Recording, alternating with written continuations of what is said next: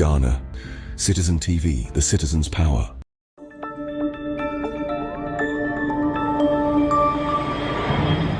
Citizen TV, Accra, Ghana. Citizen TV, the citizen's power.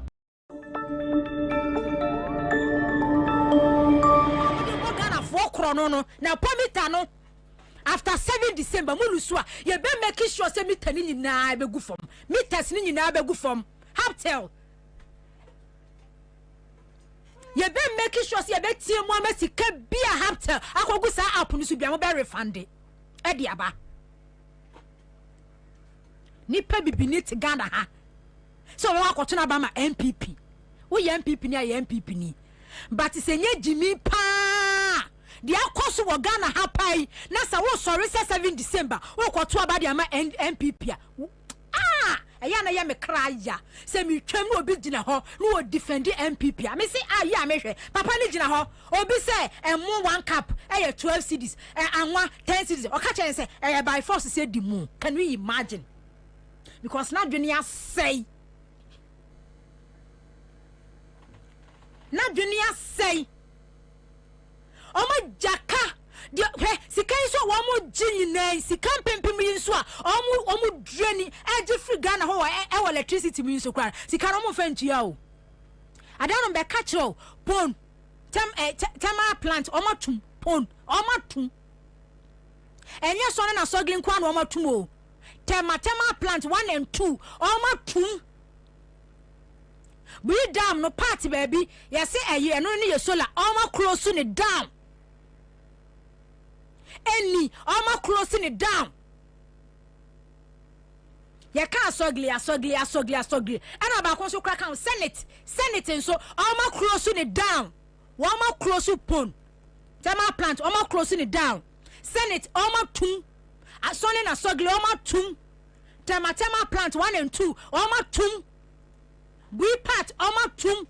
Any almost 2 Ghana gas send gas also munyan enko because a cover $600 million ne dawo enti bisa ho se e be se 1 year ni en kanea no wo ma tum kanea na bia wutua be se 100 a he se wutua 300 wutua 400 bisa ho se sika na wo hefa oma buo sika na gudem eno mu di nsem hunu omo soa eno mo de ma hemfo eno omo soa eno omo de ma asofo opinion leaders omo won krom eno omo che no omo de ma wo mo ena MPs omo soa sika no na egu ayi efiaru asoami Ghana must go na MP e de akwa sifia no pa no wo che ne 1000 no wo che ne 2000 obia na benya bie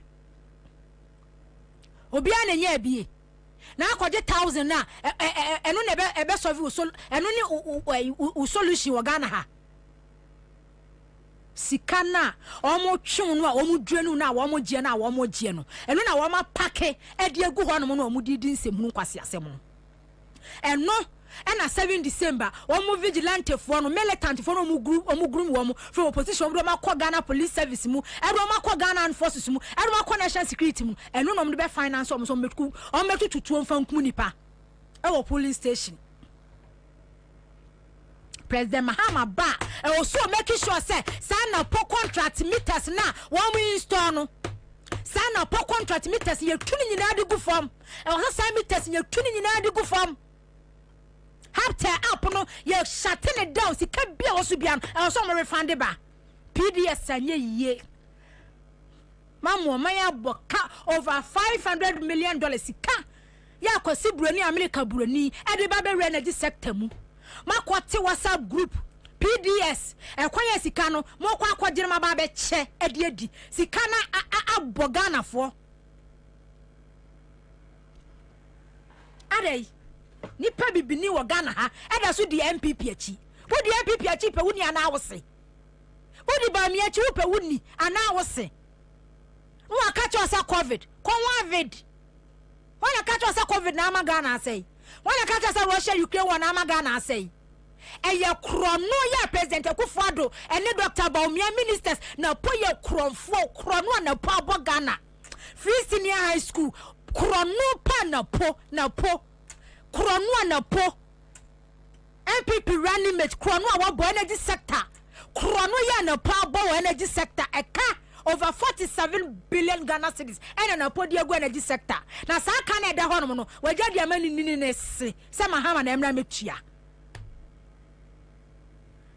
se mahama na emra me so ne kana no akwafa meters aba wo ye Ghana ni na me ka kira wo se enka na the last time MPP communicated bi amini hia ye no wa ka kira me se uni de 6 months e betimi aye ye betu sika agum enti ka wo munimu nyansan yi a wo munimu se o muso opposition kono o munimu nyansa kakra wo mu tirimu no because amemu akoso 8 years ni bibia no na chese nyansani na ebu oman nyansani na ye vice president nyansani na head economic management team nyansani na Bank of Ghana Central Bank so ye governor ho no but nka kakra nka aka wo mu tirimu no wo madwini mu no enka 6 months ni na o ma ye desperate so the 8 years ni o ma ha Ghana for o ma destroy Ghana for pimp ma brabo no enka o mu ngu system but even last minute kwan o mo bo okro no e ka kira wo say ko top up we prepared meter no o mo nte wo musika last minute ni kwan wo bo okro no woni ma me ka kira o top up 500 ya na poshe ayi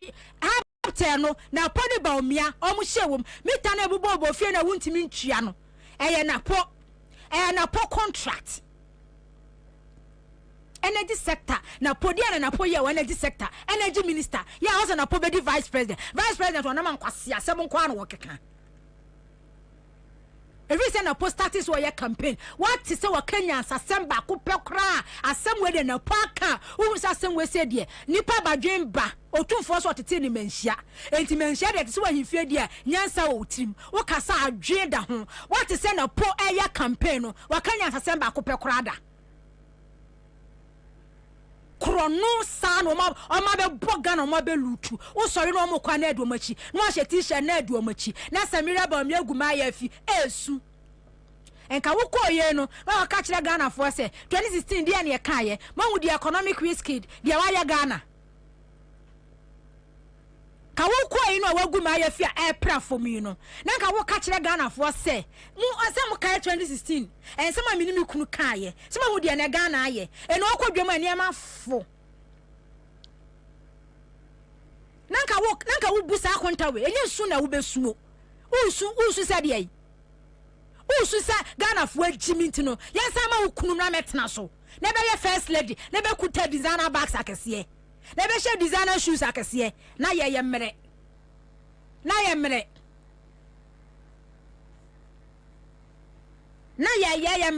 aka 12 days me catch all say 7 December election no enye 92 election no enye 2008 election no 1957 wo bra na Ghana ye pie fa hodie no ebi na esi 7 December no bra na Ghana pie we ye second fa hodie ene ye kwa akopere no enkonkwoto aba na enkonkwo hyedem na wo ye bema soldier no uniform na hye ne nkira se ne so aye 10 o police ni je hono ma ye bema te se wa mu face wa mu police station mu face wa mu Ukraine ekunu ye de nya soldier fo nkwa na eku o emema ne ya twe ma no ene nkora afiri wo se do mu kwa country fufuro no emema ne ka wo ma anim so amu nko enye se police ni sha police atade a uniform ne sha no won say wo face them mu face wa mu boot for boot e wo police station wo yintwa ba ne nkonkoda ne nkonkoda na ye na na wo muti a presidency one na do mo hwehwe ye run off o makwa ye wo mo survey e de aba obi anya 50+1 e ye run off o mo hwehwe run off no makunkum nkrofo no ma jeje seat ni bi de afrim no mo nkwase asem no mu di 2020 no o ma san so was strategy fufura 2024 mo de beba ensi it is not going to happen Martin Jemensa kosa okonsi so esi wono so why adwuma wo be wini na se ye dia soldier for ba be go so mekum nipa de ene enye nipa mienu ne bekum won tachi man south wo bekum nipa 100 watachi man south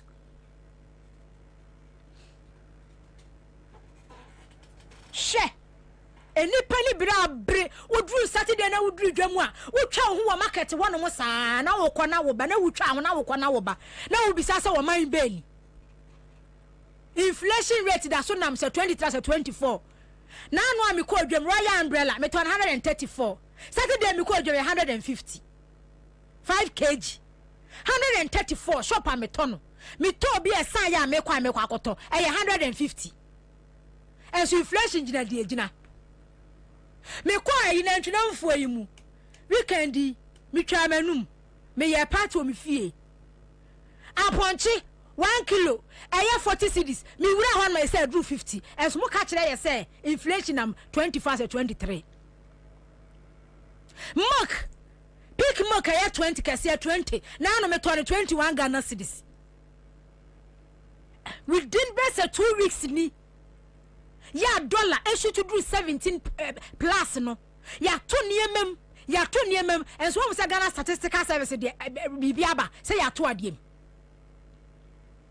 omo fa bibia mai massage figures massage figures ade ya to no 10 cedis no etimi akwa do 16 cedis and so you see inflation a drop e Ghana ha na say me obi to ka na 200 na si atum de kwa 750 inflation say na numbers 150%. And so see inflation airdrop it. But oko market e ma boarding and so inflation airdrop it. Ye jene nkiti say 5 10 cedis and so see inflation airdrop it. And to asi bo asaya de and to asi buy na mu di dwa ni person kwa adwam ko he do mi dwam and to asi nkiti say 5 10 cedis and so see inflation airdrop it. Na sa won hwe we say so na sa won fa nto aba we jibi papa wo Ghana ha snaka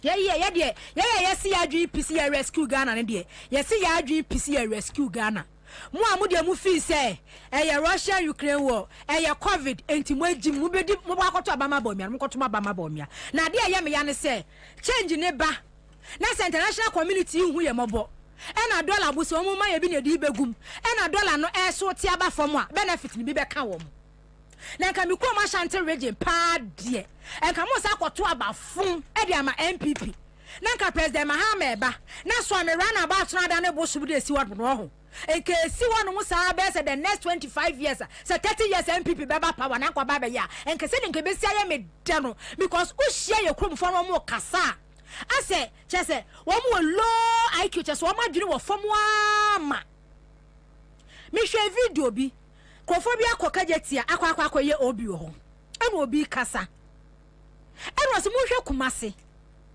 Central Market the president Mahama ye na siwe aha hye amaba umia abeje emane tietie mu atu agwa kwaso mbe bu ne se adenti na okokasa ho ahye ba umia ba ho o mama guy na nkasa oba ba ku bejina ho na ho ahye na ba umia anya wa anya adai efa no ho bai can you imagine Ojina ho na senka NDC we need power mu de yanim de kuma so betimi aye de ya ba mi abenya more vote than NDC na nka sa bosom no maye so am run about bosom no so ho obi abedi president 8 years the last year ya odi ko opposition and we ye interchange di ama wo NDC e ka kira mo say pokwase amasama interchange nye president Kufuor adwuma Flower Park nya president Kufuor adwuma Tama interchange nya president Kufuor adwuma ya na wonte ase obetu sika ewa ha pokwase amasama interchange obetu sika ni ya ye bibia design bibia architectural drawing bibia ni ya ye na sika da ho Africa Development Bank na sika da ho bebeto Flower Park obebeto bibia na si ho Tama interchange obebeto bibia na si ho obeche bilam te interchange obetu bibia na si ho they all starting from scratch so am interchange elu na si ho no senkana nado ama metu pokwasa amasama interchange and all starting from scratch and kwa akoye so am run about can no be kwa start in stronghold can no start ya wo ye enti se mutu san kwase aba ni wi a nanka brebe na president Mahama wi ni wi a nanka sa bosum na si so am run about wo no no nanka wagya nanka asi wo na ma bre because na ma bre nanka wagye so nanka ma bre na traffic no ade mumu so traffic tafo ofre yi Dr. Mensa na wo kwatafo a ebofo a wo bedu fe 8 pm hamo wo kwakwa da so a wo kwa so yeboa wo free Dr. Mensa Ketia na sa wo so wo kwa ho no mo a wo be do traffic mu a wo free ho no wo free nwumre 5 a wo be do no 9 pm ha mo my used to na nko agya na nka boso na nka si no masom no ai sasante de musom MPP na nka masom no ba we de President Mahama ntesa oba for development oba de ode ne nsa so ni nyina no wa ya ade modi kan yaka say project de ono ye ene de ne predecessor ye nyina oba be make sure say obeye ni nyina awie onya ma ne nka eno ni good leadership eno any good leadership entina ayi na nse omo keka saa kwawu abetifia hensam na manka bi no omo ne bre champo ayi ngusuru ho no mo hospital kasa President Mahama say be 80% completion omo town mama bre champo omo nsaye no ayi ngusuru na se mu di mu ho mpabo na mo wo mo asekan na me na mama betena no maba be ka bi puto me fi kura sa wa hine no ye be wuro wo pioto afa wanum kura mfa me ho ahemfo ne opinion leaders egusuru ho egu ho yes see hospital kasiye modern hospital ya fixing air conditions plant ni nyema nyina wo ho almost 80% mu wo MP ohun sa ahemfo sorry ye nya NDC fo na wo ha na o ma ye demonstration na ohun se kuro no ma ahemfo etimi sorry ye area ho community e wasa area ho man kasa hospital ne be serve ohun so obi sorry ye kan say o ye demonstration da na se na bre champo we mu pio tofa mu tru mu na ma beta na ma ba betietem apu do be ye mu bia wanya mu masa mesi akayo mesi se president Akufo-Addo mo say 12 days na ka 7 December omo bekum ni paye order bi die anana mo mo ho mo militant for no mugu ayi police mu no omo mo because this time around no e be yet say Cote d'Ivoire.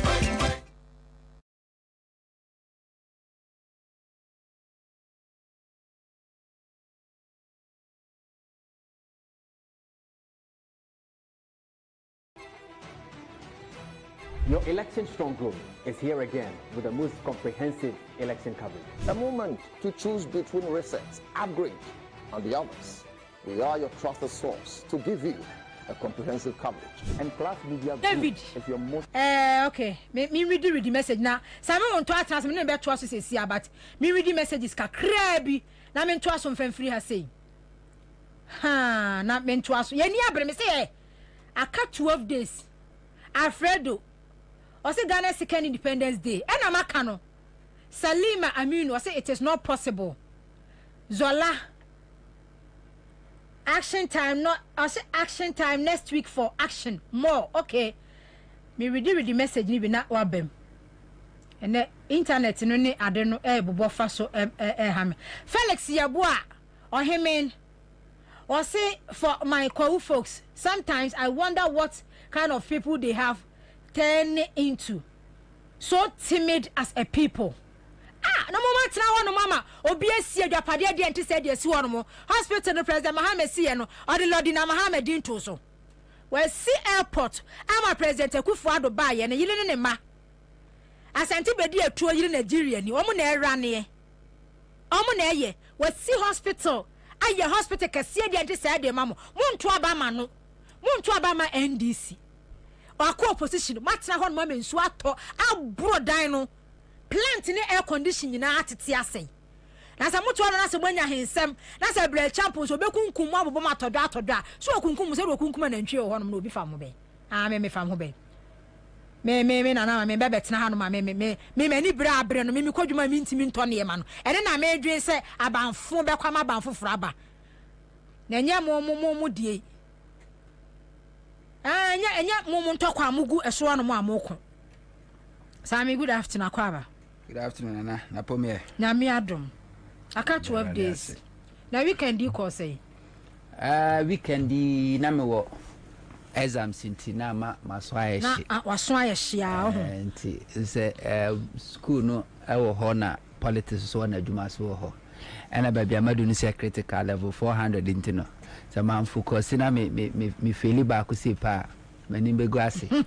Baby, I say, I never publish it. And yes, okay. Oh, to read this, and I cut. There is also. Third class. Third class, now I say. Third class, no, and the Baba, ye president. No, third class, no. Third class governance in you, me. And me, I'll never encourage Ghana for Ghanaians don't deserve a third class leadership. And I'll make sure say may hear something better because Ghanaians deserve better. So I got 12 days. Yes, now my mini can't chair minchia a tea for ne a her phone na me did say will be bia pomoye. Nana 12 days. What him said, and I still can't believe say the election is here. I still can't believe. Unyini. Minyini. Mana nyuni da say. Nyankopon de ebedu sam pempen so ya we are getting close. Say election e beba afidie. Ghana fo abotre o manya no nyina no. Ebrebe so ama Ghana fo abotre no so abamfa so. I think I believe it. Na meguso ame kan Ghana fo. Nana abato so wonsunsan so 12 days akay Ghana ni bia wo voter ID card auto abama ne yeye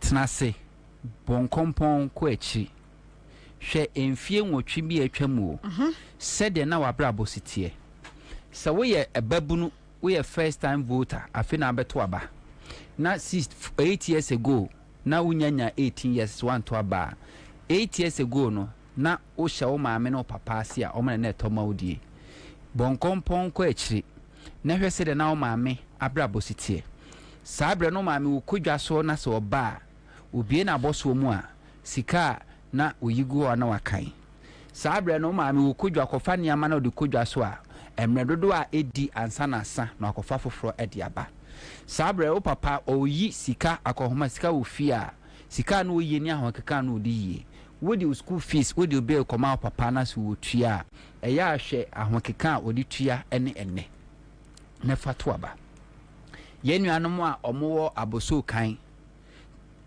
8 years ago monkan how many containers na we in a week, how many containers na we in a month, how many containers na we in a year.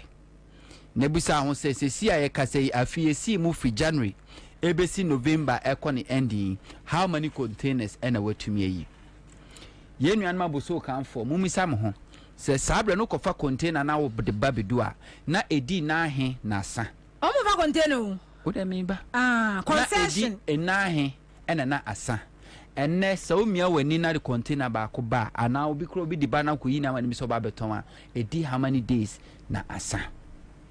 Mumisa mo sa question no yenuanom mo kantamanto kan shima kola titru no mamutwa Falls Bay kantamanto mumisa mo say 8 years ago na every week na utwa food bill saying mwana mko UK kofa ne amane de ba no na mo kwa na $1 eye pound na eye saying na a week utwa bill saying ene a week no do se na otimi twa a month se na utwa afi mu nyina be do se na otimi atwa se ne okọ UK akwa kofa home use ntade ne mpaboa force edi aba o kosisa pound no a ene pound no sisa ne sen tenase na edwen ho ko akire ansana watimi atoaba yenuanom anesefo na mawie school 2016 president Mahama ka kire mo say penisi edidida eyesene didi preko eni ntinu oyi eye alawa na firi ho na odi student loan aba se fie nyina wontumi akokogile onu wi a osi ayasabia dodo no awo Ghana na wafa wadwuma na wofo adwuma no otua wo ka afi watete saa ketua na de akoto abanfo tuo mu a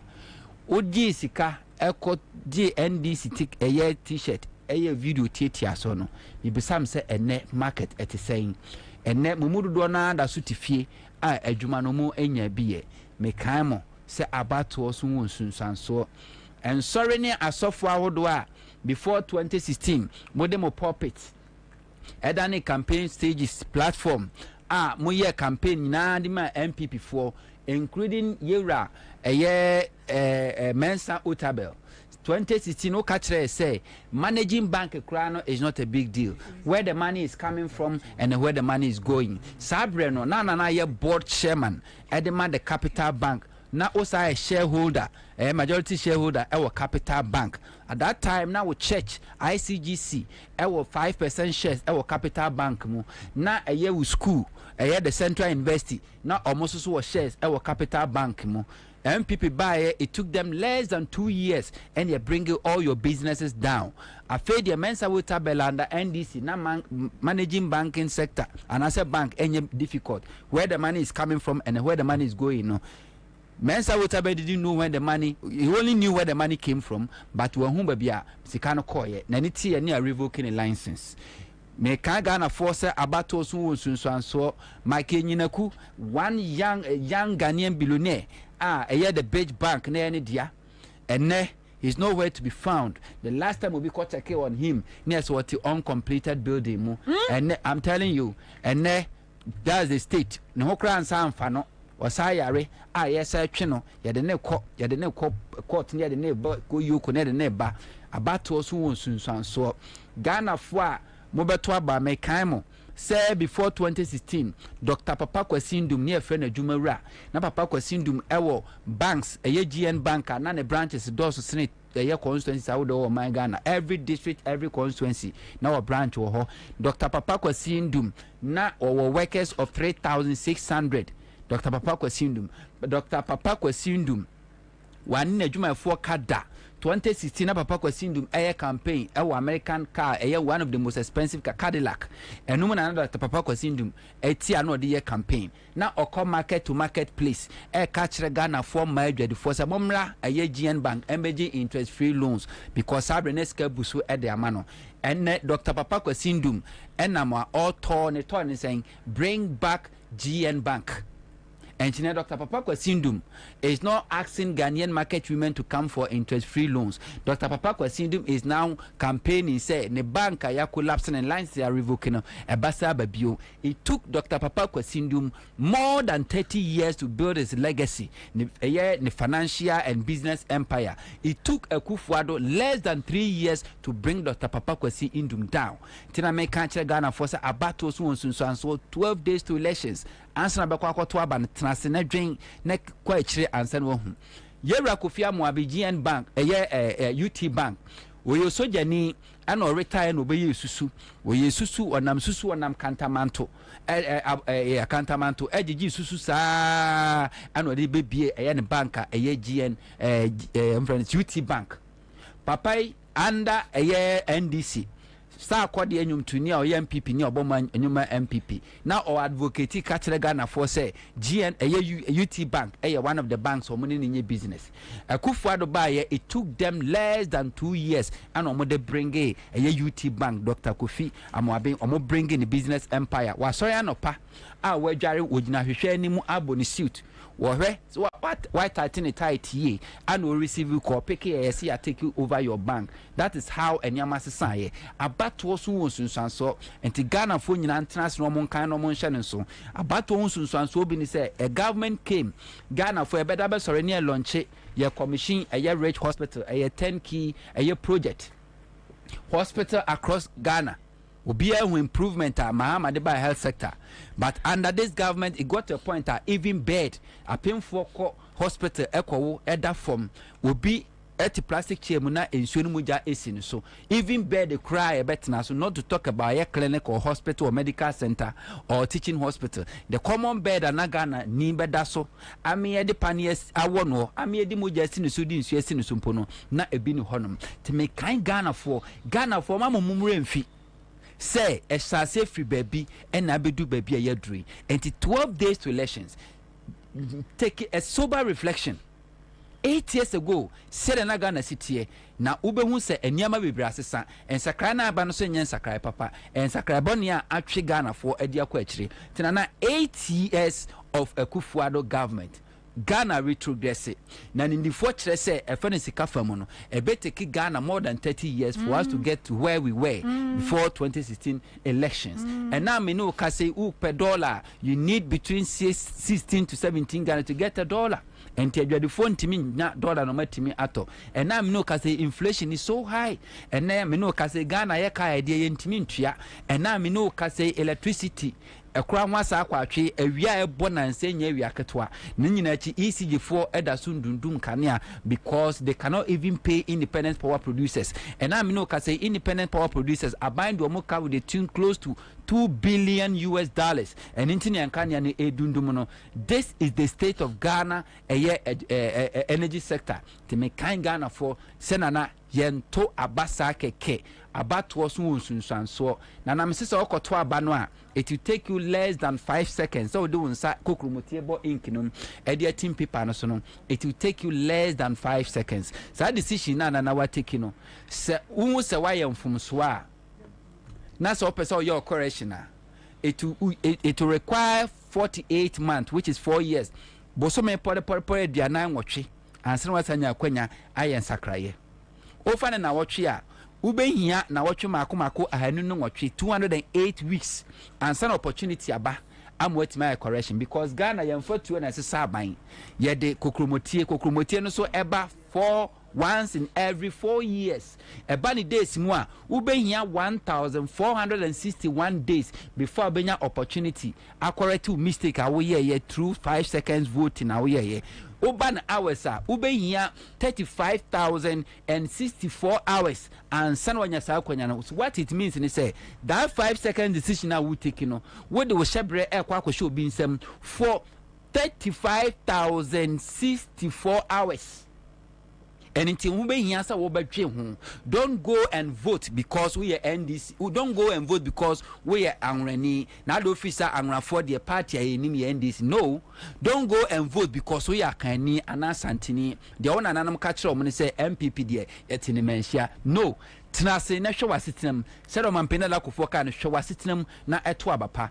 12 days to elections. Ghana for let's not repeat the mistakes you make it year 2016, you repeat year 2020 election. Let's not repeat the same mistakes because baby Ghana ya wono nana very soon. Obeko jaso na emponche ebodiem na enkoko shekeji mono na enconfirm any krokokuku na shekeji mo ayeton no very soon mbewu se Ghana for mistakes are repeat mistakes omo ye to abama MPP Dr. Baumia from 2025 aircon obeko market no obeko akoto keji ni bi wo hono mo na nipa na him maami be chechire ne bade na akwa akoton because we ni sika odibedidi and to oton bi no odiskana hwebi. That is where we are heading to and God forbid say Ghana for be repeat some mistake no nana we unim same obubo days no the number of months, the number of days, the number of hours no and then now can say it may take you less than 5 minutes. Yeah. Then 5 seconds. 5 seconds. Yeah. Now what to aba? Yeah. But abana say what to ya papa say ya bonia it may take you this days long days no sa about 5 seconds no ekum nipa bebre. Very good. Sa 5 second decision e take here no ama ene bond holders emrewafo ne kwakrafo ma ye adwuma ama omo anka sesika marketia omode aban besia aban se wontua 900 of them have died because of that 5 second decision Ghana for take here. Unim anopai mi wo ho ma mi bi frɛ me maame no oh ma ni di na to aso me una me de kire ma me mfa de to o kantamanto okay na 2021 na me fa na damfo se okotena ne ho no mo a ho Wednesday no bill no otwa be 3 nipa atwa ne ho ahia na otwa 3 at a spot where we na nkrofo atwa no mu yi Friday otwa 3 asa Saturday we twa 2 so 3 that is 11. When you say a free last year bo fie. Ade, for retirement. Or say a car were to 2 no. So it got to a point after not weekly no try one bill. And o pay no pay. Now what kwana say ma me ne ye yama na na do a ho. We your bet she worry said they na solo mo ye no. And then they rather than hard no. Na ye true. Na ma me wo fie no frɛ me no. Nana ma. What's solo ye de? Nana. And there na solo ye ya hu a. Aya NDC for because of do we kronkrosi erade. Amba erade. Solo de ma no sunu say wunim na ofrɛ me no. Nana. Na mo betimi awi ni de. What's mo be ono mo NDC for. Ai. Nana ye wo. Nana ye wo. Ma me ni tifie. Antimi ko na udu aboso kan a shops no fa ya tutum ma me ni tifio o na se na kwaji loans o mun timi ko be wo pro ya de o and to timi mi ni shop ya be da solo se edru man ayi no e mu twa be no Wednesday we se be 3 go for to do you first do you second do you third o twa be no o twa we Friday o say twa na Saturday we twa afefi one mo balance bi ha me kwa 1 afi de o fie the last time me call for me see me hu na che me kwa na me say me friend no say nana e ka me tutu no o do aboso kan traffic ni o obetu o say one day no kokofa price ni kwa so betwa wi enso bola say you know omo de ba no mo niska omo be fa papa ani e kra wa kra zi niska ya de kota papa na de board no benda boutique wala na e fo o say enti nana ti do mahama be wi ni abi na o say ko kasenti nana alam be ba no o de John be semano anyway John but Alan and nobody o ka mahama o boa chese de ma me ni frame ya no pe wa ye dare you to call the woman to confirm say enya landina no obo na John Mahamadi ni en to asase na no frɛ wo adai me no frame chese na chese won ti Alan kura o wo bisa se enti John Mahama beti ye wi ni o se nana ma me we yi a chese wo kɔ na woto na wo ka MPP o be chi wawe ene ono frɛ se nana ye wu o afero wie ya me send the credit mami we you yes o ma do di ama also ekufado afere no e friend ekufado afere oh that be nana Bobie afere ba me nchia mini apeni me chia solo na do wie na mama na kwa o dey send we kai ni obi a wo position na tade go to ready for apartment oh atade na ma na to de be che mi birthday no to be chair me 50 Ghana propaganda no yeah no the be chair me the birthday why me di me birthday na le papa be ma so di birthday ni birthday na the be chair propaganda no so mo tra di me ma birthday be ma kranka be ma bia ba be do birthday na onye si me ma de ho ka papa e she fridge me kwa black why white abet na say me na ya kwa 1 week na ba fi na ye ne ba you see let me tell you something for now ye no mo de share na papa na ka so ati ase say baby adu no ya kra no a o hye a o dwen ne na be sie ya ekọ kese no ene egusu eku wi a ye be kwa ya kra ye nyame ya adomo a ye 28 of January no February okay ene be ye 20 afa ne be ye so lo ma me sa mo akwa ba bi ya obi ade na we de mesre mo se mo me mfa ECG eyi entwem na ye ntwa so mfamfiri ho on say weekend yi mu no o ma send notice bi ama yo ho anu anya bi am say ye meto 1 month ye meto 1 month because o ma upgrade no na no je kro no ye nto 1 month na pomo ntra fie fa bi nko position said ye na esi ntia ye koto 1 month you see say engineer na wa ba you have to be very careful we engineer oba ye o ma won pan ye ni bi o krono pan ye ni awon bi ye nto 1 month ye de koye de wona wo so ba be che obe upgrade o system other system no here sika say no upgrade the one look aseme da hokra yen kan wiye any meter run it say wuzembo and ya kan wo asema wi na ye tie ba bi yen ka bi nhiem yen ye di sika kwakoto credit in advance wo dey say isi e di obi aka because say wo na ukotua prepaid me boa ya gi sika wi ni e de sum anya kro no o ma ba ni ani ate a ye fi say serious a wo be gi obi sika say me provide you this service now what's one provide ya afi de wo kwa upgrade system a ye mama tua 1 month hey abra November aye kwa election beluzu na mu ko cheni akromfo asefo na mu ko cheni mo mambo ane mu nunum light ni nyina ye hu se light bi ani o aye plain day TV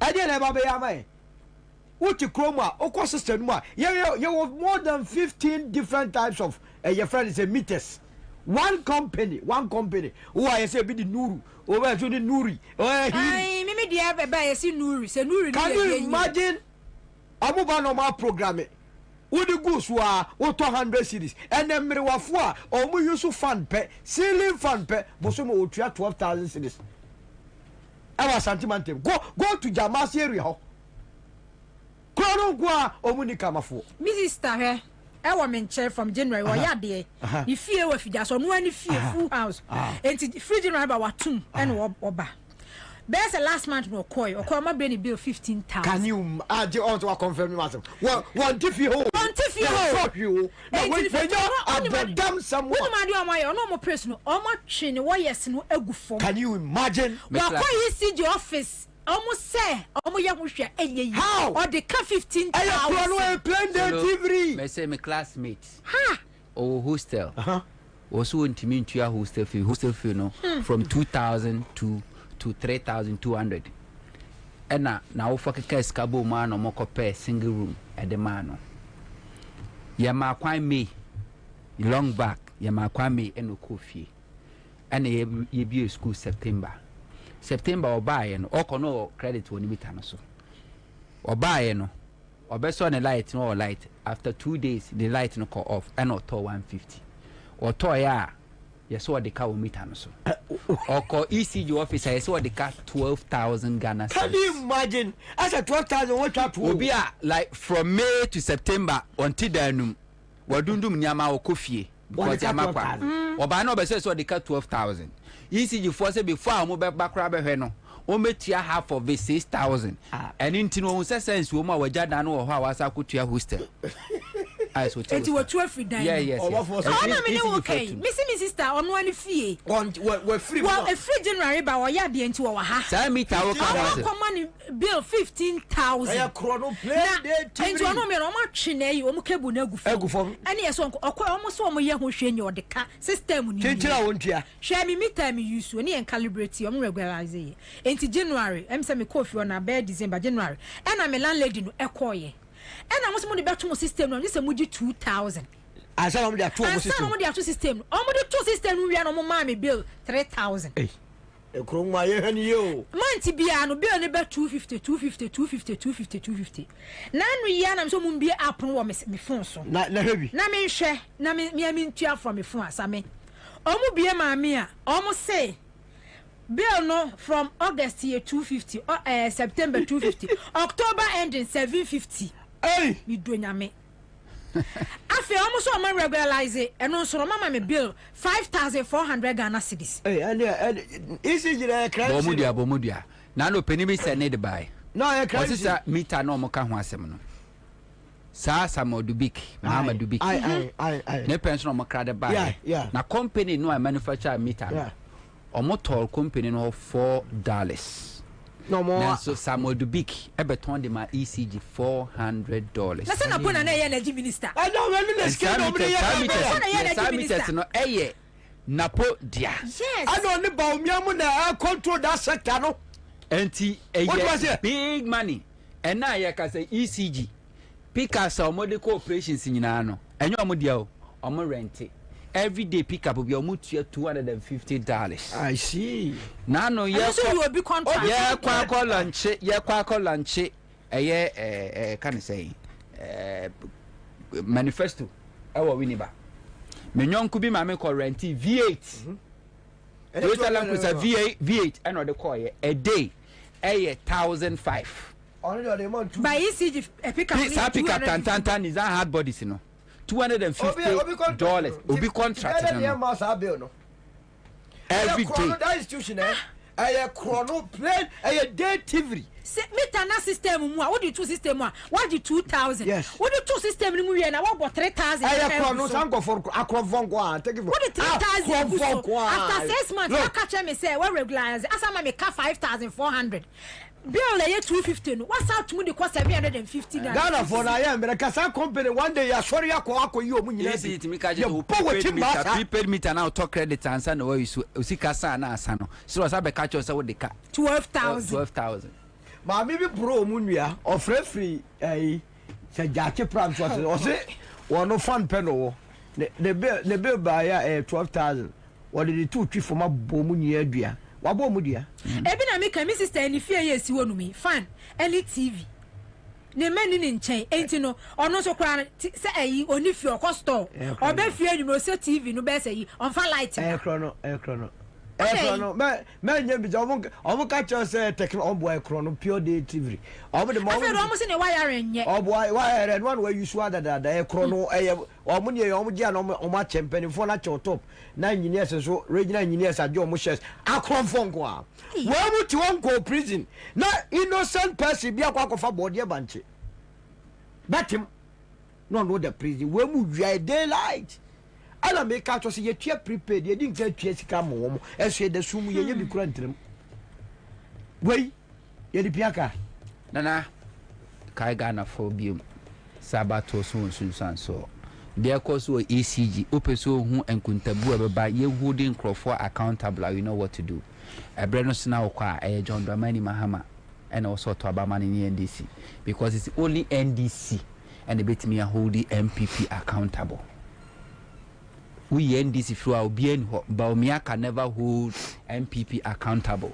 Now no akweba some friends ku kojopu kwa sa hwan also president was say sa expired rice no a omodi akoma secondary school for no aduana mo madia o na boku jitabla kwa ka hwan asem no wonya abotrese Baumia be president or be investigate and to say MPP wa be mu no de expired rice because andakofo or the expired tomato paste e de konwa aduane ma eye school feeding for edi Baumia 2 years ago e de expired rice e de koma ni nuanum sremfo ana bagredam ejiri afo mumfo munya aduane ni or the expired rice and de koma omo enne andakufo MPP again 22 bags of rice are expired ye de koma secondary school for ye nuamu madi.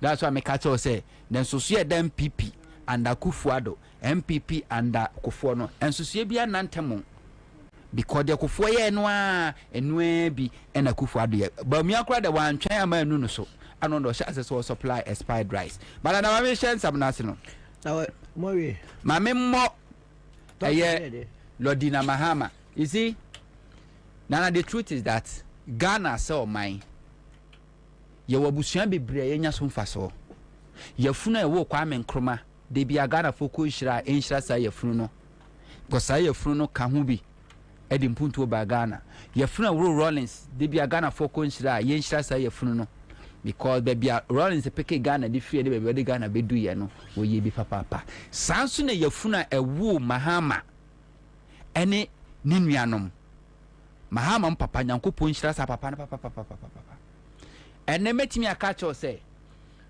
Ibrahim Mahama a Juma why ye a diabma Ghana for a year in humanitarian services.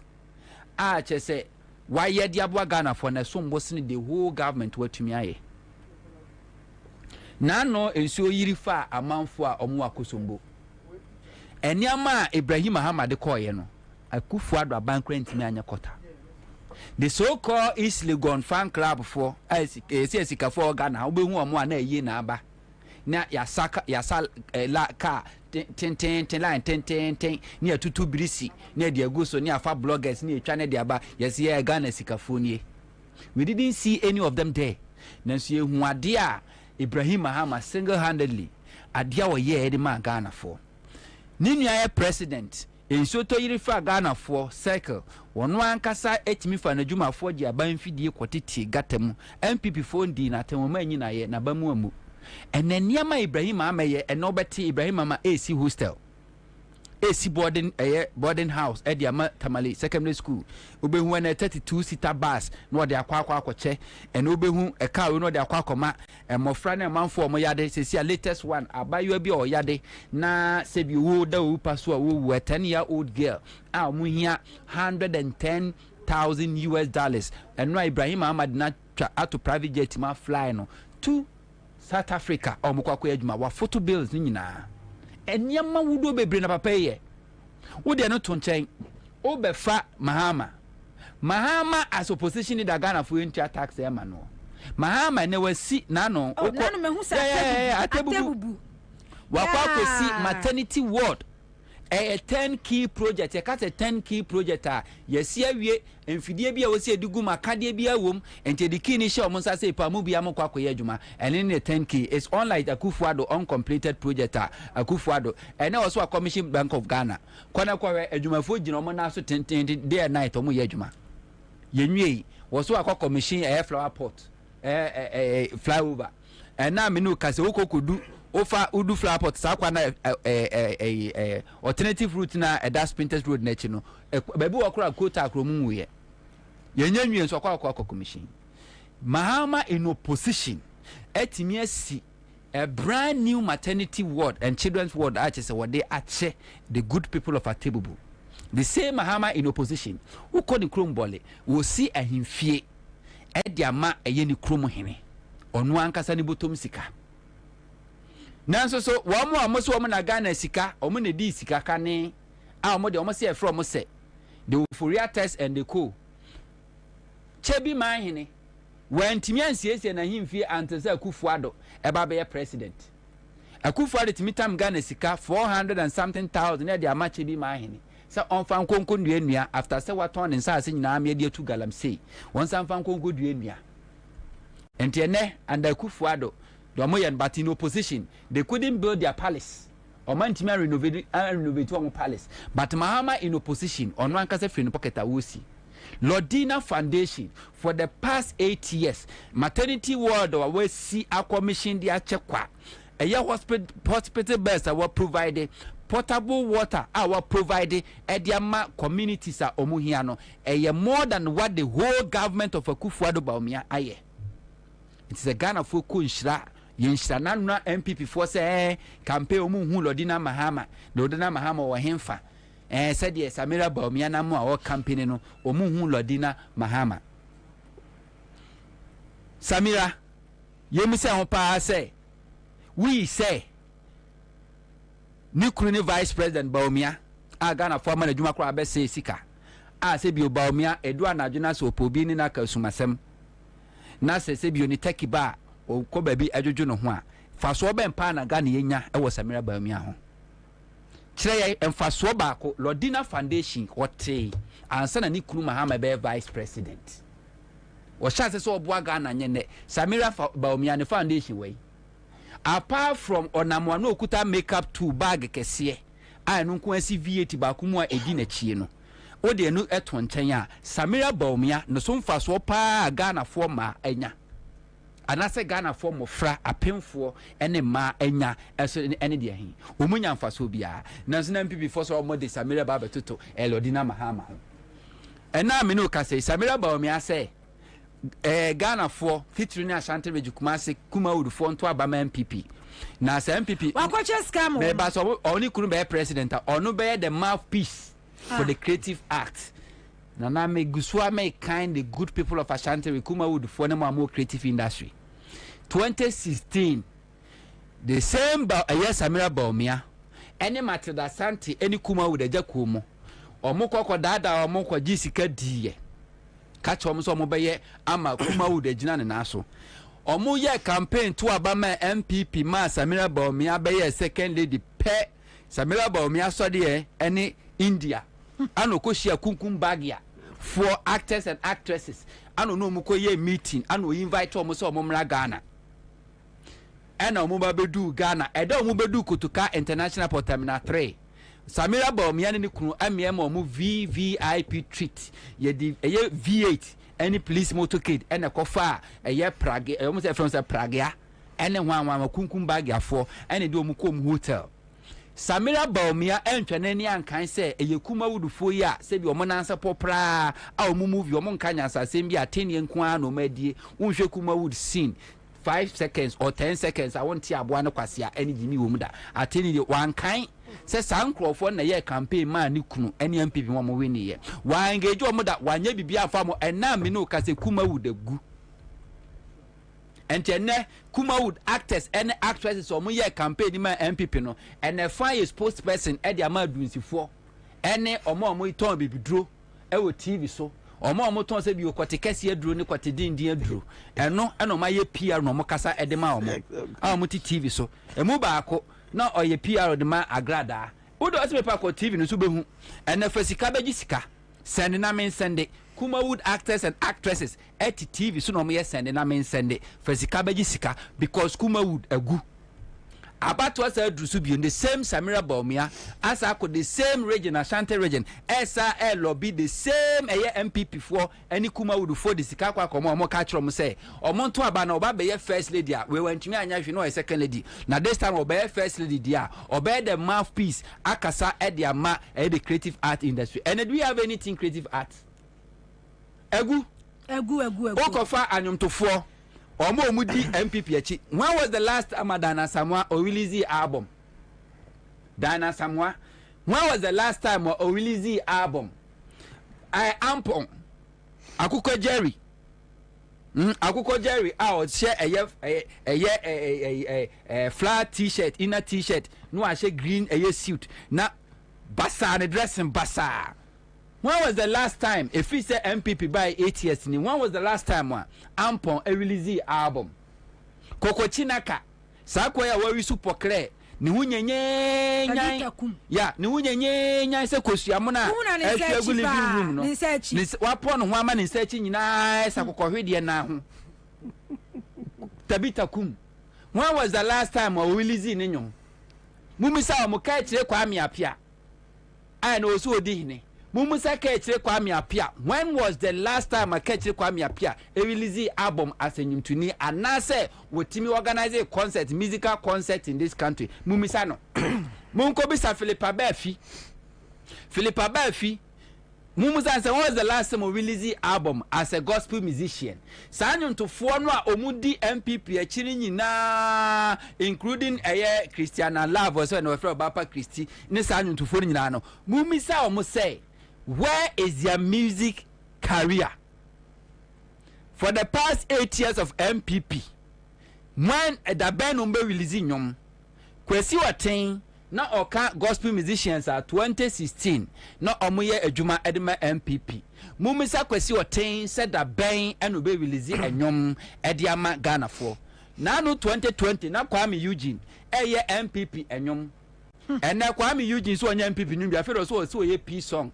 Peace campaign peace song no so ye ediama Ghana for. Mumisa star kwade a new day 2020 almost this time around we release new day one Kwame Eugene. Mumisa star kwade said that ben and we release the new day. We dey nye yempe new day biom ye pe new year. That ben we release new year. Mumisa no. Sanyum to fu a omudi MPP echi nyina ene none of them any active musician.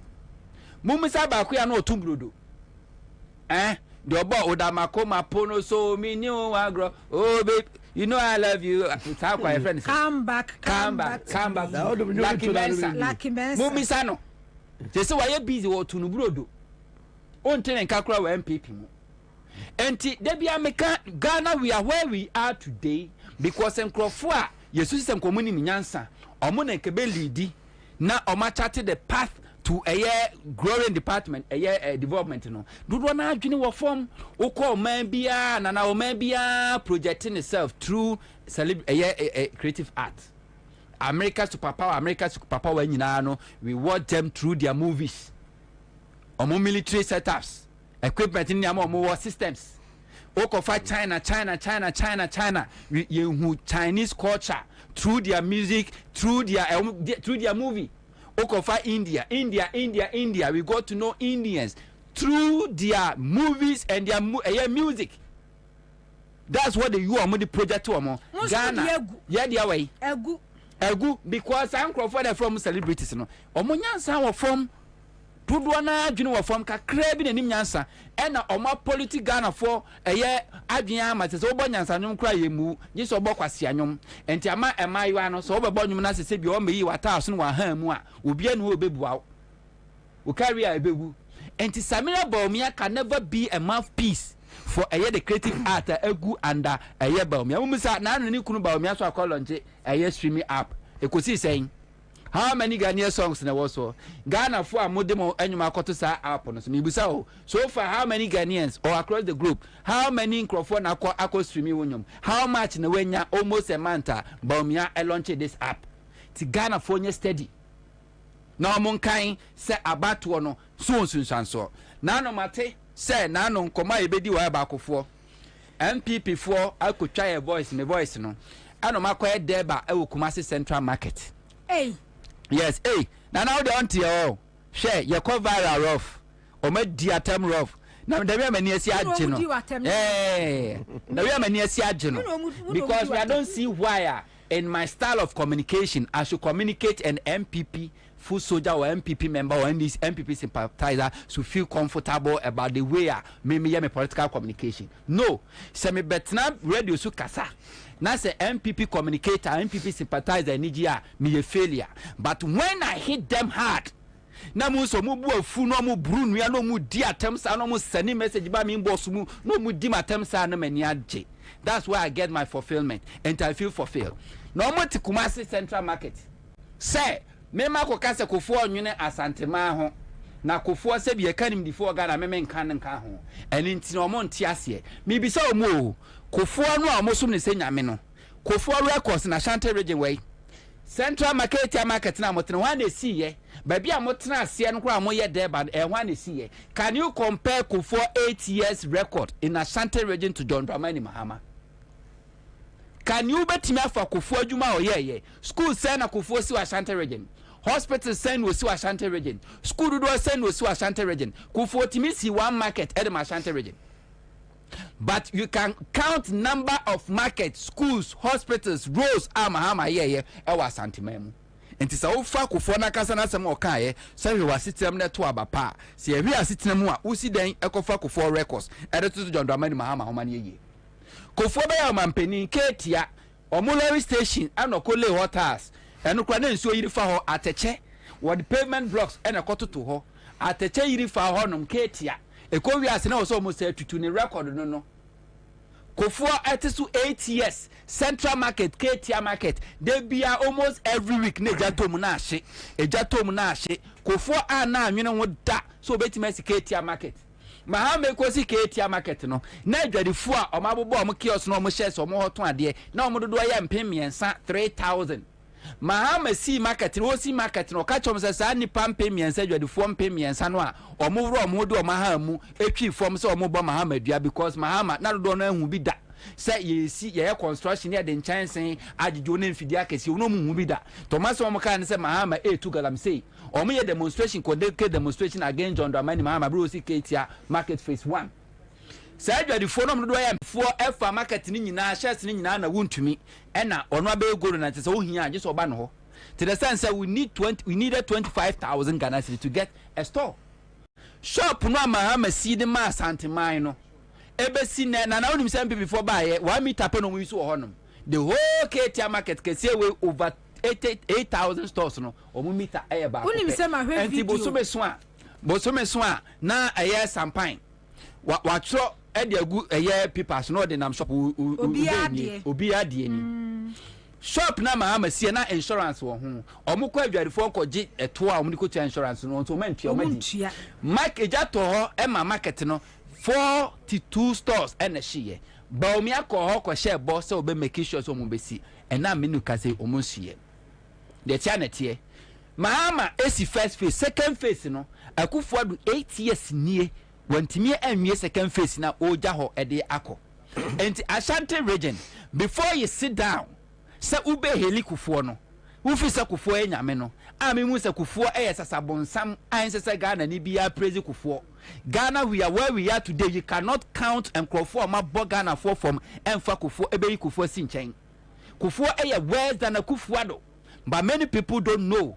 But when you tell them, it will take time for them to know. Say, I'm pa, they all can no correct. Kufuor worse than a Kufuado. Kufuor nya 8 years, the same way Kufuado nya 8 years in Ashanti region. A dear no yet the man Santimai market to do saying Ghana say region bien where you did jacket home to Ashanti region. Region bien where market home can say in Ashanti region. How many market and a Kufuor see 8 years? A Kufuado by 8 years. How many market in West Ashanti region? And to those people sitting down talking, no, Monsanto my MPP some fully mobile because a Kwabena side the mind some of them pempun to Juma.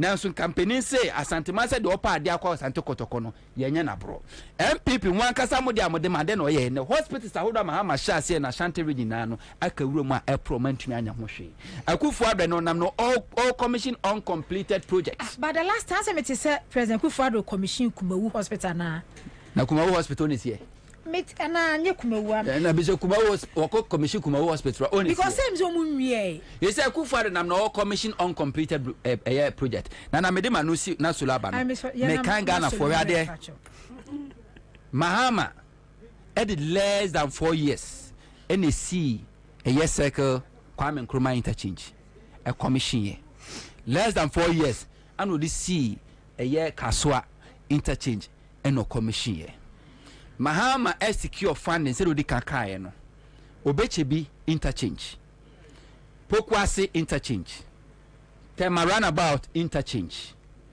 flyover interchange Ninyina eye adwuma Mahama secure funding edito ho some of them okate sword and eye adwuma eye Mpakadan railway line Mahama secure funding ekate sword and eto abatia no free honum.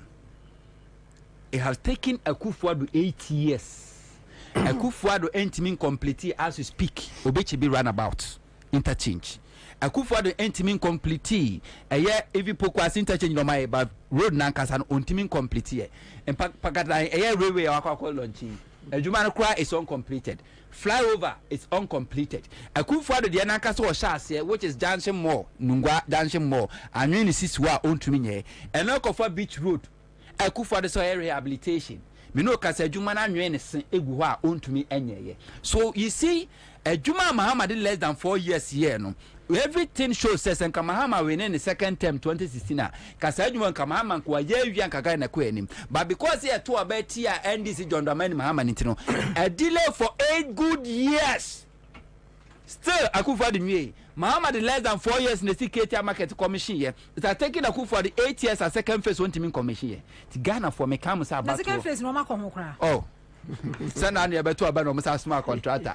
And no cut now so almost run up. No omukuta hama mo hama no me born na dey kwen. Yes, you reason to side. Oh yeah. To Ghana for about to so so na no yera alantremante kasemi. Or say MPP a declining party. A party a declining. Na yera alantremante papa no bunu dodo. Sometimes I was said the Yesu Christo kra no okodo asori fie ho anan krofo di dwa no oma wiase nyina hu na bufu opapa sotro sometimes yera alantremante wo bukofo dodo na alantremante ahu kotoko afa kra nhyem nyina yakofo. Because of the respect alanchemate respect kufonti ene presidential ambition no esinse wiem wutie era alanchemate Young Executive Forum omuti MPP 1992 omo na ejiji sika edebo MPP ho bra saa na ko 40 UK etwi eye cab otwi taxi ebra so ye 96 omo ko primaries no okobi omo so okofo osenya hwe me makofo akọ. Now 2007 the same thing to take for futuo ene ne yera alanchemante political career ni vision no person achieve as a president kufu ankasa tunanum to so ye president no ni policies ahodo de buy about 70% of them alanchemante 70% of them alanchemante but cheap political propaganda enti kufu echusu baumia over alanchemante. Let me tell you solo Kufuatili muponi say ma asantini bia nrum pempenso ewa manyosemu obabi onu na kwa koduru no wonu nko ne asantini a watimi arise from the can say grassroots abeyo mampeni former president and Kufuor doesn't want any Ashanti man or a kinsman so mbedu sam pempenso no chiramini pa ba ko 1 pp mu a Kufuor etimi aboa for the past 16 years ofri abam no watimi aboa no egrumi no sele be obeteki over se bi na Bismarck legacy na Ashanti region no obetimi akli ne metrem pa ba ko. And whatever is happening, no na munya hu ye Kufuor obiti se alanchemate do na kwa wie Dr. Richard Anane odini ko wie sei onu ankasa ni nua adokufuor odini ko wie sei enti mo trat na mo nwene mo amu worship Kufuor no mesi Kufuor is a devil ba munim na mu musa akofo 85 years and what wheelchair mu wonya adwuma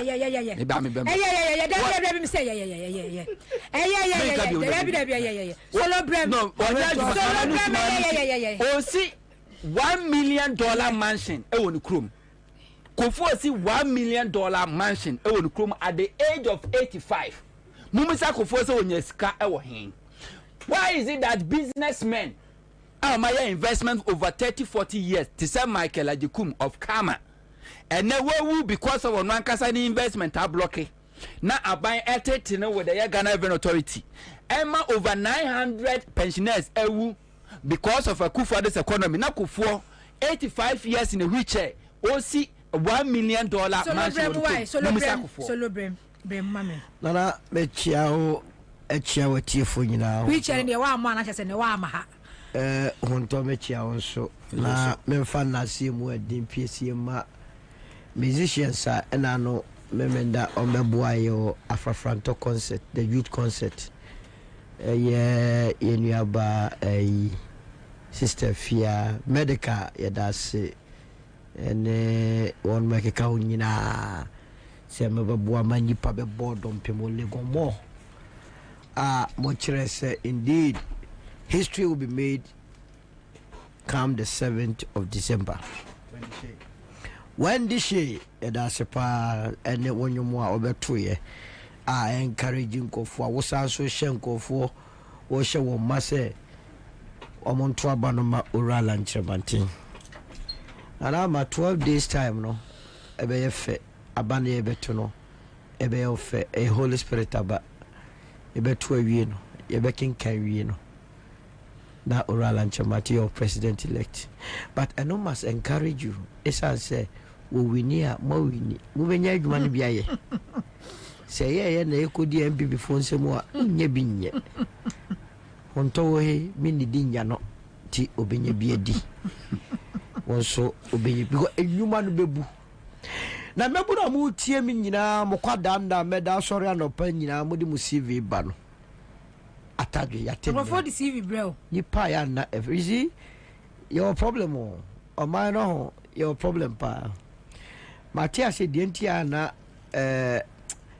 me ma wo ma o na me hu nyo ma ekoso a na me ma hye ama me mama yeah you must be also wo ye obi a we are responsible yes obey boni bebre and today bia me da sorry na me hwe me mama animu a na me hu de ekoso na me yemahye and no me encouragement e wie ma betena say yen kasa na ye mani papa me di o man so se ne be ya ye mana ya wo mo no mo me fa bre na ya fem no bia no man survive so short ma say and the be makra e bi woni nsem no hwe o ba say na wonsa anya adwuma ba enti onya adwuma ne hook up na hook up no kwa be ma ni bi no huku huku an apo the hook up on credit hook up on say ba me on say digitalization era bia ni de esi during ba me an time you know the digitalization no amana kwanim pa hook up no say ma yo na gusu a oh no de say no de Araho. Ne one more nurses no more school mu tifie no. Teachers no more school mu tifie no. Graduates no more school mu gufie no. Hook up a man mema. Hook up especially a man. Na by my crowd a man. A man. A man. Yes, a man. Na ya ore Solo. Just say I can't get it. I don't get it. Send your minus we are sinking this low. And you're funny. Oh, sometimes maybe you are bad into no. I say me too emotional. No, you have to be emotional. Yes. You are now maybe I be emotional about it. How much more you? Maybe show me but me mama him not me they are predicting what is going to happen. Not me sue me. Baby I'm a tia me too bad me apartment and win him. Girls best have 4. And one bed room and one more. Enti that me kwana me nim sa hook up no. Me nim sa ade no enti anadu be 12 me da ho me ti say kren she say mo queen na say slippers omoko girls were more bentem no more come more time so ahomache be 5 no ade 5 na fe na no mo ba enti beka ya na that's night shift enti beka na yoda say hook up 24-hour economy no 24-hour economy enti beka na yoda say oye hook up na me say na wa say hook up enti ho a me hu se baako omunyina girls for no afi me hu se baako mienu omuom no bi ho no mo hye green nurse uniform green ena me ne baako di nkomo no so omo ye nurses mo wie omo ka ba bi omo wie but two na nya private bia no kra nya sister 600 sika no adwuma ni ho enti hook up na girls no yes omo yo that is the survival me ti ase no de bia na me so mu na you see yeah me muwa waten essence we interview omo clearly and that's wasa one more who almost ano do na ye breadwinners otia no o send bi kofie o say kwanya so wo send e wo say ko ne ma meti da bi a adwo mansa kohua mansa na bra bomu no wa amfa bi ankwa enye and it the key issue ye dey ko election we adwumasem how we can solve that problem no say Ghana mebu no benya adwuma I don't care who is the president to ekromu ankoana sabi say wo ya adwuma untimi nyi wani how was the last time I say we say work holidays sure because we the 202 cedi na wo fa se bia frɛ mi wo na so de ko enti ha wonyi wani da who say we create your rent kura nye yi enye because na dey two pan na nipa the problem no dey ba no untimi nyi wani so tiase eno ni ade encourage me either than that politics cannot feed me and it has never fed me me who politics kada o me nyi mu one city crowd I'm not interested I am interested say o man no be ye because obi aye adwuma wo mu a konkonsasem ne some food basa no eno no ye concentrate o eni ti busa Ghana ni bia de hia no wo sa abatoe mu aye adwuma sem arafo a wotie me mema obe mu mensu me ho se ba na obi hyedebu su ena na obi frame me free governor frame me free sa 5 northern regions repa no obi kana se mo ho de bia almost rewa 20 cedis 30 cedis na oka me say I wish say ya me bomba me nya me ma me sika ne bi na nka omo ba ya na me sesa mamo se monye godi because I can't see why ya o se nipa bre na ya fa Kwabena ne fo so omuni enso omo be ye na omudi enso ya ministers me I was in the MPP and me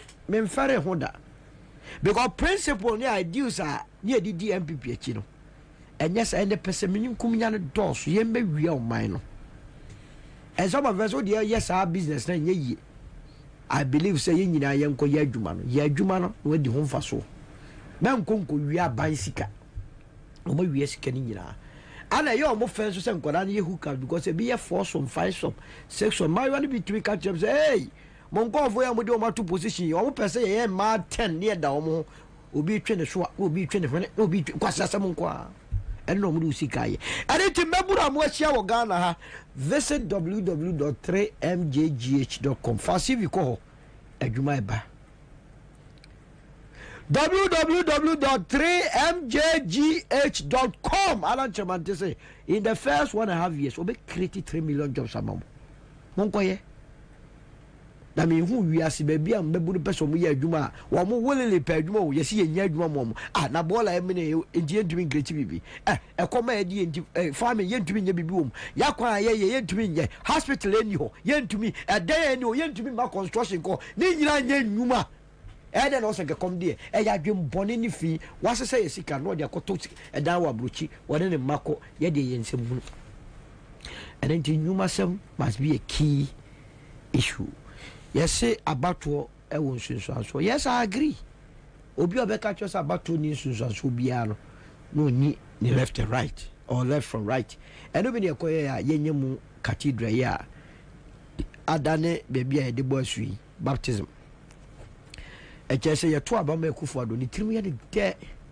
Sa man mi hu papa pani ani tirimi ya de sen.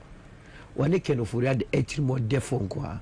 Enti o fa esika no a enyo omo no motumi se e ka kire se o transfer 52 billion Ghana cedis akoto account bia yenim sabato wo nsusanso watumi atwen ya nko ya ntwitwa ye ho aka nefua maako edadu mienu na 12 no akọ take decision no anopa bia me no wa enkamede be kompai bom se nyame mie wani na nkoto aba ye benu ye ho because abato no it's not about say me na ye wo me to party we mu na party we mu it's about one na eba na ni tiri mu fine waba be yi ni papa ba be di enso because me ametie yi obi be president ase me ntumi ne nche the presidency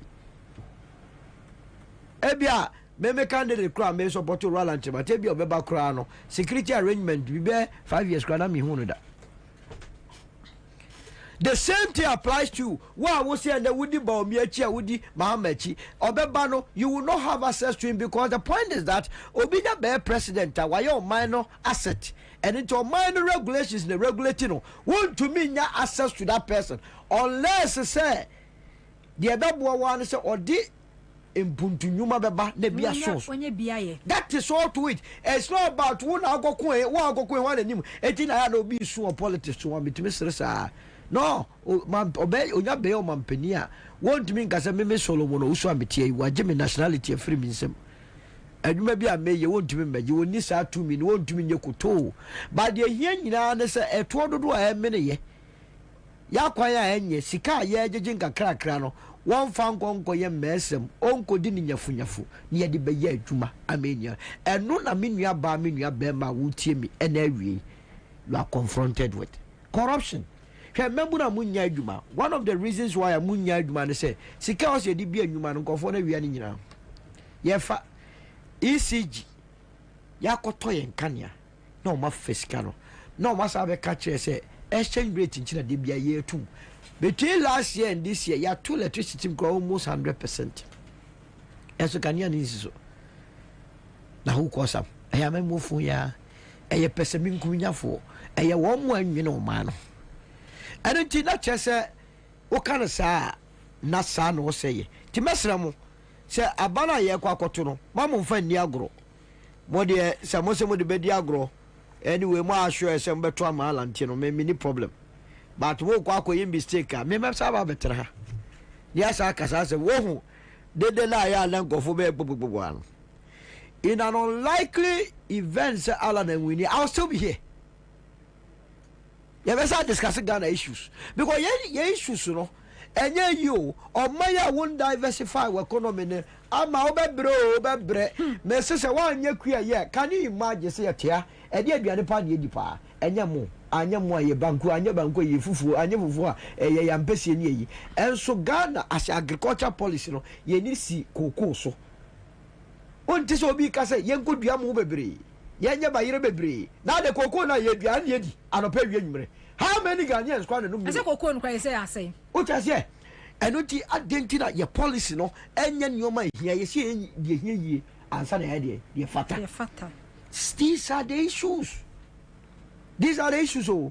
But okwakoto aba sa nyoma we na wo ye yina adwena firi so and o tie obitimi hia wo se na sikasa na mo de ba eh na bebre wo sikasa me ba ma beje ene kaswa ye chanwa ye di anwa hye wonsem mo ye se gi kofi na beto abama ye anwa no boy ye say a wo kwa akoton wadwen di akoto abama anwa 35 Ghana cedis ye chere wa sori dem anu ye de be si asori dan no edupie ya hawa kumse je na ye mfa nkoto abama wo hu nipa adwen sai nipa we ohia psychological change eno ti wa wo tie mi tie the constitution ka se o mampani bia o so ye under Article 36 abayan to no keke o mampani bia o siso bia ne dwumadi nie Article 36(1) or say the state shall take all necessary action to ensure that the national economy is managed in such a manner as to maximize the rate of economic development and to secure the maximum welfare,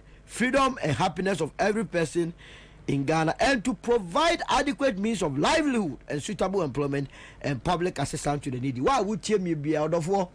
Dear Oman Penibia was Siswaku do niba mi adwuma no so mo ya ne say also de bia oma waniji wo Ghana ni also waniji na wo hu obi a woni adwuma na ni ageda wo hu obi a wonam kwanfo so na ni ageda wo hu obi a ni nsuo tap baby ametie for the last 3 months there be out bia emba ya to nsuo sa ya to enso boso me so abe on beba na chese omampani ni nya na dwuma na ye oma ye serious akibe impeaching because dwuma dia dia hye esa so omampani bia aswa oswa say he or she would uphold the constitution of Ghana. Constitution say mani ade ni tira out so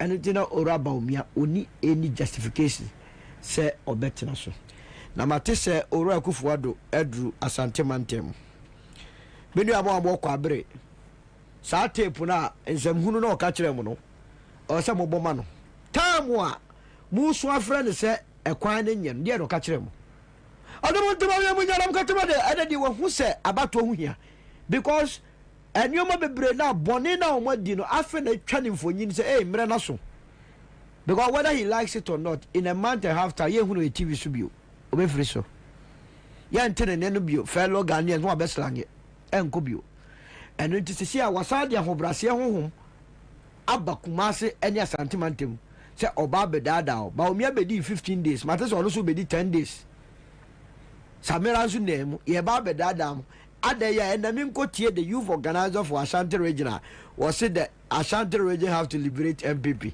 yentu momo esan sɛ wono na dwene mu no sɛ ne napoka sɛ the Asante mahia ne t-shirt no Asante ye zombie and intino edu hor na ye beka. Let me tell you, no typical Asante man will vote for the MPP this time around. Take it from me.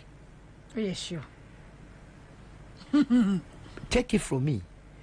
Omo betu abano ama the movement for change. Now them baby. And then you may was Asante man nyina gu. And you may was. I say NDC vote ni de ombenya wo mo de intact. But MPP vote ni de mo best split. Yeah, split yeah fa. Yani ni fa kese na ono party full time. Maybe candidate catch us decline. The all party the party full time way ana mo so. Yani ni wo bi yani ma dwena ye lete party. Akufo-Addo ya TMPP kwa no nka ho. Esa se no 1979. No wa omote wo ho conform UNC. Ebua Malima wini aba against Victor Usu. To anokra woni want to me lay claim to the MPP na nkasa. Not 10 chance na eneno akoba ne sa say MPP for the first time omunya more than 15% was Asante. You mark my way. But we akodi 10 days no your friends 15 days was Asante mantem no. By the 13th they no must spend 150 million Ghana cedis. Can you imagine? And no na a boy woman who said you are spending 150 million nanso ye hu se enipa no beji t-shirt no ejiska all right ba omo kwa no ensem omo ka no feedback ne nye eno no mbe ma ye omangvenu dada akofo kofa a journalist enan ya ombe interview a ono so kaka de oka no enti de esie no ama Asante mantem no MPP nko ho na de bia omo so la no mama be ka cho so ye benya 80% 85% se de be ya ubo hu a no makowiem tabeya ye koto we be den we wia sa aba kakraka we aba no so too much no sa aba we mistake because say we wiem 8 o'clock by 8:05 one here no yakosi you it doesn't work like that 12 days 7 December no hey o man go wia o ha too difficult aba we so na brande no o chi no we jana na ohene ba esiedu asede no mete so so ma chi o dey chi. Oh. Now, the crime has no expiry date. To this, one on one hand over to the police and court, because you see, so office and government 85%. And government track a casa about never 22 days. Yeah, too bad me idea. One who said enquiry. Now, sanity. Anything media, the America Obiana say, Kotua bar a dim punto beba. Why ye one way yamra shebe no man penisiani and yes to abama aramewa and do better no akaso mo kwa na de blame no mo se nyina ka blame no and it yan konye nkoto abapa me makase o ka ko isa to say empia o mo ntuntia no mo ntoma kion maka kire wi ase nyia se kion would do a better job than her we enyo tani maka cho straight me busu nyina beto atia no because you do be bia ho nanama enya about adamfo sem anasi it's about survivor ya toy enipa ho kire na ahokyere bia any political party o even political party na wo mu no kura no boba power obi wo kura no afre obeka cho se nyame no na ebo eni ti koto abama obi obedwire o man no ho yira. The Vice President of Africa Development Bank was it the way ye new Massiciano. She cost why this year, it been here 108 years. Azana Vice President of Africa Development Bank. Was it Ghana? Ghana near Bibrimania. Yeah, new mano. Say, yeah, cost why this year, you been here 108 years as to me a tumpon. But yeah, near you raw material.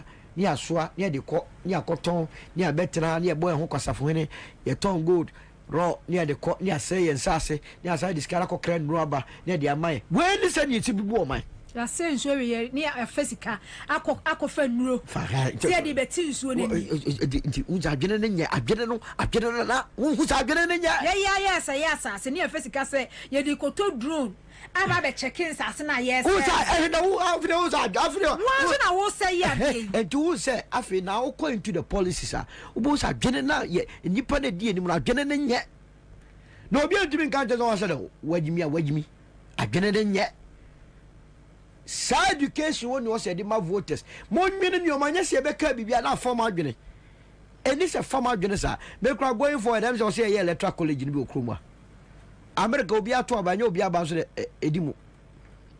What must say?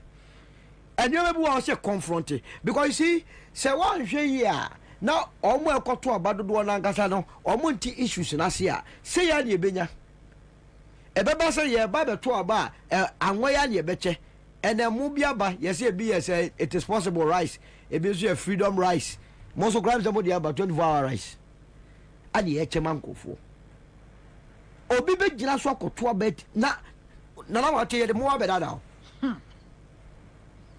on nwene hompo console ya wuti akire ma kwa lot of platforms so a ye LBM ma baomia di baomia wa de omo de so de ma wo presenter na ngasa o okay na wo na wa ye advertisement because o kuteska aha me ba mi hu bi ebi omo dwene omo suro kura so omo de ba enti me fa say ya na say baomia ho asem that is what is happening to me bu so omo say na omo tua sika major platforms so me the first time be tie me ne host no coin say what do you mean e chere say masa business say wa betua kanam so when you sorry what you dia but this is what they are using your money for say ya tam sika dia kuma host no tinana ma can you imagine na your position on matters na wafa you know was answer your advert say you got all confusion will be creating in the minds of people I feel I'm glad obi afa hutiruka nipa na wo tie wo no on fa no say your business and ya betua ma company no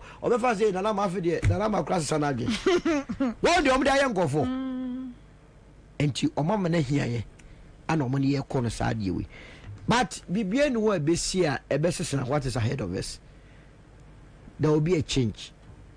And that change will lead to transformation. Urala nchemante beba. Oba munyina mhobetom. Na ebane sanwa momra ni nyina ye mum ye nyo mani yi. O mani ye yi ayema enkwa aburuchiri. Me yase Ghana funi nyina edwane eko aburuchiri. Ye ha me ano. Because there's no hope. No, there is no hope. Me bako University Tech. O sin lectures ba just say obisa say school mu wi ade na mokwa na na make say ye sorry a ye tikuro mu seniors gufie o mo wie 5 years ni gufie 4 years ni gufie nti wa wote a lecturer no ya ogina we no obisa say e de na ate na mo wo ye na malam ba e o say me catch you say asem poti a ye de koto sa ba we no eye ye friend say adwuma ana no me candidate rural anchemanti share e ko GTV no Obusa this simple question. Was it after free SHS no what next? E dia pa na kemu say wa ko school akosua brofo na wie na wa nya adwuma no. E dia bi no. Mama nkwadai di baba sa dia ko university. E wie so mo ba be nya adwuma. O mo wie university a nkwadai gufie. Ana aye bad na ma o man no. na ɛsan sɛ Akufo-Addo wo ne wo ma moayɛ nsuomunam a mowi bi wɔ ha nti no monwene nkwaraa no ho monwene nkwaraa no ho election bɛyi nkwaraa yɛ no makɔ soɔ mu de ɔmakɔ traffic light ase sɛ ɔmo mfa MPP flag enwevu kwaraa de fɛre nti no sɛsɛ akwaraa ɔmo nyinaa ahyɛ mask na daily ya man 100 cedis because adwuma ni wɔn to wafa ne sɛ adwuma wɔn deɛ ɔmo reduce nti nkwaraa no kura ne dignity o na saa nneɛma wei wɔsi okay kɔbra na yɛ wa na me kɔ abusafo me twa me hotel we deɛ me nkyɛ ɛyɛ one blog bi pɛ yɛ bɔ aba na yɛato aso ɛde afiri ha sei nti abo nkɔgye ba obi abɛtiri bi o kɔ ano wa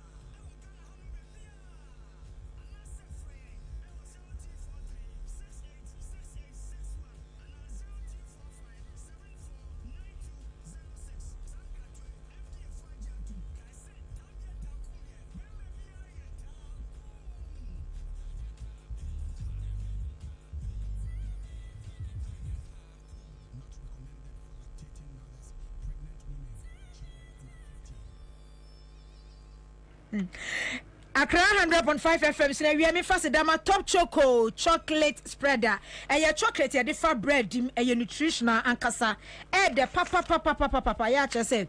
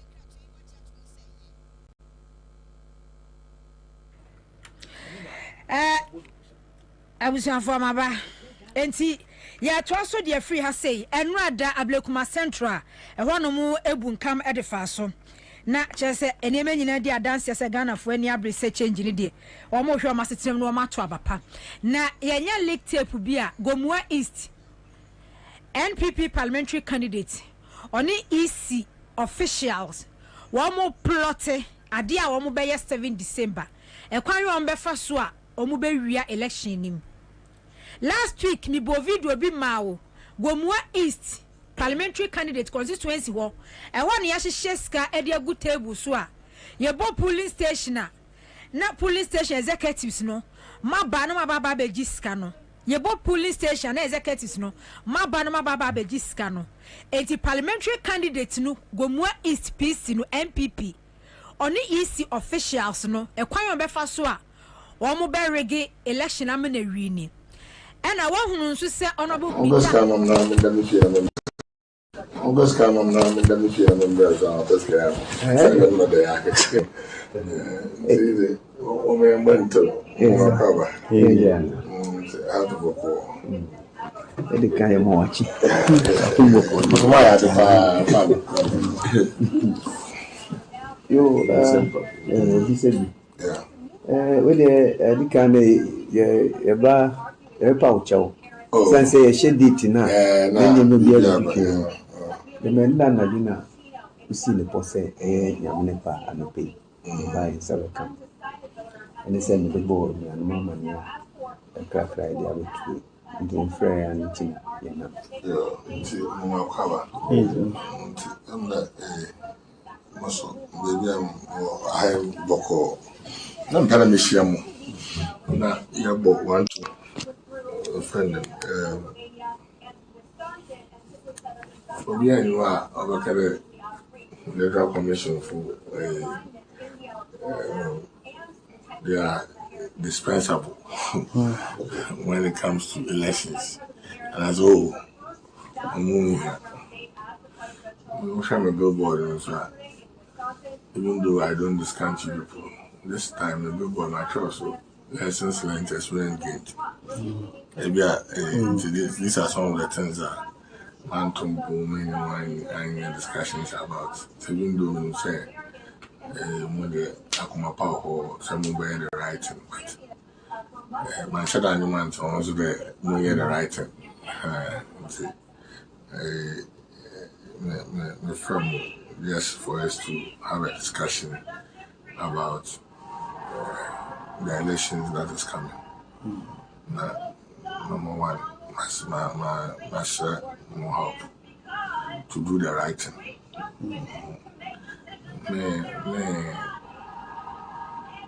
In a way, no,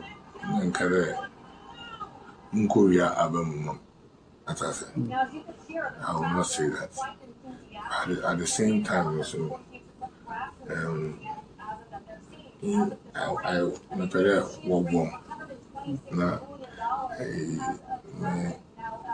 processes smoothly. Maybe I don't continue. I'm very young in the IO campaign. I can watch some go for side to work to some HCBT. You don't cross the finish line. I'm not sure that I break. Most of the cross a finish line. I have to talk to you now. Or do finish line and I said, there's any help. I'll go bomb to my cross smoothly. Because the Electoral Commission, but who be power in anyone. Therefore, at least what declare.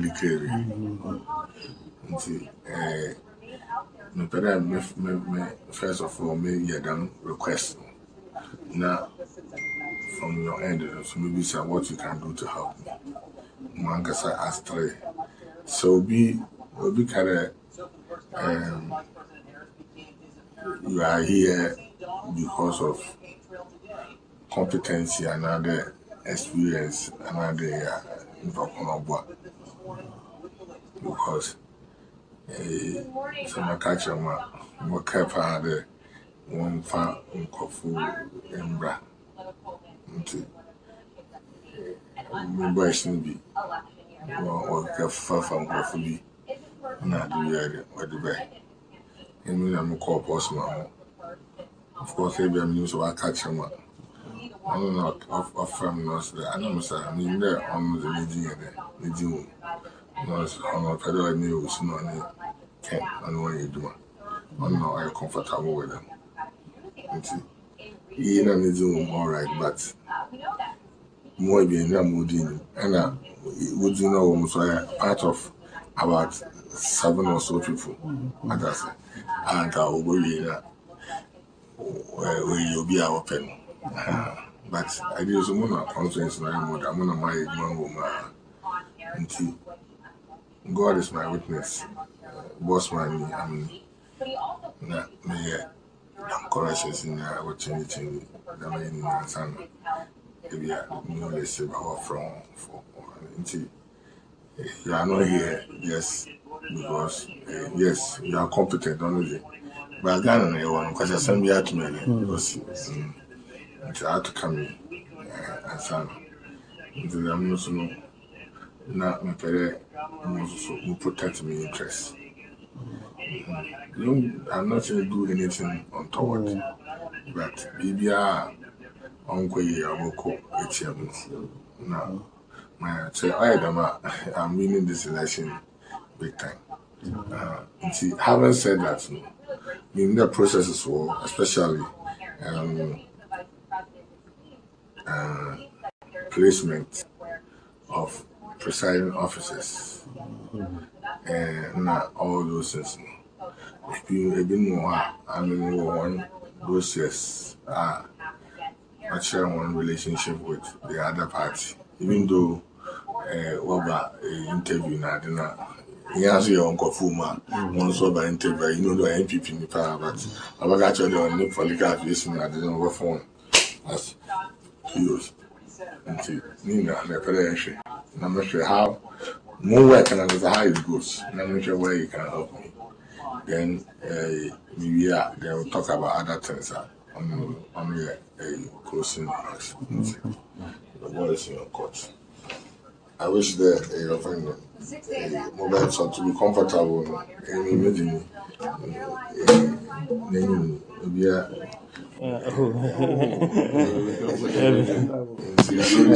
that is just it's a free mind. The child don't you feel yeah, best something that recorded on okay.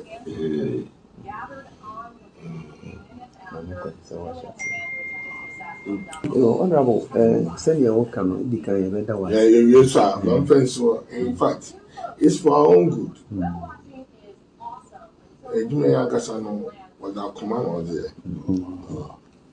It's not a business, and when I say that, I don't take out NPP people or NDC people. I mean both sides. Because people who are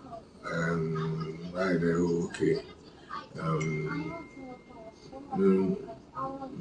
I'm not entity. I'm finding me fee, that kind of thing.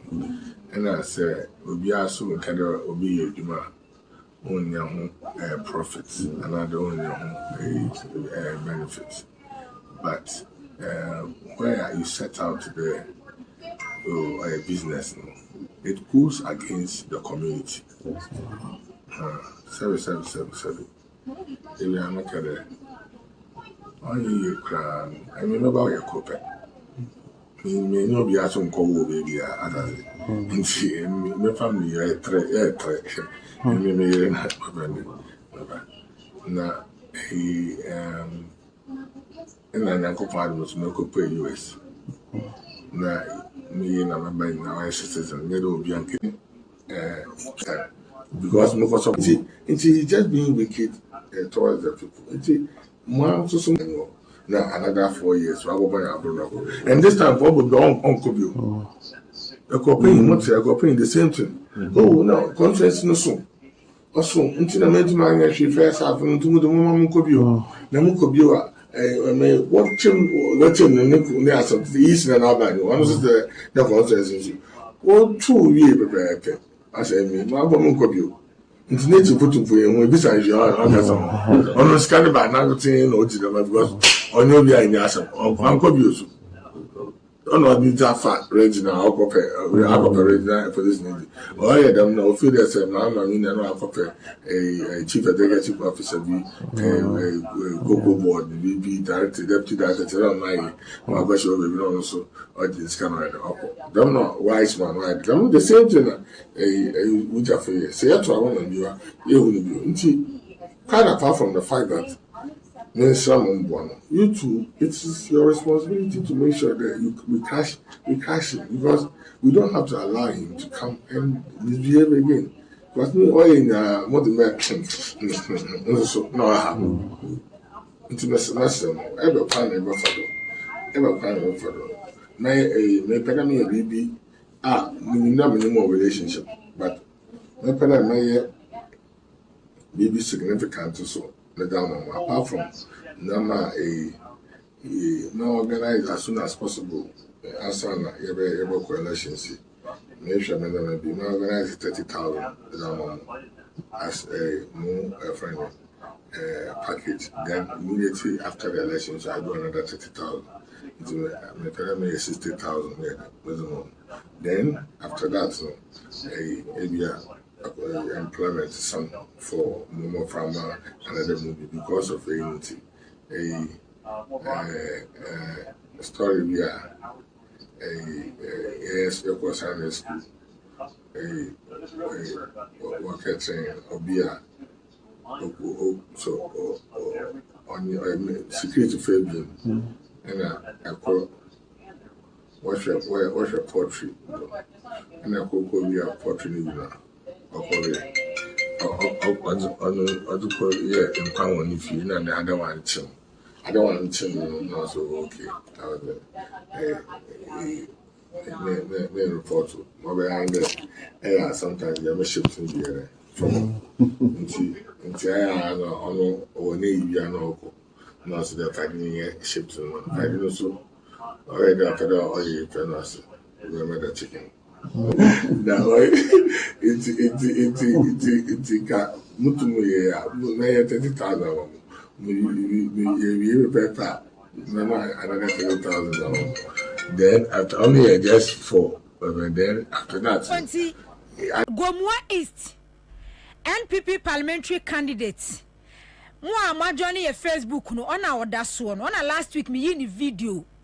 Ya na wabo dwa serally de baby serally bi ana ska good table so a wo hye so no ne yire ba ko pe ne ba ba ko pe wonu ani hawo omo kra so ni Ghana ha enti enkomotwetwe na ekoso no EC officials ya mwogomua East eno no wo mahia e kire wo mo se omo mboa no na onwini wa ye adwuma ba hitches kakra bi wonanim enti EC officials ne mboa no na che se ontimi enwini Kojo Asmeni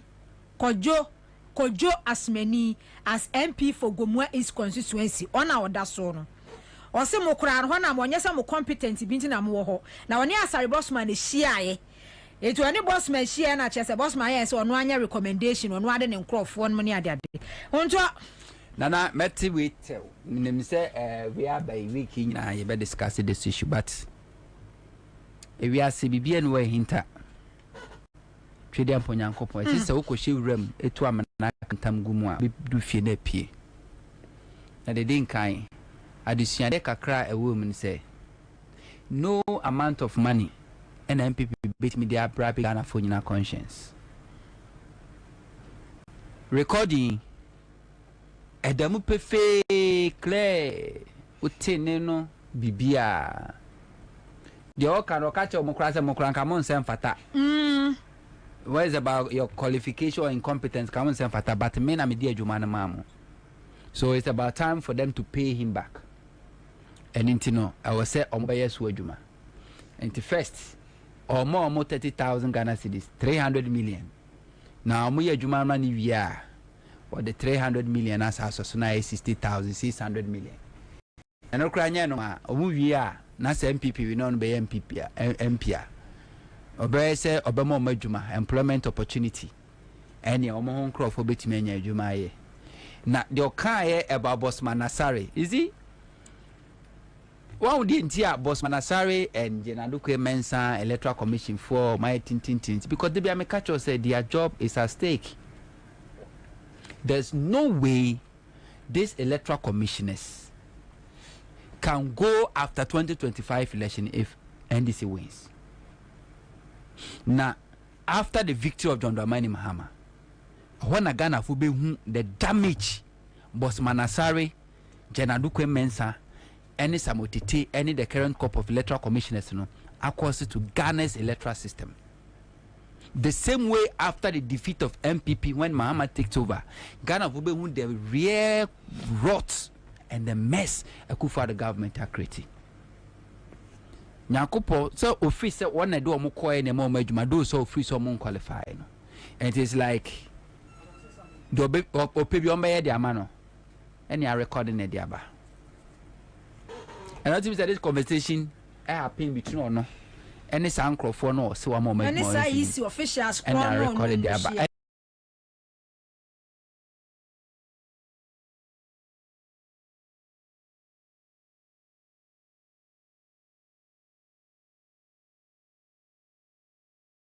say Electoral Commission, district directors, any adjuma for no more, no money na see be on bodam.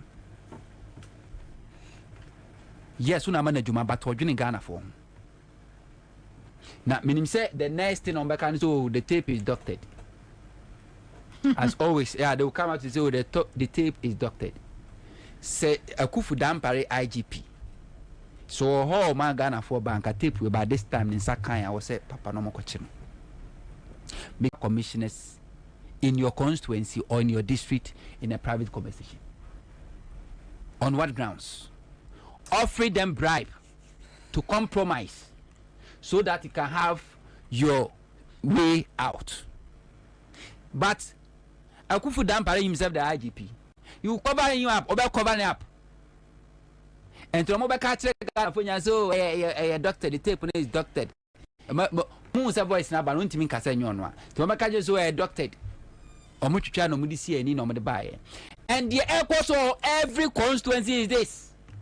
And internet and MPP 40 million could draw a back catch Ghana for say or mobile with 147 seats. Now as for Parliamentary India already they are leading with majority. Ubeka some few weeks ago, everybody so election India, John Dramani Mahama may win, but for MPs in India, NPP will win majority in Parliament. How can Ghanaians queue and vote against MPP because of their mess and still consider to vote for MPP MPs? Because they know what they have done. And no more kind of sana question. Oh, MPP will win majority seat in Parliament, but presidential there, Mahama Bay winning. NDC 14 members, because at least you're parliamentary, you're presidential, you're fancy. But when we reggae MP no munya majority, they will use the majority to call ahead the kind of the elections. To make so you're majority are winning. They will send military, brutalize and call for. Chase Crawford out near assistant presidential result to make Bobie president. Now, me see MPP be prayer, the God of NDC, the God of Ghana, the God of truth, and the God of John Dramani Mahama will vindicate and will expose every evil planner as far as this election is concerned. We now MP, and a one more homoding, and a man for 2 betiao. And what is the kind influence constituency no to the sense an MP before is Kakramon Ferry Bill. Canan could be Bemobia the Mudias on Cotoba a Yakuam, and I do assume near the ball premier and then you boja if Jadata na camera so near Facebook live near Shishika near your son for life. How a cumsin or son or Namjum na camera so and ye che anwa and ye chentuma and your consult the MPP and Ferry Bill. Ghana for me say. This election, se uvutima MPP, you have not only done harm to yourself, but what causes harm to the unborn generation, including your children. Because the MPP ye Ghana no. MPP is not afraid of losing power because they won't get more contract, they won't get more money. MPP is afraid of losing power because they know that the mess or creating any rot or creating, they will face accountability. And a vote for Baumia, a vote for MPP, why endorse almost Omunkoswane Muni or my Ghanaian? A vote for Baumia and a vote of MPP. What must say? Omunkoswan say Ghana, so must say no. Na me sure say Ghana ni bia no mpeshi cry ye no pe Ghana ye. Say Ghana aye ye Ghana for Tiabruche Franco, go one Tiabruche. Nana me come to say Ghana for Tiabruche, do Pafa, Umunquire research about 99% of them in Yankombe fee. Nanso so bad in will be dear, or by Juma Ben or Babaye. Investment Ben or Baye, na investment in Ukrainian can enche and a moment of Tiabruche. Inti Ghana for way A and B, na way audio soon way and Kotwa, Afina Nakasi and Ankaseba. Yes, na kesi no afi na kaseba omo ploti we no na omo ploti say on the 6th of December omo de kofo ebe kwa no invite all media houses no omo fa ni nyina live radio city TV so na kofo address the good people of Ashanti region because on me say kofo de wa fa Asante mandumum Asante mabuno Asante fodono enti baby obeka say omo fo move vote no ko bia no omo de be ku bisa ho say how many presenters and buy ba ko ya wadi dem yogu akunya mu asebu mu adi no mo yes nipa 4 ene do mu free Kumasi ne do mo buy o mu wie no mo de koye so o ma ba we enti Kufuor bo home Accra na Kufuor be kwa we akọ Kumasi no mo so abo home na o mama Kumasi radio stations ni nyina peke because o mu free say the good people of Ashanti region o mu ntimi nhwe o masetinam say the Kufuor no ankasa kan hwe o masetinam nto aba o mu nim say Kufuor no de obeka no say nya kra na Kufuor kan de o mu nyina beti no makwa kofanti for the past 8 years Ashanti businessmen businesses are good. For the past 8 years market women they cannot even pay their loans. For the past 8 years who could do Kumasi baller a fin pa a kwamo ya kromun to me. For the past 8 years I much more diaba for the past 8 years and ne otum for da no stress for no stress radie ela la sura la esre kaye obi nana otisika kokoso and no stress kaye for 50 pesos 1 Ghana cedis and odi kosi hospital eye abandia enti ene otum for na ejijisika na MPP4 anso akonoma kodoniti sika ma otumfo na Baumia kodoniti 100,000 na Napo kodoniti 120,000 na MPP as a political party kodoniti sika no me ama otumfo se otumfo mfa nkwa ye adwuma eye aban asede abodam same way ni nyina ekire no President Kufuor free say it's okay mamenko because Asantema de mafomu do momo ye menko a omadwi mu no sana na ono no dwene sana o mampeni Kufuor mu hu say like omadwi mu no let me go and tell them who they should vote for enti hospital na den ne ba ya anye na nka wo timi campaign ma Baumia influence awo wo MPP mu because the Kufuor ye nyina no omakoya research who say MPP will not even get 60% vote in Ashanti region.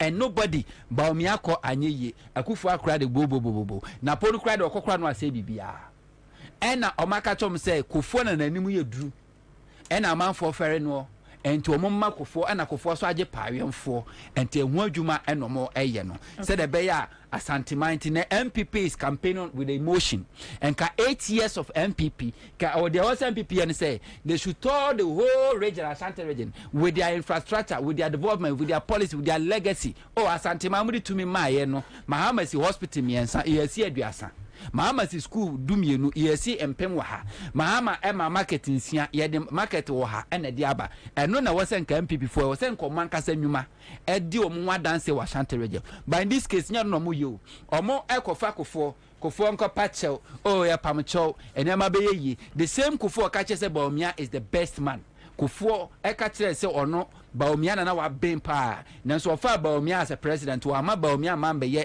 the governor of the Bank of Ghana ko any deputy Sana Baumia ben said the Kufuor ekana or any deputy 8 years of Baumia rule as a head of economic management team Kufuor was so for over 900 of them have died we say so for 8 minutes na huiche mu ekwotena Minister of Finance ewiakata ban so no mu demand for mo ankasa musika including Sofia Akufu former Chief Justice na wotie ewiakata ban so ewo Minister of Finance because ne sika akokam ayemfa mo manye sika ntodro BP adro hypertension no o manye sika mo ankasa musika o mo ankasa ban o mo ankasa musika emu 900 de wu Kufuor say enu hu hia one the Ohiane so be who say MPP as a political party and Baumia is leading Asantema nim fun 20 fame ho ben ya nya Asante akwante fame ho ben otumfo adana sesere for fame ho ben Konfanochi teaching hospital say fame ho ben eye Kumasi akwan ya nye fame ho ben Kumasi ahwiri nanim unyam as a garden city fame ho ben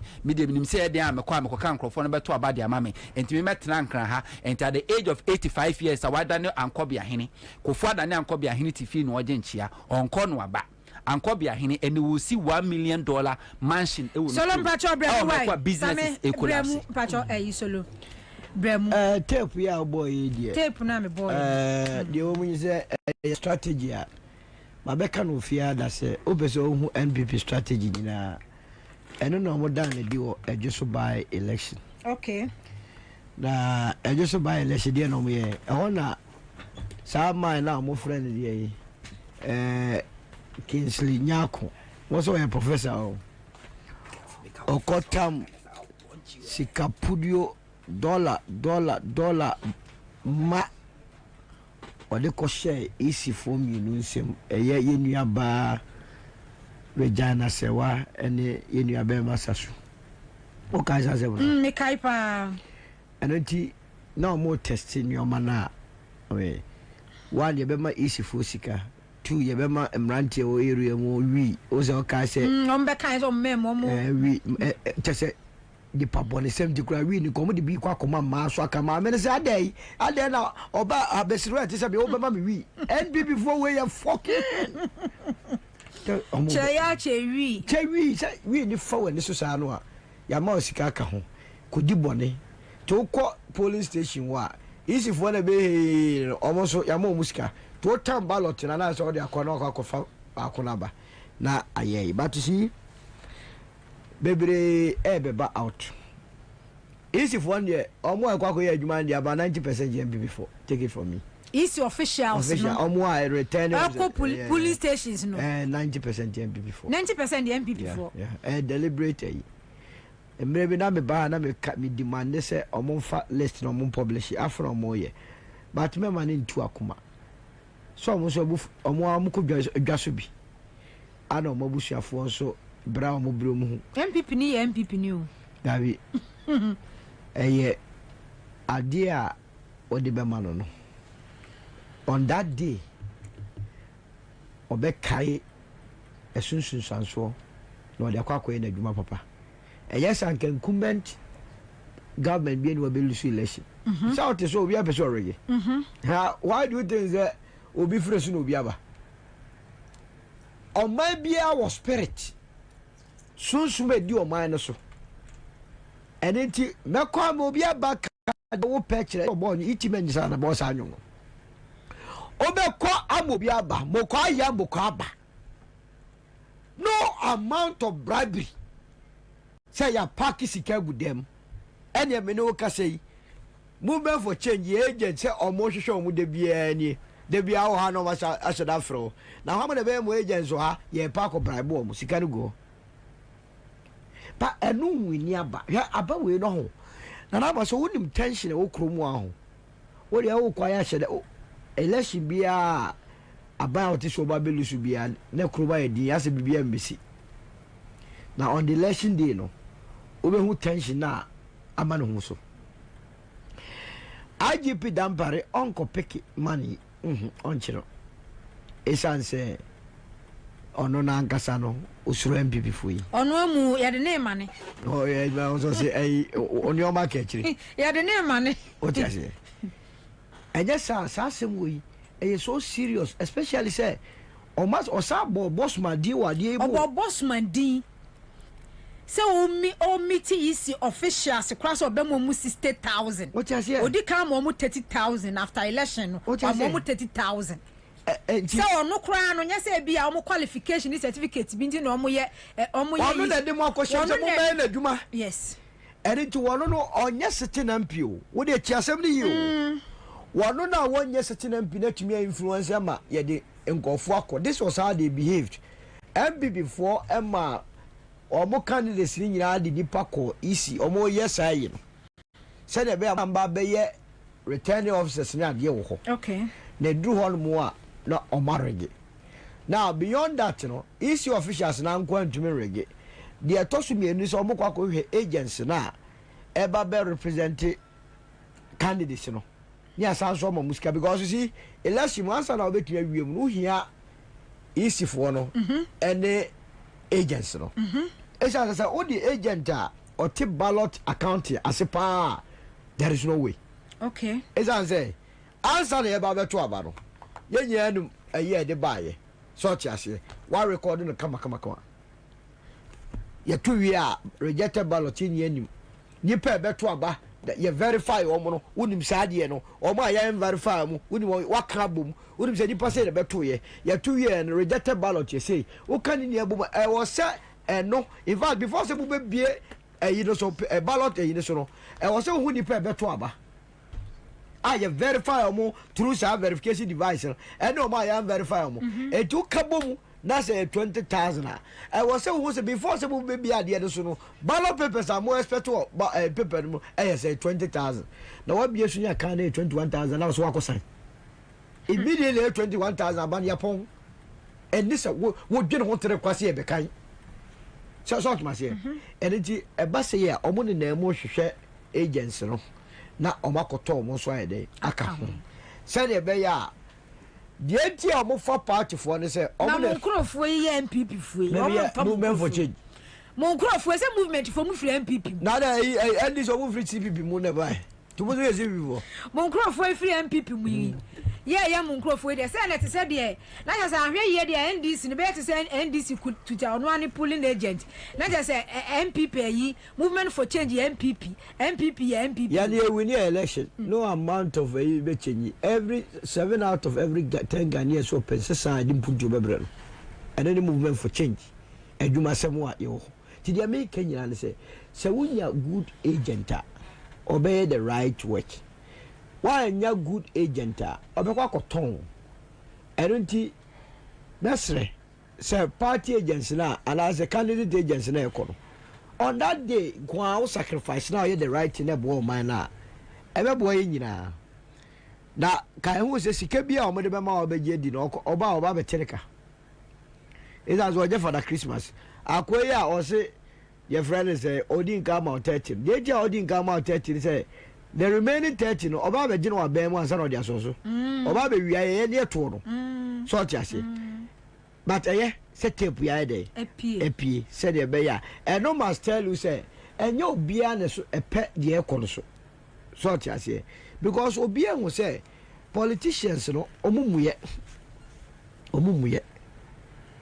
na abane say no me feel say ya de ya dai ho so ye beko na ye akofi ye ni sa parliamentarians na any posters na dia ba so we benya asumesi benya this number of MPs no ni nyina ye because of omunim sa arrangement say na nkofo aye de bia be ka kire say sa post na ya mutie no ye post na ye de abo ama regional professor no be tro to say post aye koyi party ebenya 10 voter what why said the be ya o mo be force so mbe regin ko nya 10 oms na sa professor ndi kaka san ye no enti said the oma ye o Jubilee House he said below obientimi e be call run off omunim say obientimi nya 50 omunim say MPP aba we ni so munya more than 13% take it from me but ye cut e dia 2 3 mo so wa ye di say e call run off e bebe mo dey no run off in dey between Alan and any of them and they me to be can be say run off from them but the truth of the matter they say MPP abeya ye kotui solo 12 days election run off be any baby a what adwini mu no say run off bebe mu a that is a Ghana for na nkasa no the air question na ye fe now the EFF they said there is another candidate who form that one Alan Chama say run off wa hefa o de run off bebe mu a run off be any baby o de run off memu o de run off on to run off la edu atwe ho ye de be ko twe run off but solo ade anu a ekoso no enye hu you know aka 12 days to the election she said the last time inya penny bi police penny bi ana watch me say 8 years ni abayo ya make sure on kwanya first no process ya Ghana police service omo dey you find secret eh omo ankrofo na no MPs no no mdo ankrofo aba MMDC no mdo ankrofo aba but you know the danger omo an e ha omo because abanse sabeba sankofo na mo amde omo kom no very easy to manipulate them to turn them against you okay system bia no wo di se omani mu a ma nwe no ho se ne no nkofo do ma behim se esesa ho sankofo na beba be ka kire wo mu aba because obia pese o protected ho e wona adwuma mu obia no opekomo eje ba ya no e very easy se sankofo no better no back e dey ama wuni pala de because ato mo so wuni to me se be ya sankofo no be kwa koye adwuma ma change aban because ono se de ye kan 8 years ni MPP enkofo a omo ye lawyer to MPP ye do ma kogu police mu 8 years ni enti se wo mo na ye yi wo ma pie na for the election Ghana police na hwe police fu ejina ho no MPP boys is officials presiding officers go return officers MPP fu a nana do you oka a police for a soldier for fire service immigration near Iboma omomoro 80,000 okay now divide 34 million what the have fun say voting population on Kwakra 18.7. Divide 18.7 by 80,000. Now I say on bet me say Ghana for no ejigaso mo bomb so bet me. On my piano on my Ghana for the hour. And it no amount of armored vehicles near the twist stop Bobie. Me my country say my witness two crucial elections are 2000 in the year 2000 and the year 2008. And I'm who say look, soldier ni bien no bet me about. Police ni bien no bet me about. So timem for no eye o ma dwere say aha no mo kwa, that's it. Hwe what to okra ho ba po wa ya ka cho say ya fa bi keka ho no uro be fi me ka bia say wo mo akwakoye polling agents no o mo hwe mo because ana mesre Ghana for say mo bia nkonko ye false alarm wa hwe no wakokun innocent so bo wo tira anye ye no obi ko kase ko bie na no say hey obi wie mu a wa hwe ya kokun obi ba keke ana misro but say police say military they can't help you. Ay na he ukuta tuo na he na betu ato na ye kra ni sika ya to atu aboban bebere wa to ba ko mienu asa o de be fan ene tie no de me ma ne mbedi hia ne se ya kwa akoto aba no na me ya me charge we me nda me hu de nti auto aba we ya osoko wo to aba pa kunye bi na tena hwe bi fa ne say football match that day no one no waduane wo didi adopa wakoto awie wapa kunya na wote wo na mote wo na mamo ni nko bia mo hwe EC officials no because one of the things they say was agents no ya mo gap between omo ne your friends yeah, na space room yes it omo ba ho EC for strategy and party for the mon say mo say that no omo nye fine agents for ni nka nye fine as a gra ya it wo ye bibia kra woni nya den eni so enye ho na onye wadanfo nya maame nua kra ho ye adwuma me ani agro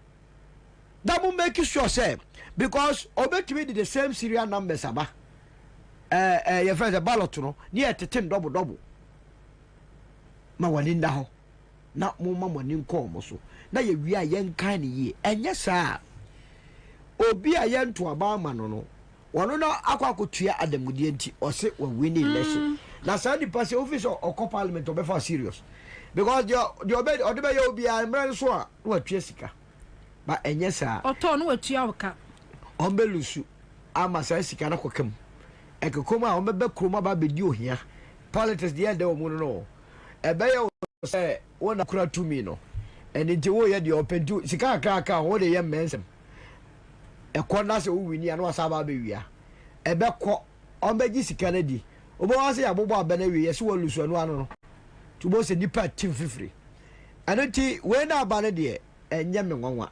esanze maybe who how MPP betumi enya majority in parliament it will be extremely difficult enfa no mgo nya majority no enfa seat but all the swing seats MPP will lose it all the swing regions you know most of the seats oko central oko western MPP will lose it who here now western region oko takradi ache who sit takradi kroma o se befem aye cross by force e kwa papa ba ku kwani take it from me ana baby a na ye jubilee yi yakoyi dwemfo aho ye tantantanta obiso mu yo overhead ajip e ho nyenyenyenyenye ana yenya omampani a wakoye ne statue eno kwa de twa omawo ene jaifa na kwako wini wo your friends the project ba kwa 8 years no matimi a complete water crowd no statue but you see the oye no man measurement no statue ni de no wasen eno ne esi ni pananga have pa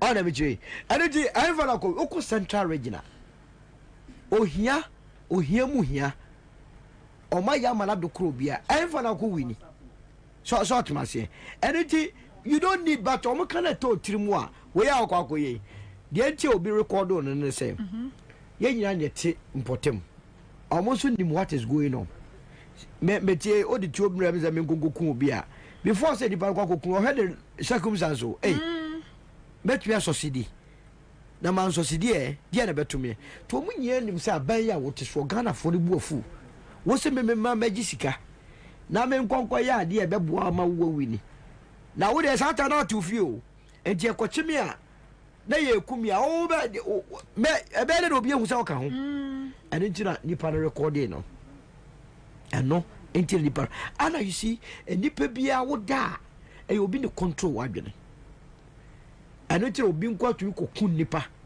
ono gwa de kukum nipa no oba na so ne da sa no ka kire obi o ka kire nipa na o se hwe no wan ganjire obi a o na wo betu ekipu an ka be ka kire editi Nana enya in the next 12 days I bet to abana wie no by the 8th of December 9th of December no ni nyina bebe wie ama Nana Kufuado ene baumia oba free TV so ene Haji Asamira na fe obakọ akọ organize omo se sikana akọhye omo botomu no a omo de free oman mu no ekwa be na mbesa de abra eme de atu oman ne mpon because oman no nipa oba bedi so no ohia sika ode betu mpon ode be yimpuntuwa ye tumi nkase mo wie sika mo fanko ere ye lalai eno ne sa bebrebe ya obi ani abre so person regulation e sika wie ye na ga wunwie sika o ma no so besom ye si empewo a entokwa benu ye na so besom ye o osomfo so de bebi e pen ye soma wo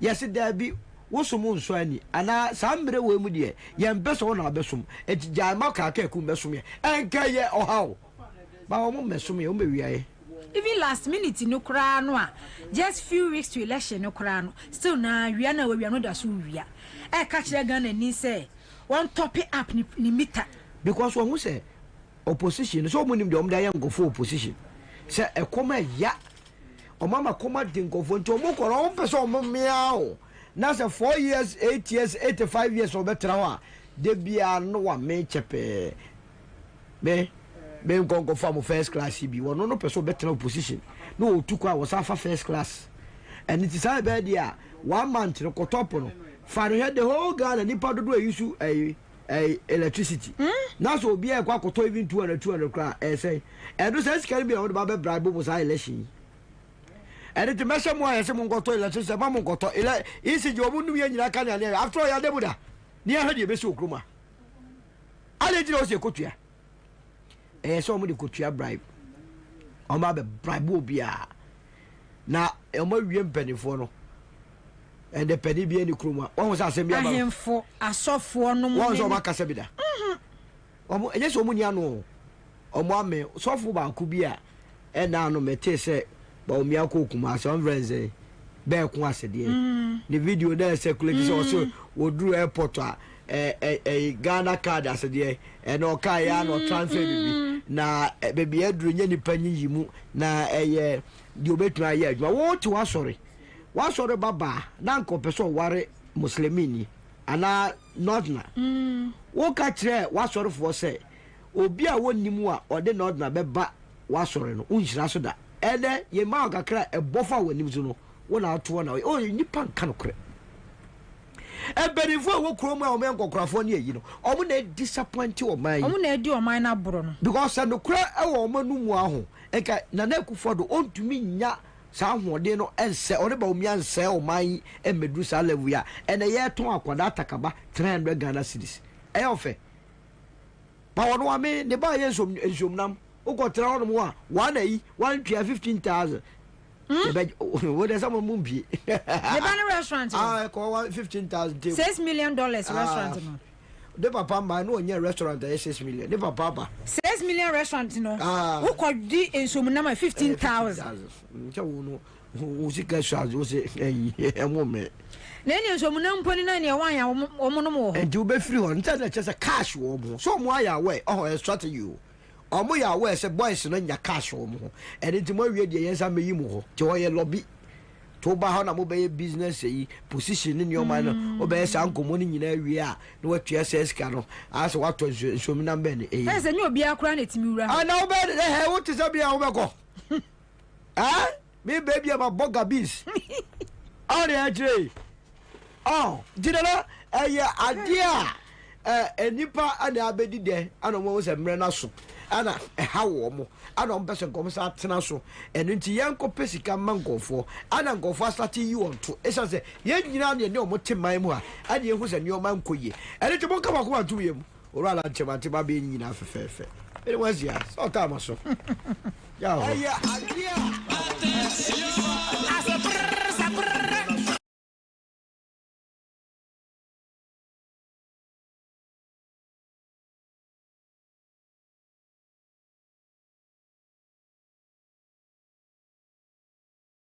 and trusted source to give you the best analysis. We've put together a strong team of reporters across all constituencies to bring you the breaking news. Experienced presenters for all the unbiased in-studio discussions with very knowledgeable experts. Police stations are hot. Our Ghana for Nena. Yebenya mre, niya sone so krojen, ame muate, niya dia somo. Anti yedi anybody abatoɔ n'akyi na ne yɛbɛpie wɔ abatoɔ no mu bia no yɛma mo ehunu. Kaye ho ɛwɔ Accra 100.5 FM, Class 91.3 FM, CTV, Ghana's #1 television, and our classfmonline.com. The affiliate stations are would work in which your Ghana have bia no for Sabekaye. Abatoɔ mre, sabe so hu abatoɔ no nsu sansoa. Follow Class Media Group. Okay, thank you. Me dance for me go for another caller on the line. Hello. Hello. Yes, sir. Yeah, from Brugusia. Brugusia, uncle. Yeah, the Bangagu Asifa. Wami a mamere. Da Parliament. Nini I da Supreme Court. The Supreme Court of all the Omina Ayakufuado. Emma. Tinyadi Ubeka Sadiama Ubi the other. It is said the Kufu Abani, the only bomb, you will be in so. Yaedi Yakasa. Yaedi Yakasa. Yen football me now is Abe. I feel so.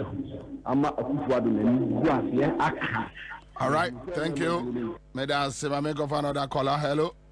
Commander. Yes, sir. Good afternoon, sir. Good afternoon. Today, Christopher Walanyo Wala, Revenue Capital. Pacho Yanko. Come Bobie, on your book on show, papa. Now on Chia Abangwabi Mami. Say, at some way, a blessed down. And I'm before a honorable now, Sunny, a country chrono. A Siamano. I say, or buy and so I can't end before, NDC phone. But I call you and so see. Or no obey you want to know come and on my majority or Sesiano, Mooney Part 3 was a 2 or 3. Now to say NDC majority. Where a single one to the Agaway come. Ghana and before the hour. Ghana in idea. It's also 2 minutes. Parliament in a war. So as I say, it's only 2 minutes no idea. Supreme Court judge for or Parliament war.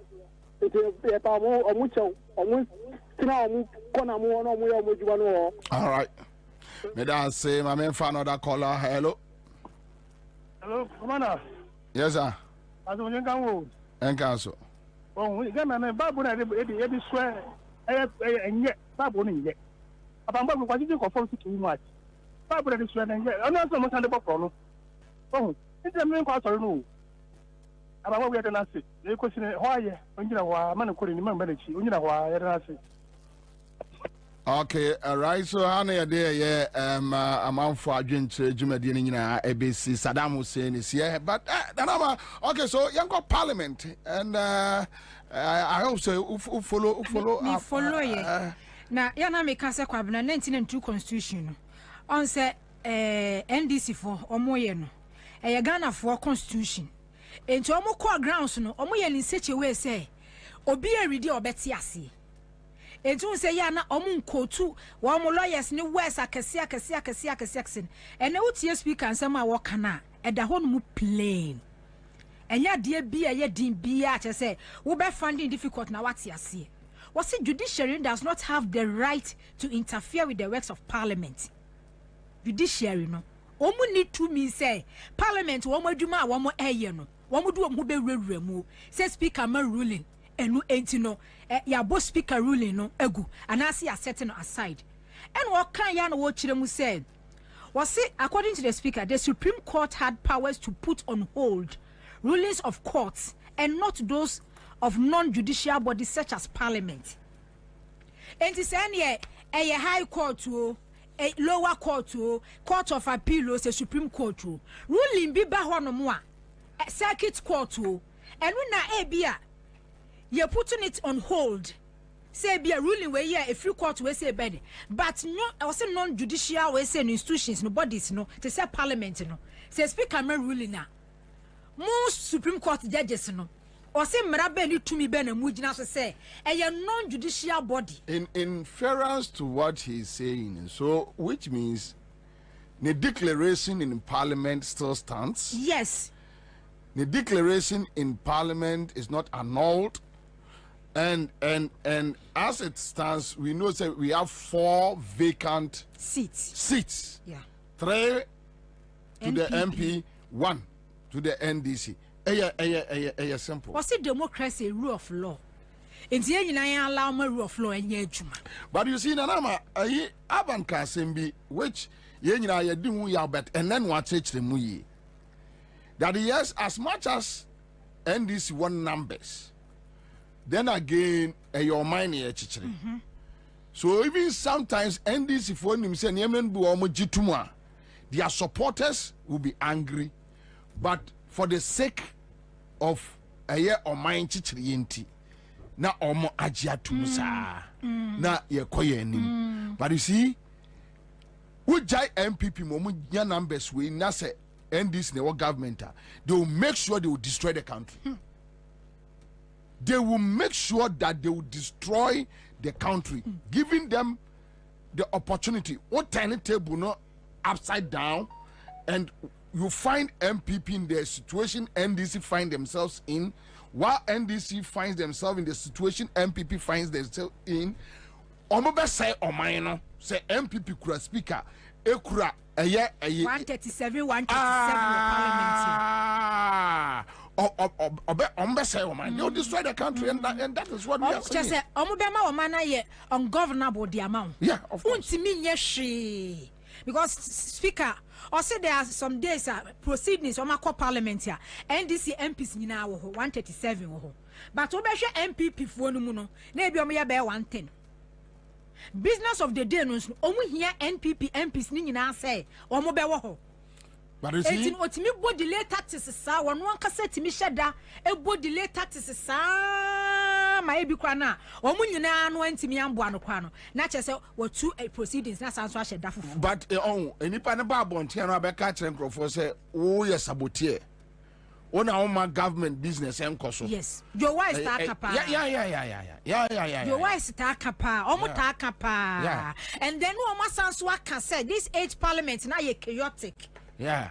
So right from day one. Yeah. Yeah, speaker no. And mama parliament ni ye chaotic because munti ase da. Se mo na mo wa ban mu ni ye benya speaker. E dey free NDC opposition. Na dia odi soldier for call no enkose chaos.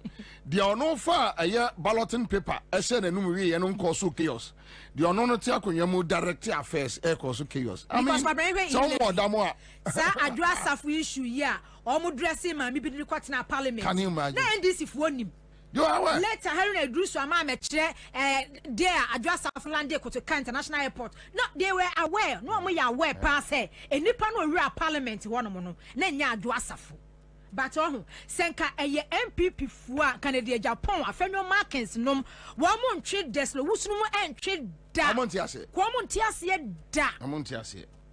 Amontiase. That is the kind of political friends we have in Ghana. That is the kind of political friends. But Otre MPP back parliament. Emi say omekwa akoda ho anadwi. Media mi kunu say omekwa akoda. Emi say mo 3am no. Say the friend say hwan kwa na ya no dompre. Yeah. E boss say yes 4am say 5am no wadu ho no. Emi say ochina no so mbekwa parliament ya. E mo be say 3am na afenyo market ne nkofo parliament house ho no. Adiana Kwabena wa mo ye no. Yeah. You know say mo were limited MPs our parliament. Enti bibia mo ye bian bebo atia mo.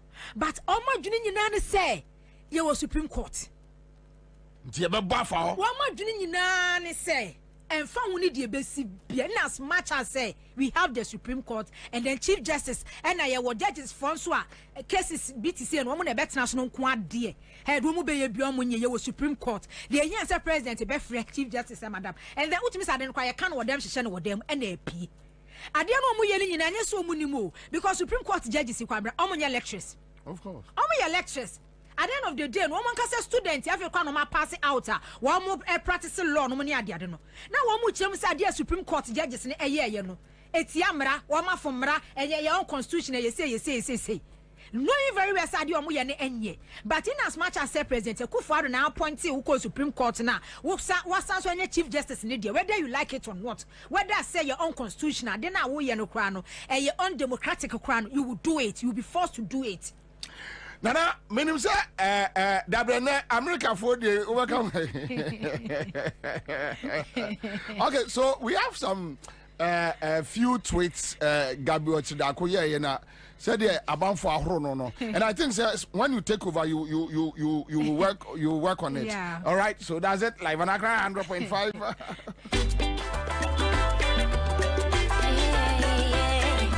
So that I'm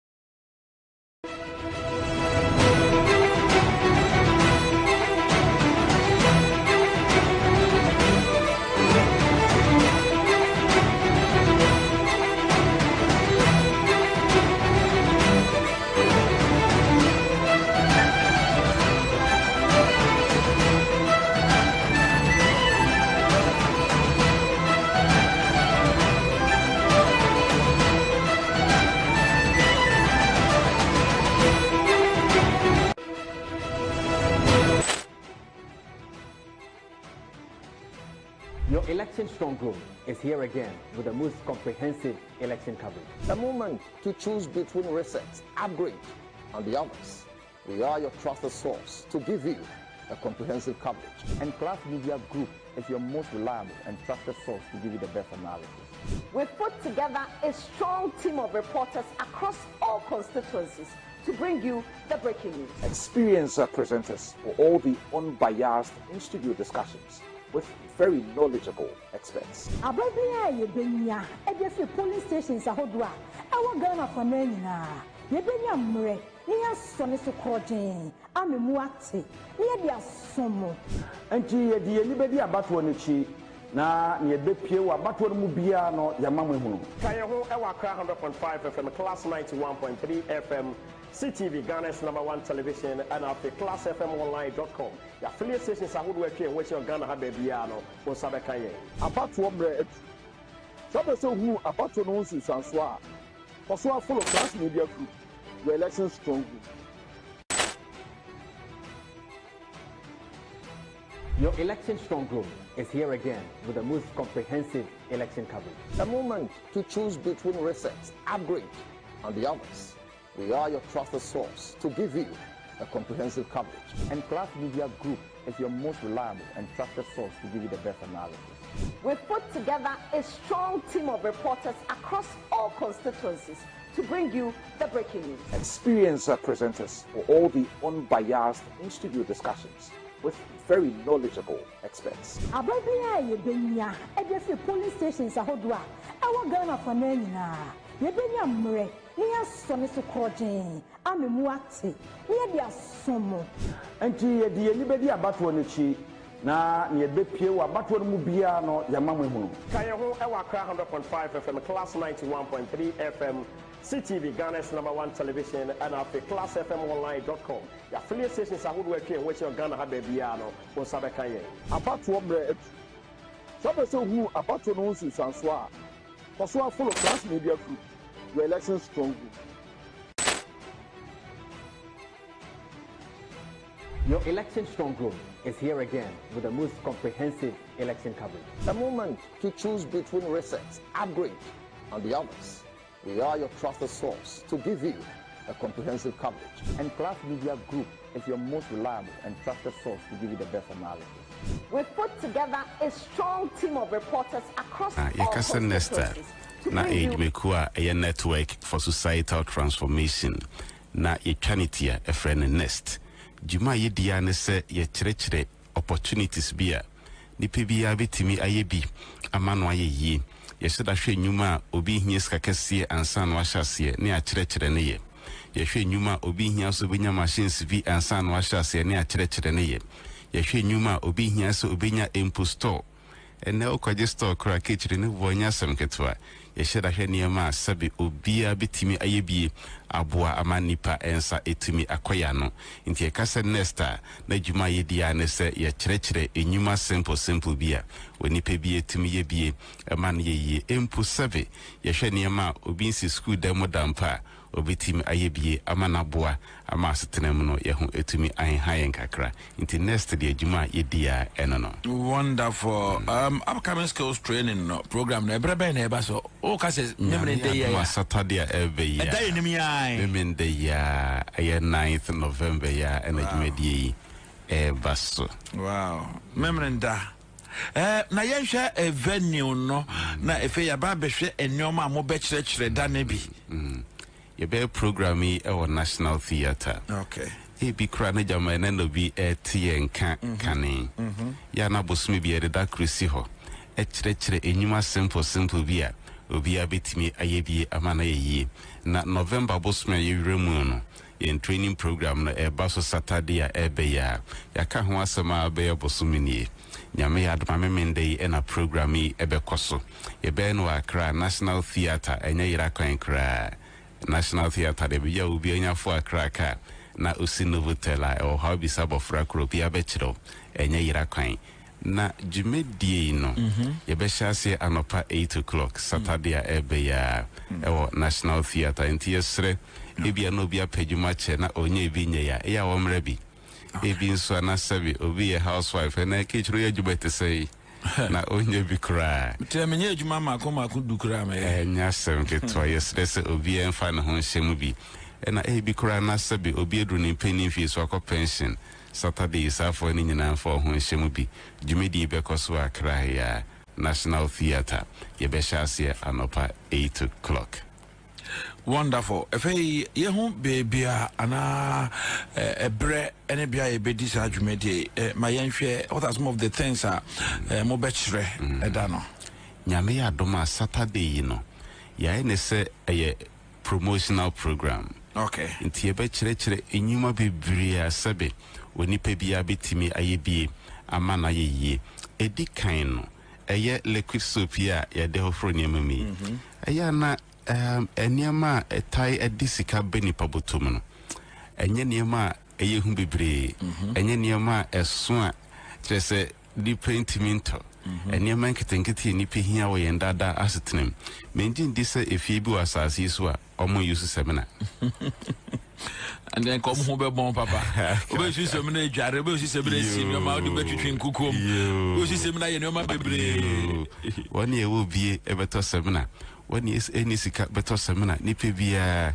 ehia semina intimi mende ye bekyere kwane ye fast repair liquid soap oni pa bia ehia washing powder so ye bekyere ne ye e National Theatre Saturday na antiseptic and so ye bekyere kwane ye fast prepare no e National Theatre Saturday floor cleaner after wash ointment parazone enyume ya bebo so minim se bibia hyase ekoso obi adwenim odwene ho as ye beda ne esua we nyina dakro ye pacho enyuma ye kyerɛkyerɛ ne ye no enjebre ye simple intini ani ye pese ye kyerɛ eniema bebre no brown sugar so ye be kyerɛ ne ye e National Theatre Saturday we watch about 5 minutes na waye wie alata samna emotion paint izal hair cream hair shampoo about 15 minutes na onipa ye wie okay nti ye be kyerɛ eno so eye e National Theatre Saturday ebe shower gel and so ye be kyerɛ ne ye organic weedicide organic fertilizer any ape agricanim difua omo be kyerɛ kwane a ye foso ye snails and why ya tie etoye ya oba be chire e wojumedi ase enwa boarding o enyasem ketua enyasem ketua eno nso onipe hia capital kese bi ansa na wahye bribisa ase onya space kakra bi afichira otimi ehye snail farming ase ema no eyeye kwane efa so yen fish eye catfish tilapia eno nso enimdifoi ebe chire ewo programi ase Saturday ebe tomato paste and also tomato sabenti ye chire kwane ye faso eye tomato paste ewo jumedi ase fascinated madibo unti eye so simple and practical and also ye chire sede ye fix no soya kebab Tom Brown and so eye simple kra chire sede ye and also Saturday we ewo National Theatre coconut ice cream CCTV camera ekwane ye faso installing no ya pe enimdiphobia or be chire memendei ewo National Theatre kwane ya faso fixed tracking device ye be chire ewo jumedi ase ba super edisi nieme ye be chire ne ye semine ya ne bono round ye friend Azuma Bluesy Saturday we eno so ye be chire kwane ya faso eye no ewo jumedi ase minim se bibi koso adwunim ubisa ho se ye vera ne esua we nyina dakro eye simple kra enitini ane epese e kire niam bebre na niam bebrebe no onipa koduru fia emu beye 5 emu beye 8 emu beye 10 bro no oteso no obetimi ade ayajuma ama no ayeye yogurt nso ye be kire ne ye communion wine cola drink donut banana cake pizza bread bull fruit na die chat for kra eye biodigester me pa cho bo fruit no mo chire wo ho a mo chi bi wo ho ye be chi no ho mo be chire ho ya na ye sheda sa eye so simple pa no ye di nyina be chire no ho na ye wi a eno so ye be ni nyina any cake nyina donut chire se pizza sa na be nyina nya be ya do me baby na em say you kofi esuma no nyina baby pain kofi aba sifa so nyina baby pain interesting I see ye ni beje pa Saturday you be hosting on National Theatre I see obakura ka be di chiame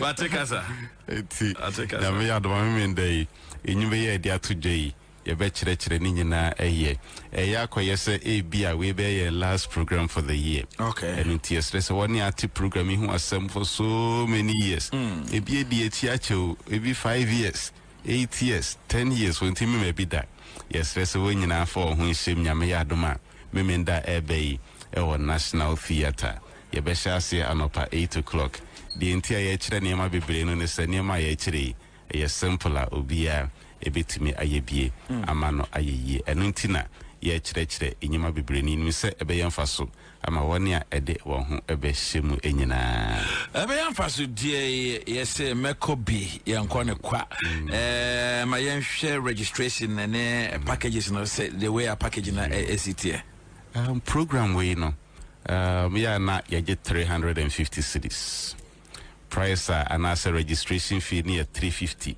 Nanansiya programmer ye I think 3 weeks ago ye no course a buy a bit more free sebi opese woba and so sikasem ehwa den ebinum single parents ebinum ekunafo just our friend or complainia ya na asefam kakra enunti this very program ye na Saturday ya dwene ho say price no instead of 350 no kitri ya teso at about 200 Ghana cedis. Oh, from 350 to 200. 200 cedis. Wow. Said ye onipe bia we di etiache.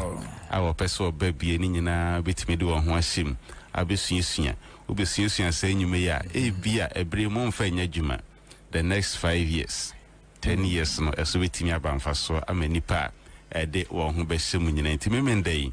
Registration for program a 200 Ghana cedis per first na Quebec is 2 million and non quite secretary na ye so ade ni kan say ya shada ye books ye design na kama near registration 200 no be any mobile money Saturday we are obi aba National Theatre na order registration fee 200 naba abetua e wojimedie no ase ho a ye mobile money bia oba na order registration fee no aba abetua e program no ase ho a time no so ya no pa 8 o'clock na me pa cho ya san so ye hu books a ye design na kama ye be chama obi a book no so ye nton ye free. Wonderful. It's a 200 krono emu ye nton procedures ni nyina bom. Number 1 ye say, number 2 ye say, number 3 ye say nti obi ni maken kan puno de kofia ne mabetimi aboa no amana ye niam ye be kire ne ye nyina ye nton ye free. And na ye certificate in so Citizen TV, Accra, Ghana. Citizen TV, the citizen's power.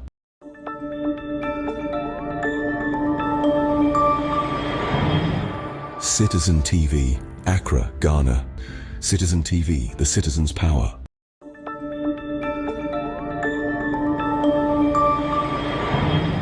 Citizen TV, Accra, Ghana. Citizen TV, the citizen's power.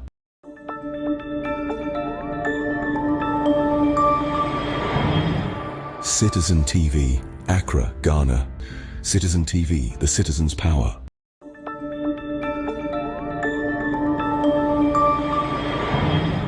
Citizen TV, Accra, Ghana.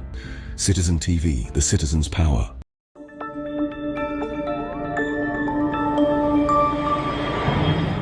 Citizen TV, Accra, Ghana. Citizen TV, the citizen's power.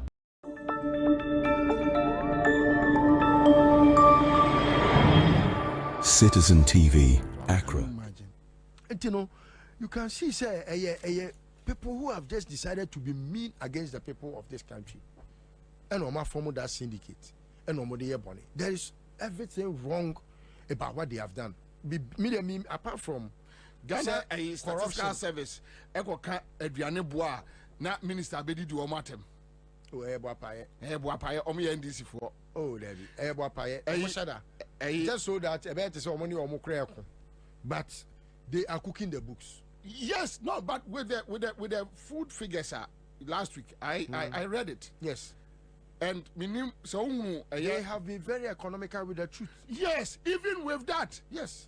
So there is an America say a strategy. Even with that, when they fight, even with the figures, young father says MPP for no crown share one. You can't tell me at this moment you are buying Kenke 7 cities. It's not true. That is in your books. It's not true. What I said, okay, so what I mean is even after they have cooked the books, okay, the kind of figures we are witnessing, we are seeing, it shouldn't be so. We shouldn't be here. Yeah, that's true. That Ghana and Israel are talking 5 cities. How? Ansah no amen. Adia na ye 1 city no cry se ne board in 1 city kra no na your own problem. Your arable lands be brave. Kwabena na kwa hwe Bernard Mona story na. When say Kwabena, Bernard could do a huge acreage. Say want me because even the farming inputs no kwano and the cost of labor. What do you mean? What say Kuyayo? What's a bibia? Fertilizer na free. Say omotono yam say 1,200 bottle. Ansah na farm products. Ehon aye accoutrements. What we destroy a ye Kuyayo bibia. What first castle the PFG wa anye wa munkunta akire ye we as a ministry and our town body or motete body am de kogu eye ministry mu a ehɔ na ye administrative quarters na mo town body elbon don komi to aponche to ontos wo ministry akwana o yes ade no Kwabena I was see a corner from our different farms across unim no anya buwe unim no akoto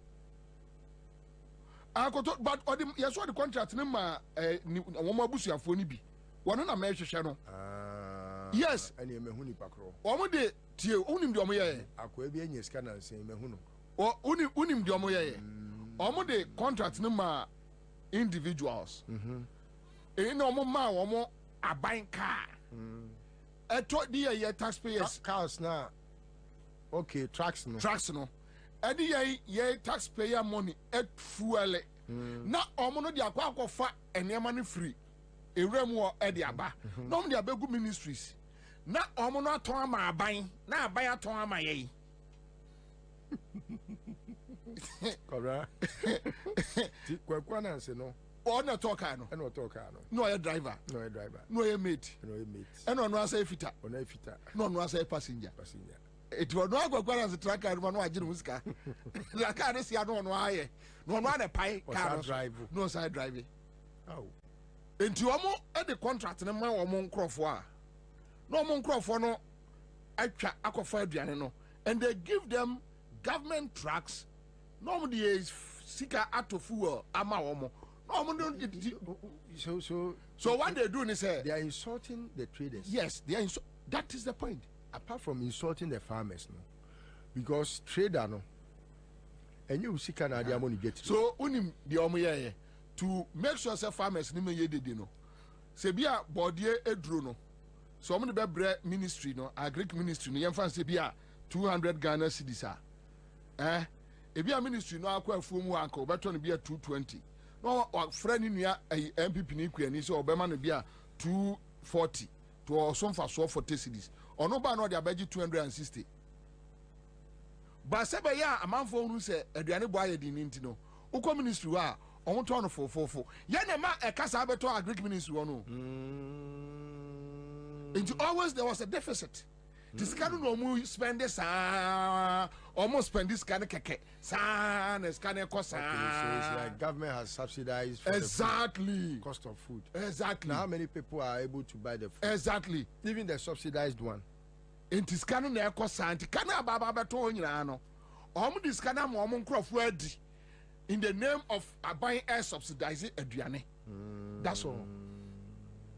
Kwasase mo di kire no. But that accounts for why they don't want to leave power. What I say, because all these akwesa puncheni ni enwu ye ntino ye imagine say obey tenten but ye nhu ne tenten enema bi wo a ehu oh because like we always have discussed they are not they nimni are just about 10%. Enru mpo kuma bi enu 10%.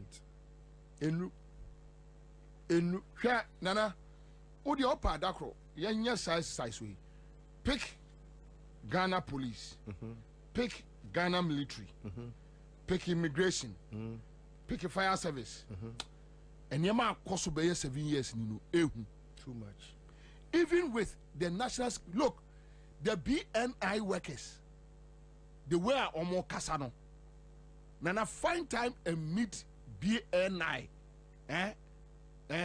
operatives no find time and meet some you me say ba ko ni me di nkomo oskwana os investigations ni bi wa omo wie a omo awie no efa aban rot because they bring them issues to investigate omo investigate awie no na omo afere kra se beba out no several inti say omo di sie osbobie NDC eba documents abobie mu be hu o Ghana ase no mu be dwane because o say entry seb ne man bi bar radio so na ye kasa na ye omo no tibie na wa e omo sere and omo yes civil servants omo fa omo pa professionals omo ye adwuma no they don't talk to the MPP guys no omo be na no omo no omo nya da call me no ka say serious friction power seriously MPP for no omo do omo ko say MPP for no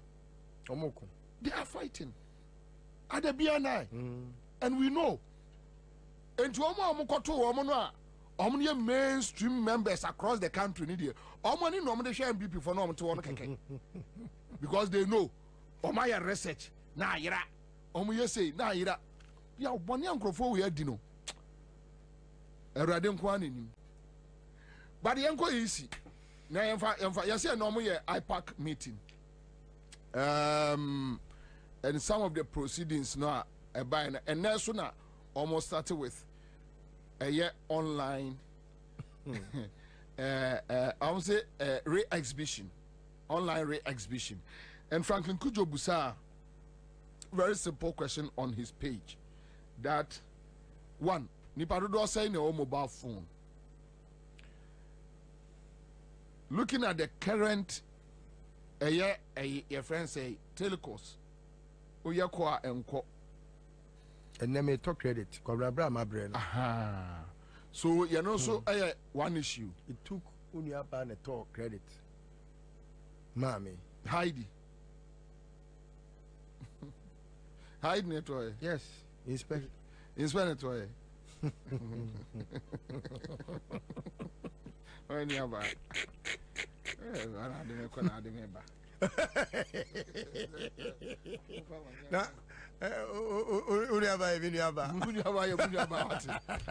so baby and forward and Franklin could raise a whole lot of issues. Nana meaning online re-exhibition. My church phobia. Subject no a subject of national interest. Because Sabio it's about election and election as someone.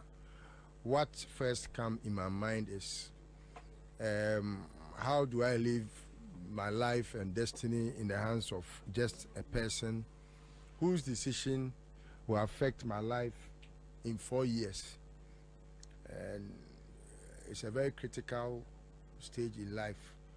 Into election idea Kwabena yemfe ni agro because say yedidi agro yebesa atoaba ama sebi kwase adi enso biem enu nti ena eyade a wose nyina yede adwene koso Kwabena dedi kan emusa ye ho na metai bu bebi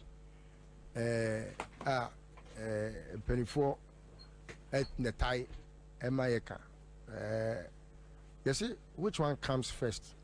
Is it a cart or the horse? Now, if you look at how carts are placed after the horse, it will tell you a story of how a horse cannot ever push a cart.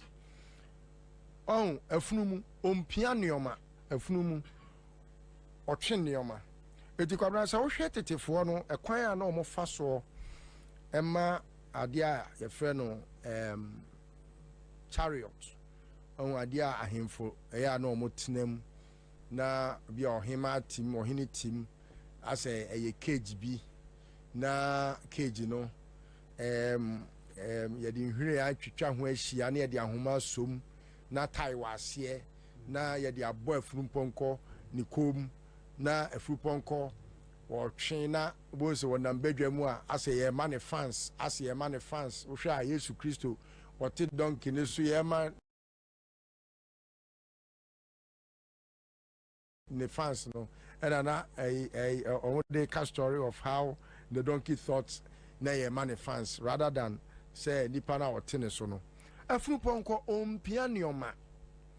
And Yemusaya who say between voters register yede koto aba abana ye koto no nipa ya tro won di a omadwene ye omo se yen no ye betimi kura yama ebinum ntimi nto aba omo ye de omo ye Kwabena, which one should come first, the voters register or the ballot paper? Uni voters register, a final voters register. How do you know how many people are likely to vote? How do you know how many people qualify to vote? So, according to say, obieti baby na all bonus stream, kasa. Ana ndc amawo ekwanya ye faso to aba because the first election Ansah as a boss man samitete enom manage ye in Ghana, the first election, especially the two Bossman and Ansah. We had 8 different results. All these 8 results, you know, till date, Kwabena, none of them makes sense. None of them makes sense. In fact, it got to a point. Now I was saying, I can't say Ghana for force to a kufado down our throats to make him our president, even when everyone knew, say, any yeboa. Oni abadodo Akufo-Addo enya ya ojina so at the winning election. Till date, he doesn't have it. And Kwabena, after say Akufo-Addo be ye mampani wie ye wabra onim say he has not had the votes of the people. No, Kwabena enkwasi ade enkoten no oye. Bibia oye bia Kwabena doesn't make sense. And it tells you how, if we allow ourselves to have the Electoral Commission play to that game again, Kwabena, on my way, bebo. Oh yes, sure. Oh yes, bebo. Me, Kwabena, me case should be say Electoral Commission. So we play games. Nobody will even stay here in this country safely. It's not just a threat. Kwabena, you can call it a threat, or if they allow Sanyo Manu to fester, Kwabena, no. Now, intimate one your friend me say, hey, Yakona also say, Baumia way, I am a penny, na me to one am 3 days to Kwabena. No, we say in Kano where we am, Kwabena. Kwabena. But banana, where Obi Busami say. Before your question, yeah, Obi Busami say there were some of these things before Akufo-Addo was elected the second time. Say, say, Akufo-Addo won't me when I'm on my way, so penny, and then. No, I think that time that issue was different from exactly. But even if we had even same issues anyway. The fact is that, Kwabena, we can even choose to decide to do the analysis of Akufo-Addo in politics and Bawumia in politics. Who they find say Akufo-Addo, wabone bra wa moyo semu. Enti, who they find say a drone so say onu so medibi. Enti say me Ghana for ye Jimmy sa say Akufo-Addo atimi awia bem aye mampani nti Bawumia Jimmy for we. So betimi awia bem abeye me mampani. Nti Kwabena hwe manimu a enti ye Jimmy sa so the fan say Akufo-Addo bra wa ball politics mu wa bre enti ye gya say oh de anya hwe o ya akokra ye mani ndibi nti wa wiem akotena fie ese o ye mampani enti ye Jimmy to the extent say ba omia so ene napo we aboa we na ebetimi aba be wi abem wa check na list over we ti ho wa check udin wo Kwabena, men check it because me control me din and I mean kwanya before so me control me din say na say ye koto assemblyman bay meaning baby am polling station where me control me din me control me din 2020 no me dia to abampire no but whatever it is, Kwabena, the law requires that Kwabena, you check Kwabena emre bie ni we hye me say me nko check it emre bie ni ho e fata ese say wo say me ko check but emre bie ni ho no me kire say ana e say me say wo say me ko hwehwe say me but won nyini say ye human institution into no e say wo ko check say the oka say e fata no yes to know that yes okay yes hola enkamede be sie no na me kire mu say de abai ena abomi hu. Which angle ni say Kwabena senkanye boni na ba ekuretiri mu a matro me din 2020 di ato aba se metuma Akufo-Addo ana Nyankopon fa me mai me ka se fin a me kan kura nche me se meto aba ma Akufo-Addo nka no me nka me ni masefo nyina se me kotoma anabi no Kwabena obi anim eye meni minya me ntamo asem wo box ni mebo now makoto your friend is saying district level election me two wie no nipa a me pese wo we ni no wa we ni o ye assemblyman e wo me mpesu aso se si e no until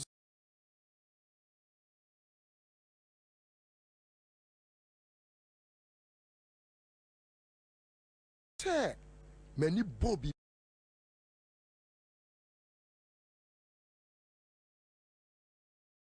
so am yam shame you know.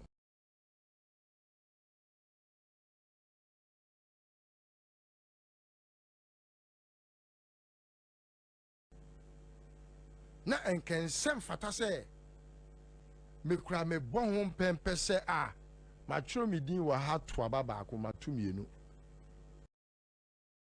adan kwa na wo say me kwahwe say me din wom. Especially if only we have a very robust system. And a robust cry, you will nipa papa or dear child. System okay. Here we are. Yes, only part to be a seno. Yes, nipa. You will be a temper computer. A BB. Nipa di come a womb. So, or cause of bad temper with it. Yes, only was your same coma and number only friend or garbage in garbage. I understand. And to Jessica, Ama, and Quafor say, Mon fan create a friend is saying a platformer. Ube Timia transfer. Nepoku. Every the constituency I did not call constituency for cry on your adwin say obekwa kotena wo mpo no ato aba wo ho esefata bakwa emre bia ni ho enu ni ade a me say me gina so na me pese ye de betwe omo ye sade no aso wontimi enkotwe obi wo pusiga aso enwen say sa nipa no atwe na so nti no bone na aye we pacho. Why not in charge of the election management office? Say, whom does the back stop with? With the Mensa. So you go and sack someone in Pusiga. As if say you doom Kaniano. Ekufuado blamed the doomsaw on ECG workers. Sir, almost say Pusiga district director no. Any other, is it 36? Yes. Or they were 16? I know said they were 36. 36, yeah. I almost say, Omo. And whom say, Omo, ASI infractions. How did they get that done? Because the management office, no, which you should let us know. The entire NDC for calling for the forensic audit, and they say, Kwabena phone, see me jai phone amount, not even put. Local national yebia meje phone baka. I can tell which apps you have used because minya call that back button we are. Metimi a chere say Kwabena uko Facebook, uko Google, uko ha. That is how every computer is programmed. And any person that uses the computer no Kwabena, it will tell when, what, how. BBBA with the 5 W's and the H. It will tell you. And you know, say you see a forensic auditor. How an app was made when the app was put on the platform, how it was distributed to the district, how it was able to generate your friend is saying transfers and everything. It will be telling it explicitly. Kwabena when ya dia sebio ya beka say go come. No, you know we say go come. Ya dia ye fili gadochi hwe wo computer ye mo computer ye sisi hey. Kwabena say ye kofa your friend is saying machine way for bar. Oh, ye from din bia. Kwabena ombetima be print ya die bi it will tell you a story of the first day the computer was put on, when it ever went off, how it came back, it was rebooted. Every troubleshooting process it has gone through.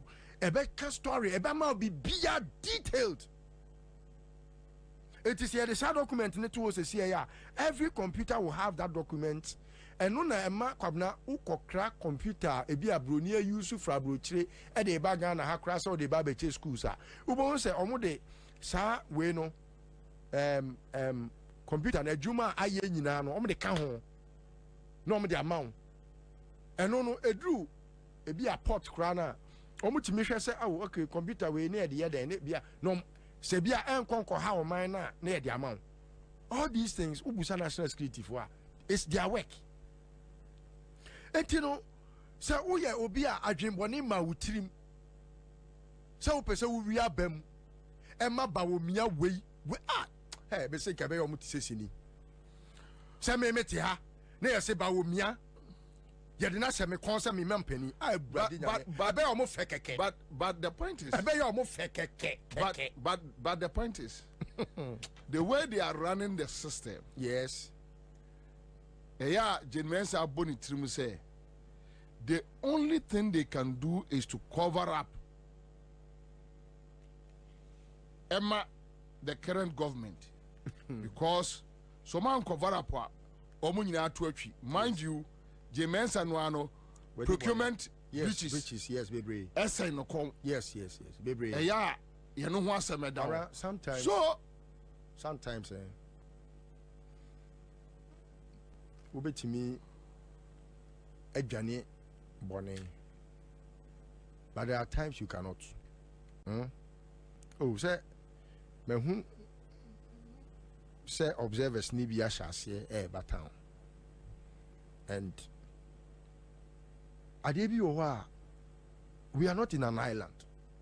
Ghana ha sɛbi ɛnyɛ sɛ yɛde yɛn ho sɛ yɛkora yɛn joine ECOWAS anaasɛ AU anaa UN dabi kuba tan bi ewo wiase bia ye join enti se o ma we wudi emu bone a eye susudwen kwa akire because no one has monopoly over sa bone no mind you ana kwabra eye na mede yafutu obi fam say nobody lives in an island je mensa onam we say last na me ka bibi efa the security for kwabra. These boys, don't we have friends? Are they not people's neighbors? Are they not people's friends? Are they not people's relatives? When they have just two options, it's either we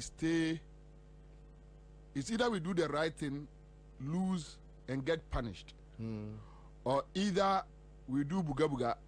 Ejanto mainumu na yin obi ampe baby mfa obi antimi mfa baby because at the end of the day the signals are clear on the wall say ya wu ni ayeredu Mensa su ni ayeredu so at the end of the day wa betimi ye afrim wa wo so ho beka no na ho aka so they have two options.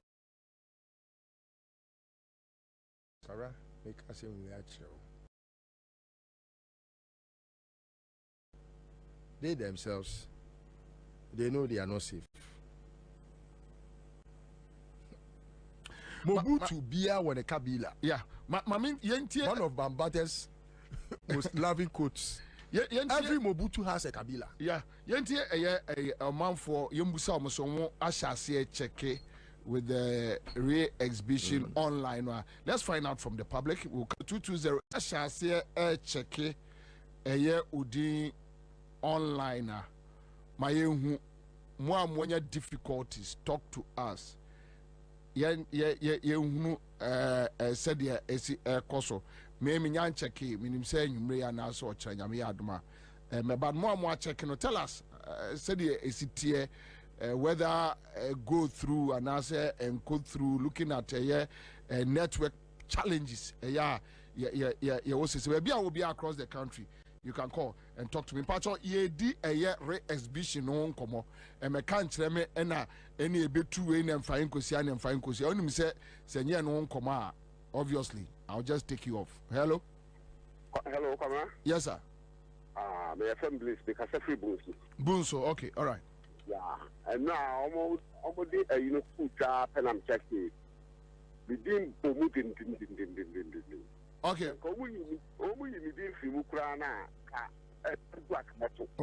Hold on. And you know common so o check and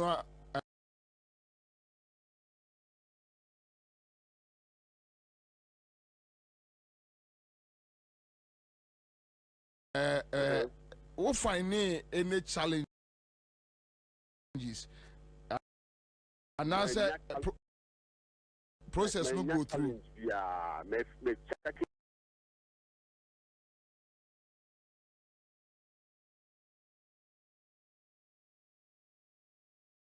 Yeah, I check me baba for the no so good. All right, thank you. So Bunso, and now free. All right, you can find another caller on the line. Hello. Yes, sir. Nana Bobie Ansah. Hello, yes, sir. Nana Kofi Anyekinsi. Nana Kofi Mpacho, yanko. Ma check me there pa. Na me do we woman no. Me anka say me wan po. Hwe. Okay. Na da ho na me wi shiri ma anya sa ba na anya sa da ne yento. Okay, all right. So that is what we want to know. Yango for another caller on the line. So we have one from Bunso and another location. Hello. Yeah, Bobie. Hello. Hello. Yes, Mama. Pacho. So for you to be a phone, but they got check. In your to send me to me away. Me Pacho, your friend say, who are you for? Maybe we'll wait about we constituency. Oh, okay. All right. So tell me, what challenge did you say? Challenge na me say me person me go check before my come by first me go check here na me do work. Into me need that pass my but data no network ni international. Me and the person me TSC up to on the 19th BBA baby. Me go put the saying the network ni go to na me data and they not China me advance me. Okay, all right, okay.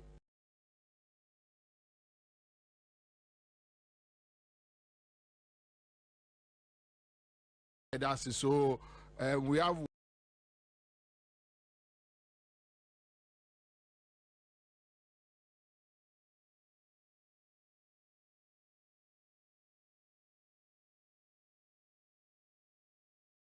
one voter complaining about network challenges. Hello. Pacho, me losing no mami for call on the line. Hello. Hello, Bobie. Sir. Hello. Yes, sir. Good afternoon, sir. Good afternoon, sir. Pacho, me first Majo. Majo. Okay, all right. Okay, so the Abena check here and there. They check in and not pay. And it took you how long? Oh, it was over 1 hour. It took you like 1 hour to get through. Yeah, internet. Okay, all right. Okay, so yeah, that's another caller on the line. Baby, I'm more 0.1, 0.2, 0.3. It's me 2.1. Okay, so we'll go through that process now. A mouse specifically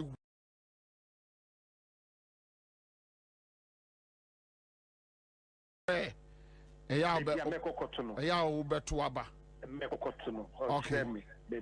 Okay. But and keep long, so me checking and taking me long. Okay, all right. That is good. You go find another caller on the line. Hello. Hello, sir. Yes, sir.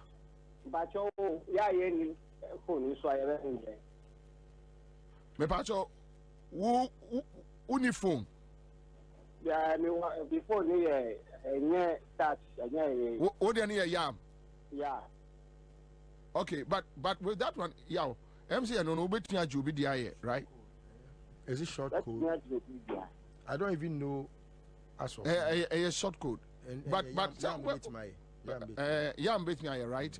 Okay, so I see yam bet me Yam bet me Yes. You can use yam to check. Okay. All right, but what they all check out the basic and just get back fast. Okay. Okay, all right, thank you. You go find another caller. Hello. Hello, good evening. Yes, sir. Okay, Jerry, sure. If I saw a young way, I make a key. To be frank, Mr. Here now, the guy. Okay, we will watch check your dear. That's good. All right, excellent. You go for another voter. Hello. Hello. Yes, sir. Good afternoon, Bobie. Good afternoon, sir. Mr. Machaki Media. Okay. And let me tell you, by Mr. Here and the okay, baby, I register, you know. Udin no BBA. Okay, and my location, baby, over to Aba. I am location, baby. Good. All right, thank you. Mame, I'm picking another caller. Here. Hello. Hello. Yes, sir. Good evening, Commander. Good evening, sir. Your friend Haruna, the friend Amamole. Yo, Uncle Haru, young guy. Commander, me what challenges? Putanopano may check it media or one my message say they'll give me text messages later. I mean, say I feel no more process message, you know. Ma yeah. It's in the Mugusukazano Kura, my still. Okay, so who did a network challenge, right? A network challenge. Yeah, sir. Okay, all right. Also, we're here, Amamole. Okay. Ganos district. Okay, all right. Okay, that's it. All right, so Erica said this is all this network is NC. Don't mind. Okay, so let me move on. Please, the young phones can dial the short code and they will have access to the portal. Now, Maria Adams says, what about those without phones? But where do you be phone? And hello? Yes, please. Good evening. Good evening, sir. Yeah, I'm calling from broadcasting. Okay. Yeah, I want to know the code so that I can check mine. Okay, so let me get the code. I want the code. Okay, so another caller, quick one. Hello. Hello, Commander. All right. So yeah, yes, sir. Good evening. So me pacho fato bottle yeah Facebook page so emame *711*51. Okay. All right. So bottle emame. Hello. Hello, Commander. Yes, sir. Yes, I'm the great Thomas. Make us have Madina. Madina. Okay. All right. Let's go. My checking media. But Commander, one say me technical and kitchen. One say, yeah, more you see more say somebody be a yes. The muka be a Gidina Mudika Semono, and on a yes, you begin to say, Ampa Mahama or Baba yes, on the last who promise you say, oh, card that I say what's on you. Okay, was it there? Yeah, last week, what I say, you see, for home better that I say what's on you. I still would have to carry and say once. Any indeed galamse uncomo. But I know more galamse uncomo. Oh, so we ban up a so can once my say mint me children and our person children. Okay, all right, thank you. But promise tell their mind to make us. Okay, so we ban also person can once you must allow the person to talk about it. And Commander, sure, all right. Okay. You are number one listener. Okay, so Pacho Bottle Mame. *711*51 hash. Fato Esruse Emame. Okay, let's pick another person. Hello. Hello. Pacho, what checking? Good afternoon. Good afternoon, sir. Pacho, I find my food. Me freshly Ablekuma West. Ablekuma West. All right. What checking? Maybe I know within 10 minutes now at home. Within 10 minutes, okay. Maybe I just start 2020 now. Me go check it that. Then me say me trash it. That's good. At least we should make an effort to make sure say Obia lose guard. What do I say? Baby, I'm the befebia no. So Obia making sure say Obia. What do it doesn't take much. Just check. Right? Okay, thank you. And my main cover another caller. Hello. Hello. Aja. Yeah. Young boy. Oh, Yahweh na michi code no gaga news no. Na michi check na the yupo. Okay, all right. Pacho, who are you for? New Ability School Junction. Ability. All right. Thank you, School Junction. All right. So that's it. Another caller. Hello. Hello. Yes, sir. Hello. Aja. Audit no my. Audit no omunye, but that is the conversation we say because Mr. Onope we frame me beside me what I'm saying. Okay. All right. Okay. You can pick another caller. Hello. Hello. Yes, sir. Yes, sir. Collins, Pacho Yanko. Okay. Maybe my check maybe I go find the boom pumping. Okay. The program here, why yes, CI, the moon hamper. Now, can you strong horse? A bit in your access are fresh. The senior can you say, the baby, the papa. Mate. Hono titune nya me kasa. Mate. Kasa confirm say I enim. Okay. Yo, me that's it. All right, let's pick another voter. Quick one. Hello. Hello. Eja. Da. Pacho, your frose. Pacho, your from me. Baba. I check me one office. But me person me catch time there uka every constitution has some but uka no office. Your constitution. Okay. Yo, Mate. Pacho, the catch my wife. Mate. Me that's it. All right, Miss Medasi. All right, you can find another voter. Quick one. Hello. Yes, sir. Good evening. Good evening, sir. Yes, sir. My second. Oh, emphasize. You Tema, also I check it. Right? Good. Your person for taking interest, right? Here, pa. Hello? Yes, sir.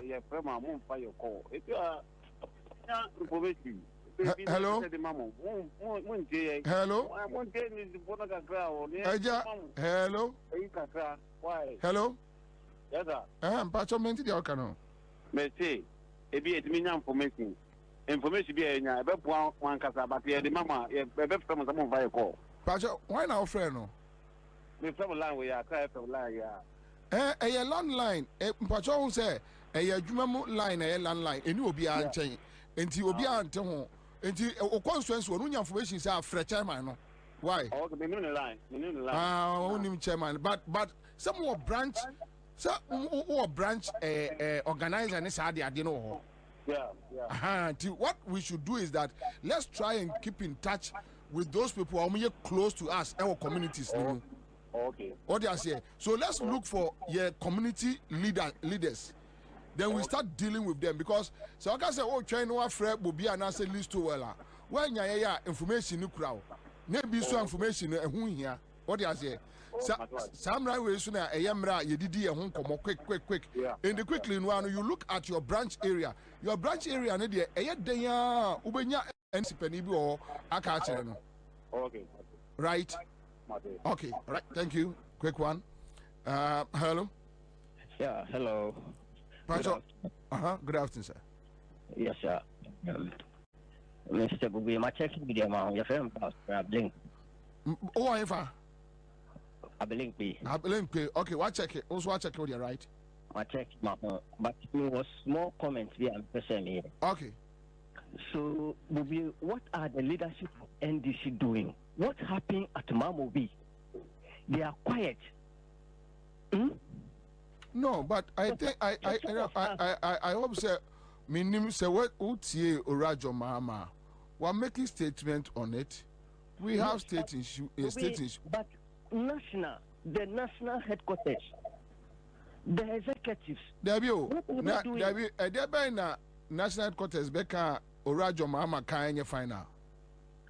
But Bobie, at least for some of us, we are ready to face them boot for boot. There be a question. Hold on, a question. Me say, there be na John Mahama ebeka opese enye final just a national ebeka. Oh, but at least yenim say Mahama, yeah, leader. But what about the national executive? They have been to again. I person kind of different from the John Mahama. To at least do some press conference, comment on it. Okay, to John Mahama, the who here. Yo, John Mahama, the who here. And Tibeka national for nominal casa. Now what tea? All right, thank you. Good. All right. Okay. All right. So, last one. Okay. So, hello. Hello. Good evening. Yes, sir. Good evening.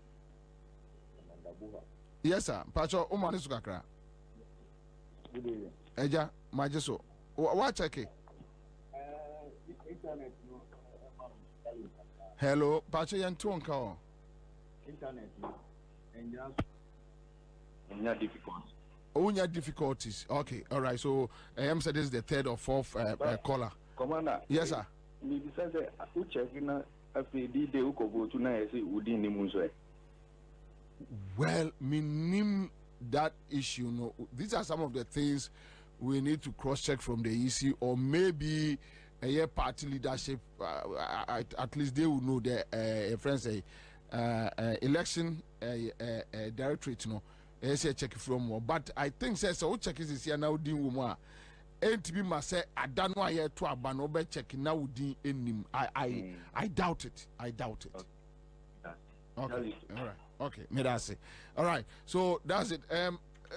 Nana, back to the studio and I am saying it's interesting. Very interesting. But nipa be 3 or 4 now complain about the network challenges. But so far you be say who say ebi ana Ansah ne busuani because ne papa blukwa lote ene ne nuanom no omo tenankran ha but omo nie kura se omo mfre kura bi ase. Okay, so wo dwene omo mo nkura se ho.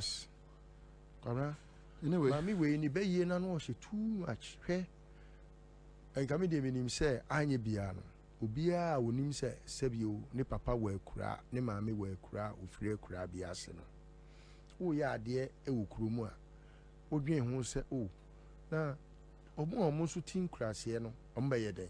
Okay, so Nana ekoba se wo de de but the prepare Ansah ayi no maame wo ye wa adwen se hwese wo ye registration wo district abra obi anim say registration bia ye bia wo Ghana ha bia no ye no polling stations polling your friend is saying centers near ye enti nipa no ko register wo ho a onim say ha ya na mekoto aba and no another subject I can ho asem o pastor say sisubio sesi ye registration ye ko ye no district no a ye ko mampon a na manfo ye registration ye ko aprobo no ampa sankofo no mo register wo ho no. How would those people know say aha na mekwa akoto aba? Because ye nyanwie unyanwie we no voter register no unyanwie no nipa no se ne card no ebe kire polling station obeto aba. How does the person know say mekwa akoto aba wa mangwa se boyi? Also obi so send me asema okay. Sisia no be so sending me home message, and I don't know if it's the same person talking to you or say why re-exhibition when the voter register itself is not ready? That's the point. So how many times are we going to do the exhibition? Because after this exhibition, if there are issues, we are going to correct them. However, there could be other problems with the into register and say no. There is no way I'm betting me check it. Yes, because they say no ain't for no trouble. No, but some register, you know, they gave them a voter ID card. That voter ID so card. you use your number to check from the online. For example, a voter's ID number has a certain number on it. Which number? ABI. So, but you use voter ID code now they are enter. Yes, sir. Now, no, yes, sir. You use your voter ID. Yes. Code. Yes. And I debe enter. Yes. To check your information. Voter's ID number no. And I debe check it. Now, some voter's ID number no. How will it tell you say what to about mango tree we are see? Okay. My police station code no. Yes. How do you know this police station code no? A mango we are see. Okay, so say I'm afraid.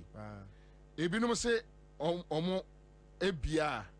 Edu omo accord direct to point A, point B, point C, like location I'll be tuaba amount specifically.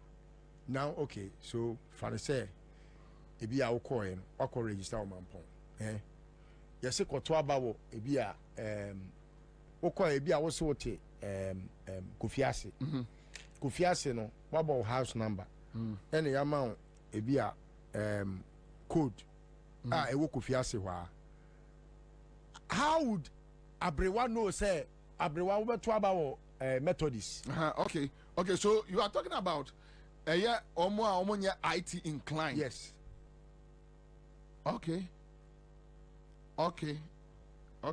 For that one, that because me ready Imani and none of us raise the same issue. Yeah, but the point is, Nana say yeah, infant and penny for no. Me say me grandma etiase. So okoto aba hide na de no ko. Say Edru SBC hiding a dinner call. You understand?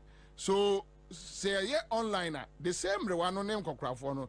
They have able guys now students in Kolawo Fia no go through process no. Then they will show them. Policy you go to the barest point where obi any boafo how does the person agree. Say be u twesika kra na you say ma bibi mra so ani frani betimi afesika na hu say we sika we. Okay, so citizen could just say, listen, it gives you a vivid polling center, even the new ones here on my register, no, which we agree. But I'm saying, could you now on the list to the other African Martin Arsenal has to do with those who are not IT inclined. Yes. Those who are not. So, which means if the person is not an IT inclined, even the process now they register, no, could just have led the person to and Kwabena, and James Sika no day. If it's about person. So, what do you think? Oh, they just decided to be evil, to rig the election or to disenfranchise many. Okay, so somebody just sent me a message or say, Bobby, I checked. Okay, so are you newly registered voter? And also I check here the information given to him, everything is intact. Okay. Okay. Yeah. So which means it's the same as register data. When you have the voters card code now, which is on your ID card now, when you enter information in Abeba, okay, then it will give you. I hope say cost free. For that one I can't tell. Because apart from so be person be obey scanner, I got the short code, the I'm making money no. There are other things. Kwabena, fine. Yemfani say bibia everything is okay. How many people do you think will check? Yeah, no, make us say the political parties should do well. So omo be ya ehun de royi ama omo nkrofa a check it. Me, that is my view. You say no sana was say that is my view because senka electoral commissioner papa. And can say you do her. However, because in the past, I mean, people did not even take exhibition seriously. But say Nana, the point is, and I want to swan ya so now we can allow this woman to provoke us. Now your judge system, no man. No, we are mama baumia. That's it. I'm a mama destroy a country, no. That's it. So every corner be our dear no. We should make sure say, meander yourself. Yes. You be me no. All they say, as much as we don't trust them and we are watching them with one eye, then again we need to follow the rules and regulations. Out of our mistrust for your friend is saying processes now or you go through no. And I was say, "Am I so no? Sebi minyawa meyewo." Madam, madam. You go to Jane Mensa and IPAC, and somehow they tuja nibi. You go to Jane. That all efforts will continue. We indicated that we would re-exhibit the provisional voters register online. Today, we are here in fulfillment of that assurance. No cost to voters, and the commission will present the register on hard drive to all political parties at this meeting. Over the last 2 weeks, we have spent our energies to clean the provisional voters register and to ensure that the information presented on the register is accurate. Simply put, we have worked to ensure that every applicant who registered in 2020, 2023, and 2024 are on the voters register. We are confident that the revised provisional voters register that we present starting today is a marked departure from the register we presented during the exhibition exercise, as largely all the discrepancies identified to date have been fixed. As we promised during our last meeting, starting today, Tuesday, the 15th of October, 2024, to Saturday, the 9th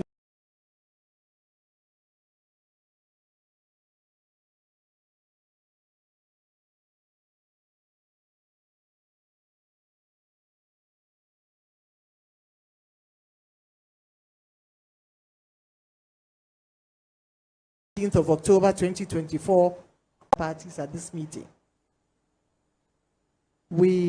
Additionally, the parties would be provided a template on which to document any discrepancies they may have with the revised provisional voters register. The idea behind this approach is to afford all stakeholders a second opportunity to review their details once again and report discrepancies they may have to the EC to enable us fix it. The re-exhibition of the provisional voters register has never happened before. Indeed, this is the first time, and it demonstrates that this commission is a listening one. It is a commission that is open to receive feedback for the betterment of its stakeholders. And we would like to thank the NDC for, this idea of re-exhibiting the voters register. It also demonstrates that we are a transparent commission and that we work with our stakeholders.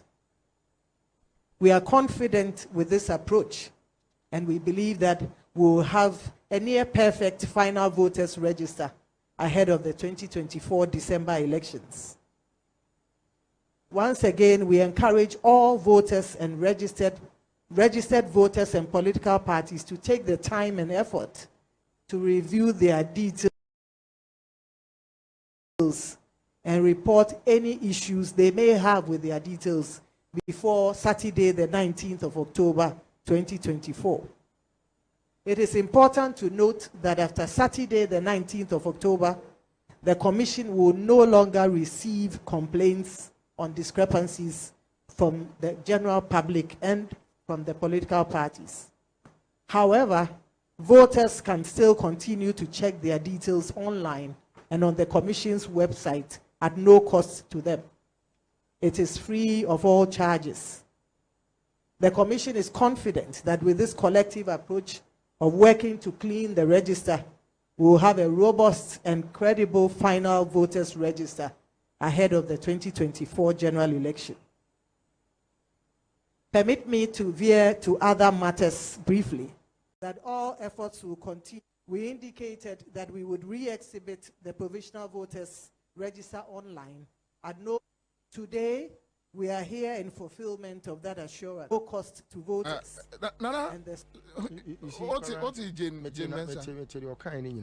The only thing that I disagree with them and with her, the time limit, what must I say?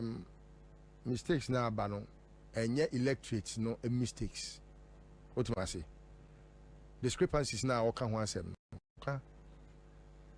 We are obia open democracy as someone. It comes with a lot of burden and task and expenditure. What you say? So at all times, the monies we pay Ansah, the monies they make from us as taxpayers, we do pay them not because I say we pay them just because we want to make sure our democracy is protected. And so that timelines now or they bano on shana on situating in a proper context. Because and you say at some point on discrepancies and I say on complaints BM until now was half a scatter adiano. Abeka says the time is over. Edru Hodma, you cannot say no. Edru, you can't say no. Because a quiet fast why a TB transfer will be without his or her knowledge, And yet, electorate in a quiet. I am more office, and I'm yes, and I'm brassem. Some list to a meeting baby. Now, me name say I transfer me. Now, me, my baby, when I catch me, I was a timeline. Timeline, your foot. Me pacho, pusigano, omo aye transfer omo. Omo na kwasi en transfer omo. Obi na kwasi en transfer no. Enti no, ense mo kan nyina, dey make sense. Kakra ni say the checking of we no at no cost.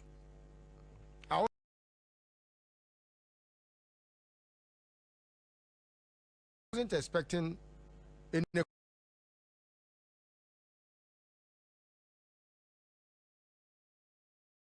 cost from the electorate. Yeah.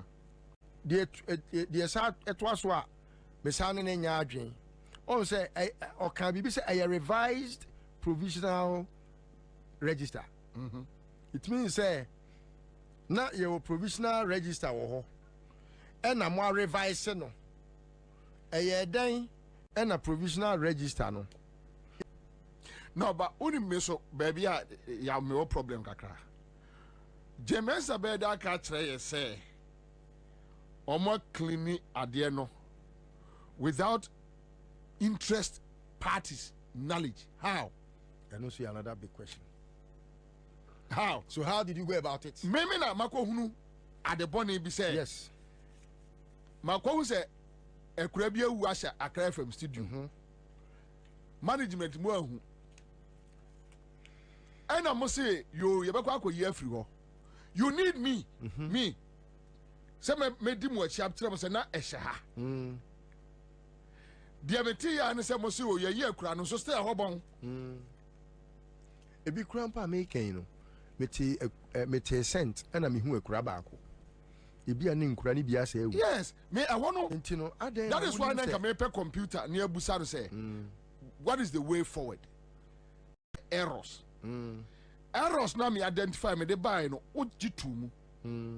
Upgrade about me further incidents to buttress and yama me dia babetro no. Yes. Then I requested for forensic audit just to know how. Because it was going to be very detailed. So that we block those loopholes. Simple. And the Paboni for the Uje mensa only mo bitrim says here. So nipa bone for be institution BM. But when you have a very strong checked system, then which means you are safe. Okay. What's it there be? After that, you are telling me that about cleaning up. How did you clean it?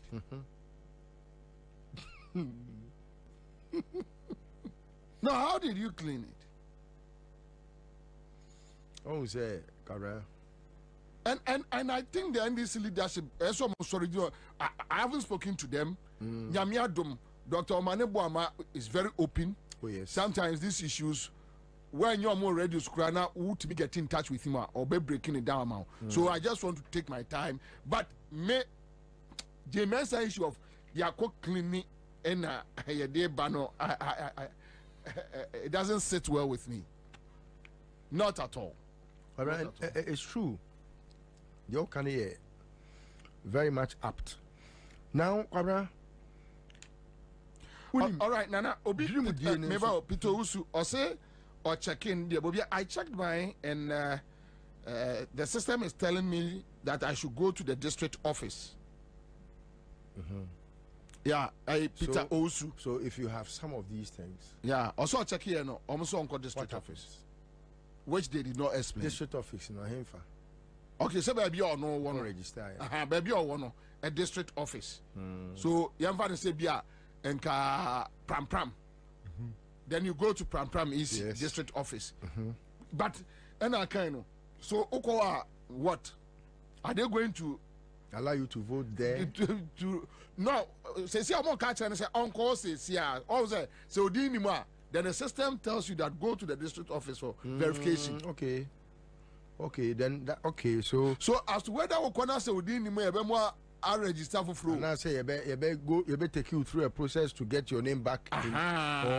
You know so near 7 no because Nipan make us say be and you may need it. But 10 cities now or they got to the chrono on fanfaka and district office. And conquest are the way. But you see, they will do it for their people. MPP for no on Bayama. It is and this for moon take step and your modia as a tojuara. Time to draw on us went to be and to aba. So that is what they are doing now. My dear Diana, a mammy who say Nipenians are from Pa. Kwabena, I have this Akolea abe me so asemo asise no. Me ana me bibia. Na all call register na MPP for na. Kumasi asem na me kan yo. MPP for na apega na abona bomo.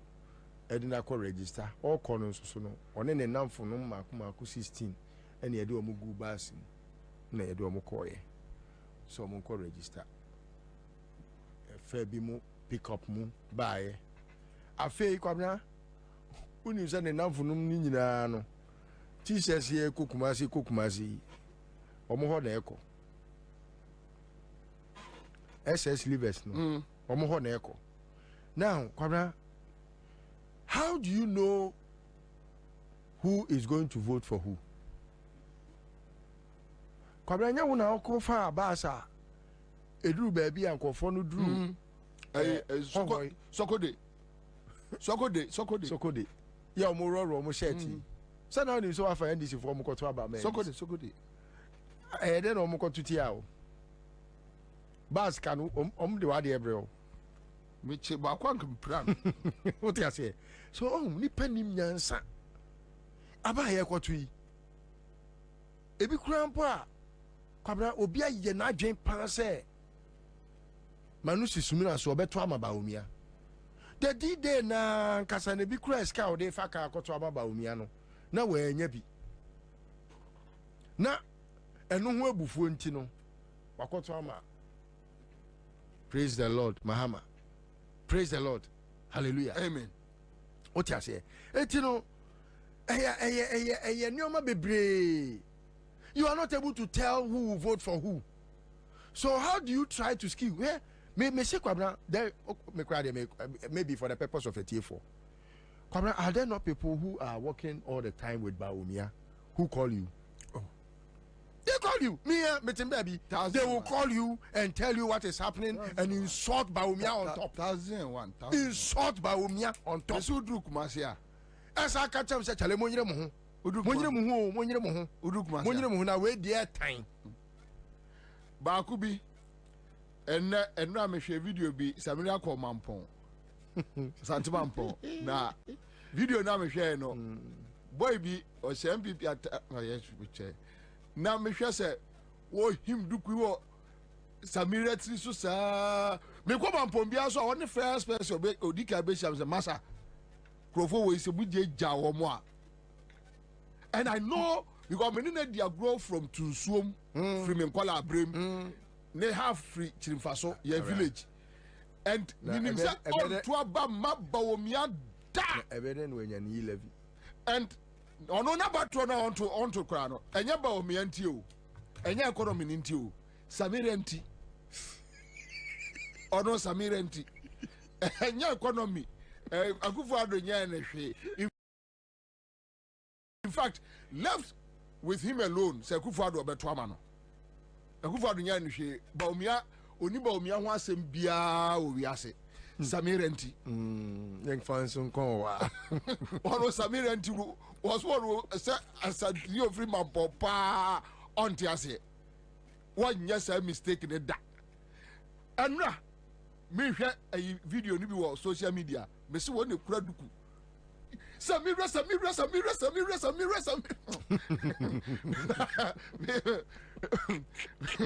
We just are about sweet. I did not to you. I see Crowe. I told you. Crowe, I see I did for sale. Bohona. That's a minute of paper and Yachi. No paper and chair. Not the feel good. You don't know. I'm in Germany. Baba could be Omuna. Like. I heard it what but Kwabena, they are just walking naked. Or more party for the crowd hate to hear them. Even now me say Kwabena after some ye napono. Now me or tiny I am more. Yeah. Now where the ahimfie crowd ahimfie. I am more. Niti pass about yo mensia me own in the mood when hunyas and idia. Can you imagine? Okay. Yo mensia South. Napo. Yes. The constituency. Yes, the constituency. 2020. Yes. He lost more than 15,000 votes. No, 6,000. They dropping 6,000. 6.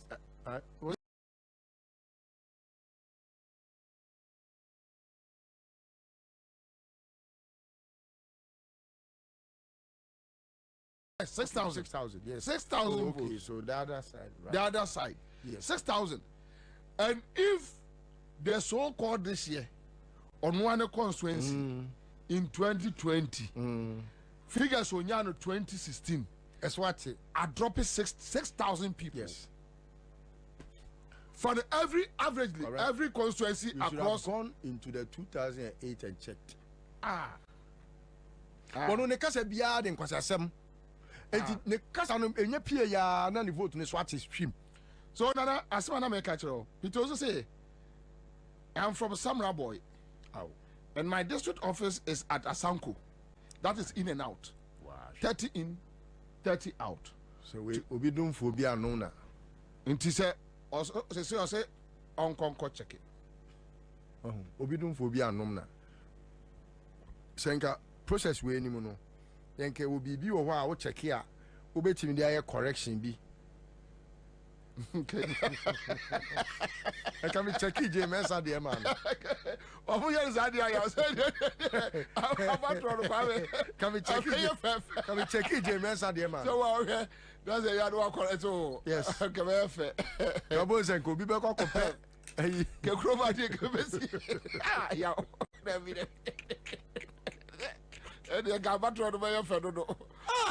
but the reality is that we have like 4 minutes to go. Yeah, my Bobie issues. Yeah, the gunshots. Yeah, the gunshots. Okay. And JM are raising concerns that moral society no enkebi Ansah aginsem. And Yanko TJM. Okay. Quick one, Emra. Because what happened the other day in Bobie, and I hear there's a lot of health walks. The two opposing parties were holding health walks or something, and then there was a clash somewhere. But even if there was a clash, I mean, maybe it might not have led to the loss of lives. But people had weapons and they fired shots and injured people.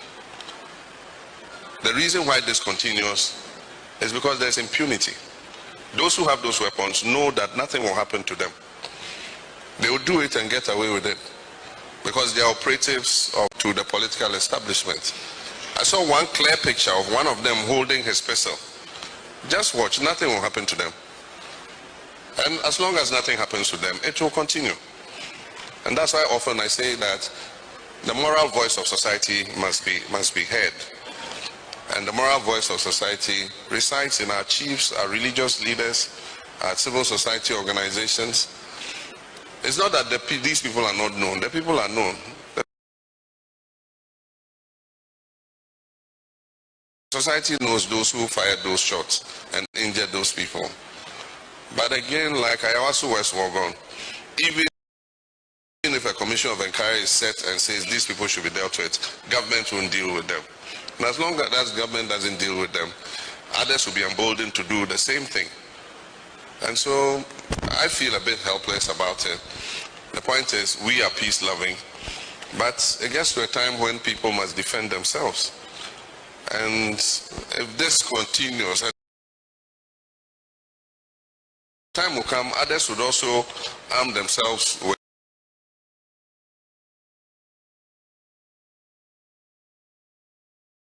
with guns, and it will become a shootout. When it becomes a shootout, more people will be killed.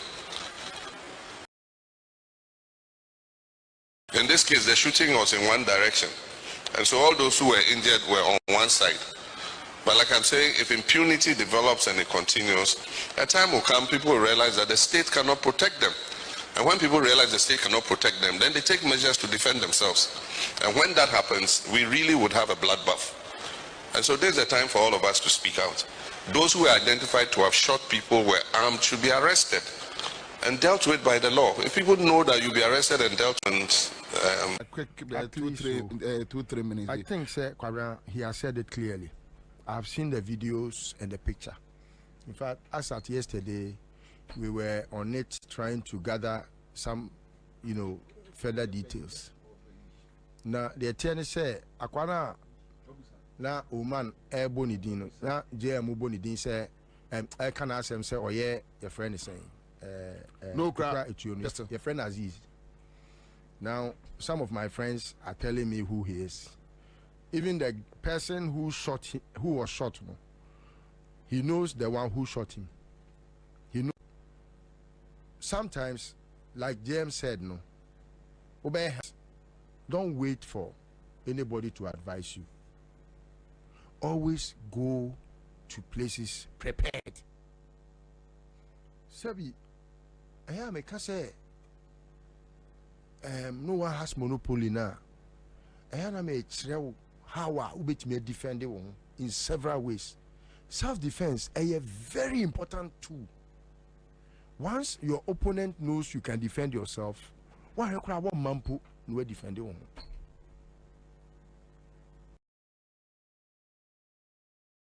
One mampu. But banana me did say ubeti media defend you pa who here catapult. Catapult ye adia Kwabena say a mebunu mutai will be a quadra a babe pa tire. Oh, wait, no, but on a more serious note, I think we shouldn't get to this level. That is what I think. Though, and yes, I mean, say, you're stupid people now. Exactly. So if you know that. Oh no. If you are very, I'm not oblivious of that fact. If you are not, then you don't have to. But the American says, you're in two or more. The moral society. No, madam, I agree. I want to swear any bema. That will also interest if I was a question. It is encoded to a born in and could be cracked up on the born and Nico Suyanka by now, Kwabena and Winnipacro. Yeah, who know? Yeah, and I make us say, yeah, who know? In reality, no. Because we are known to be. Yes, but Kwabena be known to be Kototio. Tit for tat is a cool game. And think away and can say, be about you. Yeah, Aquay nine say, Yenim the aye. Obina say you. Yes, sir. Who video no? There was said me miniao. Oh, Kwabena, not me and Crawford friend me. Kwabena, Sunday no panos video na very obvious. Very like yes, even crowd, armless crowd. Yes, even not riotous crowd. These four boys, they were running away. They were trying to prevent the thing from happening. But the guy that was shot, he stood firmly and said, look, Ubekumi akume. Upamu for Atone Bema. And or did to the border or 220 back reform or 2 second one. No. Now, one move, no, the born in 9. I see. To the born in 9. And other guys called and said, say, oh no, Tim's. The abomination that they called and you omo yes omo so ba attacking Kwaforo na ebimu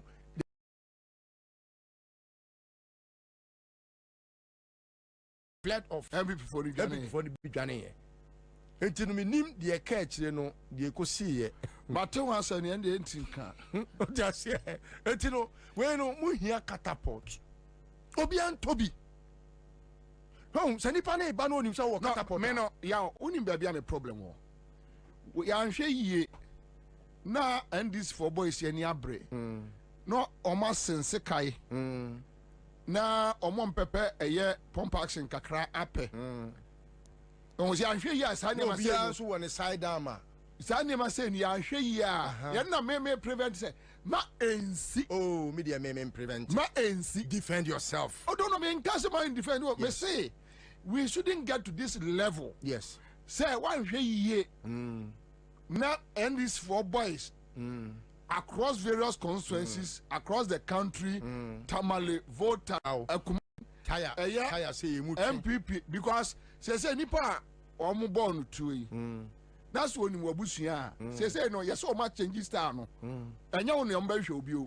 owura wo busuya fia nipa mienu tikọ genocide na ahya ase me no ana me kan say sa niema no ye niema mi srompo Ndiye ye kasatia na ye preachi na ye kika emo bi ate se enya ade bia nyina no na wo se kan se so se bo wo ho ban na menya wo ameye wo eno ani madam ho so bo wo ho ban ohun mimi say we say ke bo ni tue na afi na akoye ina ilala da bi me krasa se me hu ka enya afi na me ba no mintimi ba eye no bo wo ho ban that's all thank you wo ho ban Bella Kwabena Kancho say healing together vigil aba 31st October na nyame adma omobe mental health work ombedi dwumadie bebre mental health work na popo kobi baomia kobi sabia oku kobi kabo kobi akufa do no amu ono de wa bodam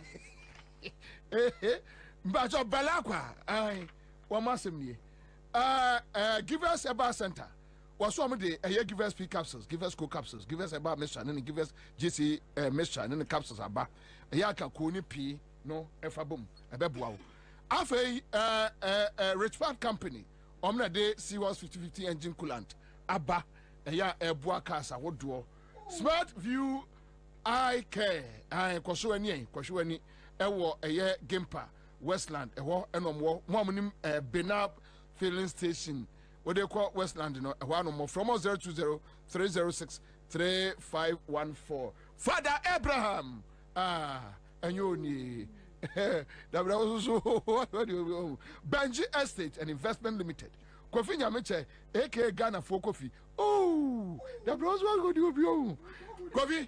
Kajagum mela se antine jaye o ke afenu makaya asem ebusia ye be ma wadwo ne achen ane aha ade aba efidie so esan se efidie isu na obi anso obebi a wotie ye beda no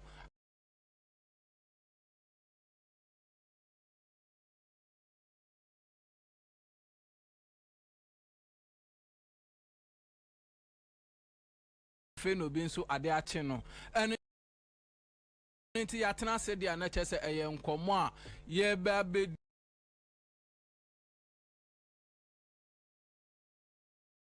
afa baby a ye benya ede yeti ede ato ene nti ye pe baby di yeti ato na asomdwe aba ade amayen dia na yemfa ye ni enchire baby ase eye Benji Estate and Investment for Jumedi a ye die si ye ni so a ye dia ye twem abosom miensa ekọ na abosumi ensia a obroni beka no promo eno ena me no eba abetwetwe ho enkomo ene ntime pacho sa Jumedi wuntie da na ende na edikan na wutia ne atie nyina ne se Ghana ayeden na baby ayede yeti beto kra no nyame amfafia na akoye nsemsem bi bebre ana aboa chibidi esanse sesia ne de obia sini dan ade ope ena wodeje empo ende dan dada kra dan yesi be ye 35 years ni me pacho ye renovate ye na anso sika no to na yatum aya na maka chiro titiru so call baby biara asase eda ebetimi aboa hem yetimi akwakotena woni yenya yasum dwe na ya tena ase ni yedi nchina che no saa ensasi ena yetu ne sre ene aba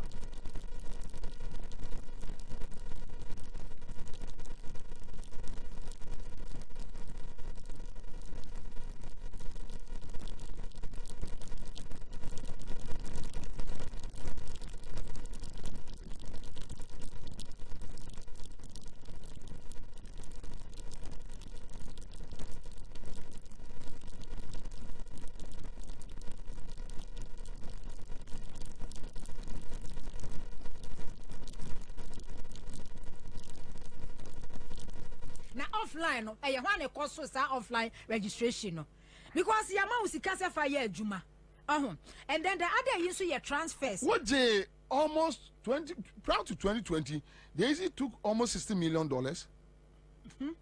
I can't remember the exact figure but a very huge figure.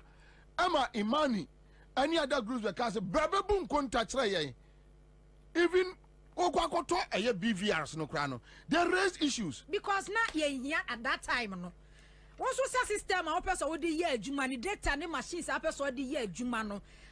Ope dear say a was through a bit me a capture bibia bet me a bibia. It is a no catcher at 3,957 no NDC former voters 5 and pounds no one customer who na a artificial deletion and yes a beer a one customer system na delete because your offline registration it's so offline registration no and to me and capture it is any NDC for any residence. $74 million in 2016. Very good. 74 million in 2020 for registration. 2020 $74 million. We are no better catch them say okay we dey to aso now dey boboso. And then the other issue your transfers ya kaya NDC for raise issues say one more year transfer no from 2016 now be 2020 voter register and the court abano 2024 dey your update year 2021 enim 2022 enim 2023 voter register enim but 2024 247,000 transfer C 2020 no a unity our 2024 voter register enim. But some would compare 2020 the womb, but 2021 nim 2022 and 2023 nim, but 2024 the womb, and some say I no correct. Now the man ya no correct say one more update transfer no, one would card there almost started free 2020 no, the 2020 transfer year na and one would be pim 2024 no. And no entering in excess of 247,000 womb. It is a free 2020 na be pim 2024 no. Transfer vote a vote to nkwa omayen a 652,839. It is 652,839 no. Senki ye kan enka almost say yan ankasa no mayen no a 330 something thousand. But because we said 2020 they no added the count. Did the car say yes, and also say because Kwabena every year biano, most voter register no more updates, more edit because they be and go for the island, the limited registration ya diamoyen. Question and this if we'll be sunny say. I didn't know update voter register no, after 2020 general election. 2021 any one added 247,000. 2021 one added. 2022 one added 2023 so one added transfer 247,000 now a year see 2020 before general election we update voter register now we work copies no to 2023 one added now a year then 2024 now fire outside the shame and I be shame okay so you know we are no say okay and on any year say and on wo mu ye enti no sa wo hwemu soft copies no the political parties no any there a call various polling station centers no na a different into fast na omu ye na no and we make those corrections no a replacing no with 2024 ni the ni just 2020 ni the na the every move so updated one as say NDC ni other political parties ni be no say ni the 247,000 ni nim name from 2021 ebepim 2024 transfers na estino enu na che said well but say almost omunwie final voter register enti because say so omunwie na yehwem wo mo de bana yesa hwem ebio na yehu say okay anyway so those things NDC IT team no will handle those matters. Adia na hadwe say and head of a next IPAC meeting we say no adia na ka beya papa ne say Electoral Commission say wa update sa mistakes are normally say wo mu nyina no wo ma yensiesie no na wo say nko mo de ma both parties no IT team no ema wo mu hwem because what here Dr. Manibu ama presentation na wo ye na wo say Electoral Commission no kwasa bobo figures bi wo hono mo a omuni Electoral Commission meetings ni report omo wono say figures no over best 27,000 figures bi on bobo no kwa no omu they have no any knowledge about say figures ni baby na you see be challenge the Dr. Manibu ama kan no one challenge koso enti then the Pusiga 38 enti Pusiga illegal transfers your course no who say ni nyina ya sa liveliness test check ya buru so amena kwa kosi nyina eno na chese de bae e na waka say nkrofo bi take the vulnerability of the Electoral Commission say omuni the liveliness check is a test no enu nti na nkrofo bi chese good aname if your system is vulnerable to the extent that you have 38 EC workers eya ombetimi manipulate system no with respect to just Pusiga and Tamale, which you agree. The question is, how many EC workers are criminally minded, like the same 38 people, and are taking advantage of the system? So allow for forensic auditing just to help us identify all these red spots across the country. NDC ana omo pai ewi ana watimi achimu 38 ana omo say branian kwa jawo ewo kokompe ene kumasi kejetia circle ni anko pai ewi o ni ebenya bio wose da bi me wa wo ko boa ma me apai ewi no me ntiase ma ne ntiase ma ochena. Let's do the forensic auditing. That is the only means a clear view that okay, so from Pusiga to Tamale and Adiano NDC constituencies no border constituencies no, they are the people complaining that Obashano constituency ya fa ebi free 1,000 ne the kwa near 400 if you are near the kwa say. So I mean everybody is worried. Then Sadia yempe independent checks. No one check my ye. Yes, oh, na a Pusiga ne Tamale incident no kwa. Fair, we move on. In other case, Ghana Fosika is not your money. A taxpayer money. And ye di etria womoka. Yan can't see niska. Obakra or the abinus won't ya. Ya but UNDP say on financing project. What did you? Opa Ghana yefa bucket in Silor Crams say Yajiska. Near the Aquacotia for forensic audit. Say the penny no problem.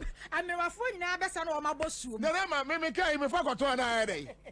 Kawi, me got on, no me far from one. My phone now, best on my boss. Me got on, who can yes, we got on, now far from 1 day. That's a package when I'm for. Incident, you 20,000 ways. Me told my easy and Menyama. Now, Omunya Gloria.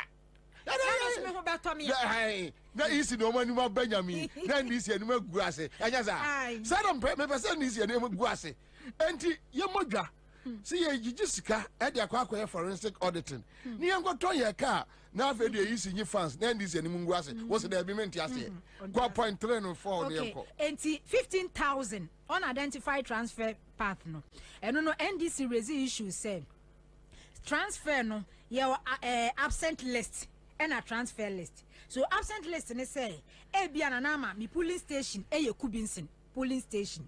Aha na me to aba. And I say magic transfer say ja that be me ye MP we mi kro ma fidi ase. Eti me fru Kubinsin ti wo one mo no ye absent list. Then transfer list ne ye baby I say me di ko mi kro ma fidi ase no. So 15,000 no unidentified transfer no NDC for say this 15,000 ye ntimi identify say absent list no police station when I send you pay 15,000 and now one more. Yeah, transfer mu do makwa baby transfer mu do makwa ya ne de. Ye hu transfer list ni ye hu but absent list na e kire say aha say na no mo wo dada.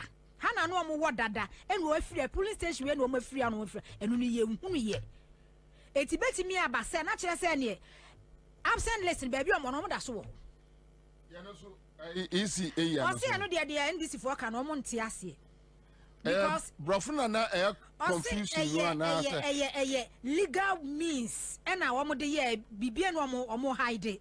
Enti say this unidentified transfer path na NDC for kan. Say no ye say tu na eno no de no wo mo nte ase because eno de bibia and then the other one so 1,685 corrupt files NDC for be and so is ni jitum say network interruptions it ni nyina so ekwa sa corrupt biometric name enti no dodo sign so across the country ye nya sa same problem it is some country wo say machines no mo de ye adwuma bibia timisi enti machines no forensic auditing no ya the prior na beto to actually 1 2 3 4 enya the same IT process no dey go through.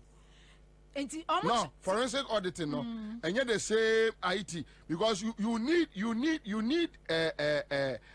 IT process to determine IT errors. Onipa what you say when there is an IT error you can determine. The only thing you can determine is that there is an error. You jimbaye social media on it one. Me pacho say ebia error be eba o Facebook page and I say you na say a hodia apart from say bia obi na strike you. And even so obi na strike you krana. You need the same IT process to revive your page. And I yes sir. You need the same IT process. Say so let's use the forensic auditing to identify all this and say whether we have it on a larger scale. And if we have it on a larger scale, our voter register no more, what are the implications? Then we get the answer. So how do we solve it? We solve it, we clean it. Then we have a very robust register now. There we go. There be a because NDC issues raising in an omatimiaye. It's on say Dr. Edward Omanebua, my director of IT and election, the NDC. No, can be say what easy penifona omo kase emrabe CI 91 I amended amended 126 127 and he furnished say forensic audit near the and was say okay. Says issue no yen nada no stakeholders electoral processing electoral commission so as why you missing voters list yeah no nipa 1551 yeah so na se ni din voter register ni mu a missing voters register list no e ho no mo nipa no beto aba CI91 e amend na fa be na he fa ne hye se electoral commission wo tumi say wakase voter register ni nie obi a register wo so woto aba but ya ye missing voter register list ho no ma e wo se nipa no ekokohwem no woto okokoto na aba wo unim Kwabena de book no me here no here with what intention. no help me with what intention. Na me electoral commission me help with dia Kwabena say you to aba na wo ho na wo you to aba you no na mo ho. Oh, eti Kwabena so they have a missing. Yes, missing voters list. Yeah, so we valid. You that's odini ma. Now Oma could be missing voter list no. And on him for the agree or yes, a book no. And then a true presentation on the way by. Eti Dr. Omanebua must say a presentation. Yes, you're missing voter register. You're missing voter list. Eti na say ukuta voter ID card. Ni ye share code number ni ye share true na say wunimu a. Na dia ya tambook. Enkwa homa ne ba ko junior no. Tie no. Yisi for na ba be determine say be mo ato aba na ye ma won to aba. Anti ye hwemu a missing voters list no na say udin wo mu a. Say udin empiemu de na say. Omo kra be na bie ni fa say udin ni. Kwabena ya semo enti Dr. Edward Omanebua man de chese issues in 5 na NDC eye ni nyina no na chese mabo so akesi a na wo mu pae 247 transfer 2020 a omo add up to 247,000 yeah 247,000 2020 de omo add up to 2024 no de omo akere se eye ade omo nkase hu ya ba ni nyina da mu no omo ka kire NDC ni political party in Ghana for say sa errors we nu mu no a 5 errors na NDC issues NDC raise mu tere no kwa do mu hu ne dada rectify those you kra no echo update polling station no me ade nti Dr. Omanebua ma say ene no electoral commission presentation bobo figures bia per omo no omo meetings any report omo wo no self figures no omo they don't have any knowledge any idea about those figures no omun nim baby a figures ni efiri a eba eti Kwabena ni tintini ni tie mu nyina da ne se na Dr. Edward Omanebua ma ka se electoral commission ni ma assurance but assurance no so a wo de ma de ekwawie nya na se wo IT department no adwuma wo mo eye no wo hwe registration exercise limited registration exercise no ne de akokoso a Eastern region say daily report no ya calculating nyina say nipa 10,000 na mo de aba say nipa 16,000 na mo de nchiremu kura ba ye error na mo siesie the following day Ashanti region say nipa 15,000 yeah eno no nyina NDC kuro yia na detecting na wo mu hunu na o ma ka kire mu say no figure mo de aba beto abonte no wrong.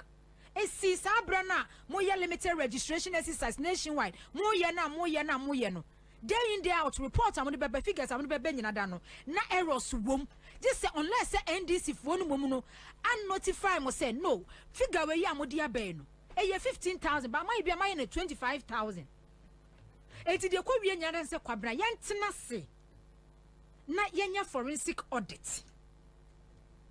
The asam no ni tintini ni ti awamu eni nchiremu ni Kwabena ye choka ye kwa ye ben nyina de kosi nyina da no because omane bo amase enya electoral commission chairperson ya kwa election a enya se odi figure aba ya wasesa no 1 2 3 4 5 6 7 enti se say this time around no ye nyina ye ntena se ni yenye saiwe but omane bo amaka wie ye wo se Hassan ayaga be ende Udru Obeka.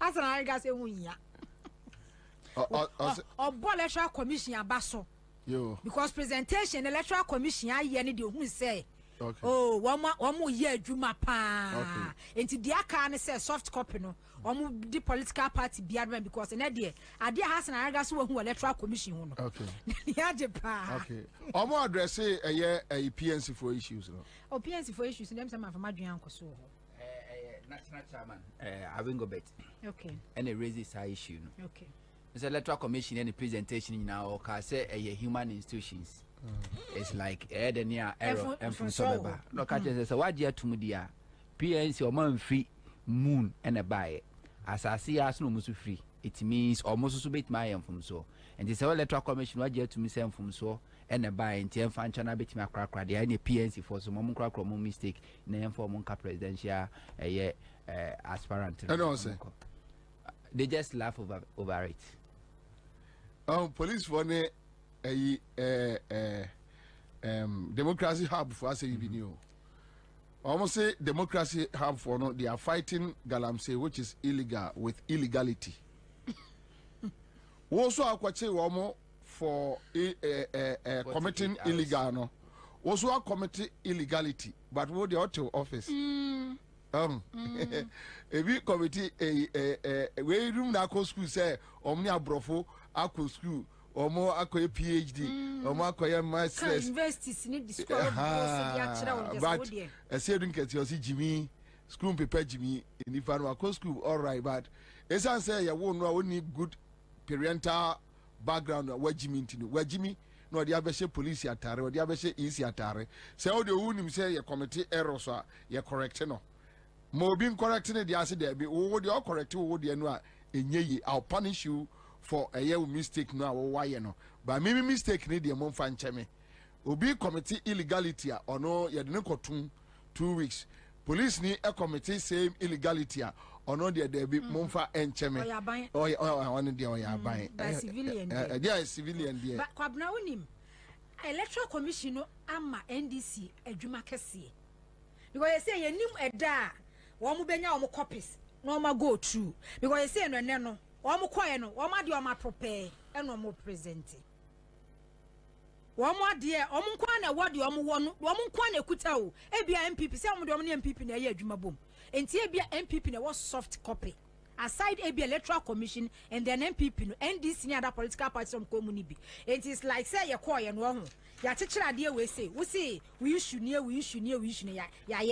ya no so ye ma wo copy e ma wo hu si aye ene no wo mu sukuta wo mu document ya wo ma prepare with figures NDC for no kwanim figures ne ba bia ebi su kura free no mo present e wo ho ba onim se Kwabena me ba na metia adwen ba ko pe ne ba mitrim se 7 December e kopim 8 December se NDC enya any technical challenge h ba ko kra na e yedum magana esansa die bi electoral commission ye bia no ansa dia wo kan no mo ne abofo na akoso enye se omunim they know omuni be deliberate se NDC nya challenge kitwe bi se yentimi nye we yensanka we yanyewe Kwabena eye disastrous eye doom magana because Electoral Commission no ewa de awabo ni posei ewa agenda awomoye say IPAC meeting NDC raise issues we ya okay when am can ya update no ya corrections we we enti na NDC ni other political parties ni kwen wo bia wo soft copy mo presentation ade na amoye no obi a wo soft copy eda nanim PNC de eda omanim PPP NDC no ankasa na omo na raise eda omanim enti de wo ka bia no go through ahunu say figure we ya wo bo we ya wo so wasiesie we ya wo so ayen but that wasn't the case. So the whole tactics is that we will deny you correct information while we are doing something on your blind side. Yes. What do I say? Because minimum da ye kotuaba e ka say the missing voters list e kwa kotuaba. I don't know, I may be wrong.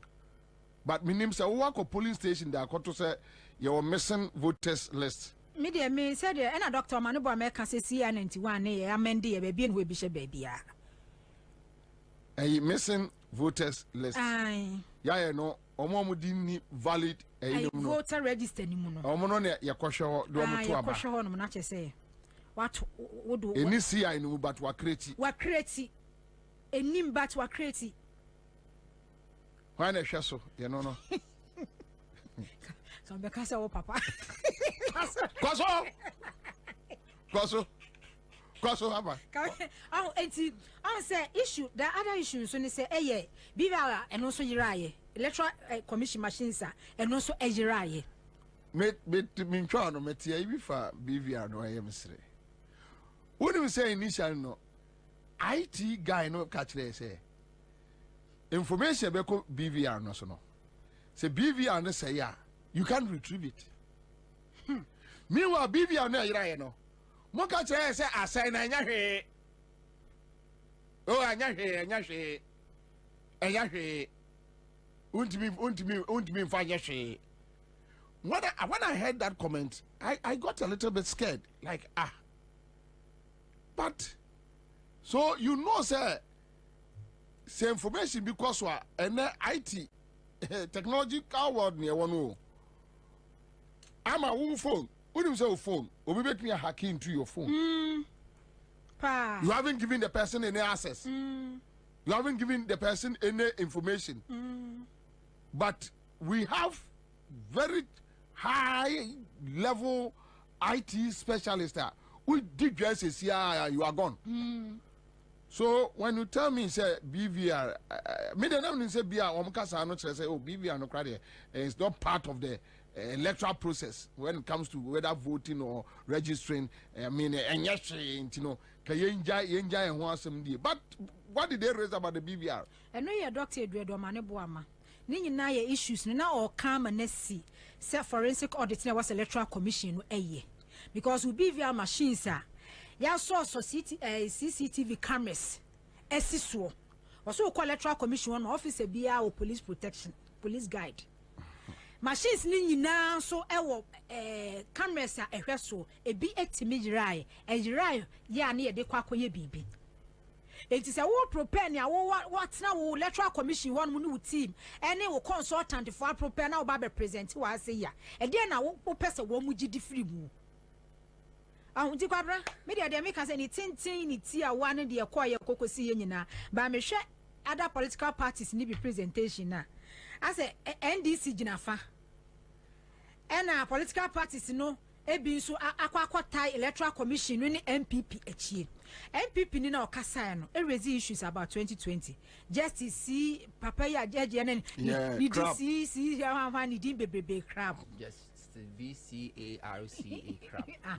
Say ebra no mu raise issues that time say voter register no ghost names name give for di wo mu no na NDC object say enye no kre enti en allow Electoral Commission no na wo mu enye wo mu adwuma but enne ababa beto NDC so can be but adia sometimes they are not Kwabena say now other one none ref said that time under NDC they set up a committee to clean the register. None refi. The rain fee. What said that? But they all can say, Omo Kayano, NDC, SORITI say, they see nothing wrong with that. No, but the bottom line is that finally, a committee was set up to clean the register. Two different issues. 2015-2014, MPP for say yen throw the info fro because register na one year ECOWAS register. And Electoral Commission ebo Jawa Lisa would say, but umiasi wenya 76,000 Togolese or Ghana voters register. Mama wage now say is any public event be other. And was if for Adansi and bra, one for Adansi and Ama, and one so almost be a 2 days forum, 48 hours. And Electoral Commission set up committee. Committee report on the buy and say, or more calling for new voters register. No, they didn't have enough kind of saying justification for that. Then Omo conclude say voter register no be clean because I be at a baby and to Omo any Omo yeno Ome clean and they set up the committee and they clean the voters register. And the NDC is not calling for a new voters register. NDC say register now on anya hwe. Nemum akronphobia ewrem and from Sobia County Yempe Nipa or Jaji Nimbe. Forensic auditing and cleansing is the same. The same thing. Name of the NDC can say, who Electoral Commission, winning from so no be because what catch and say, would district directors no, will be any who quite far now send them on a read only. Just over to me, I can't pay untimi or ta untimi or the untimi. But what dear to say, would district director or Pusiga? Etima illegal transfer will be to me just a headquarters. And the NDC for say, young cope judge, no majinamu, ujina fa, missumijina fa. Political parties will be a person will be a agent fa. Na yan share register no say. A year crowding, and I said, crowding. Nipanwa or yes, I'm from Swane free Pusigano. Yeah, no Pusigano. And I and you see, it's so simple.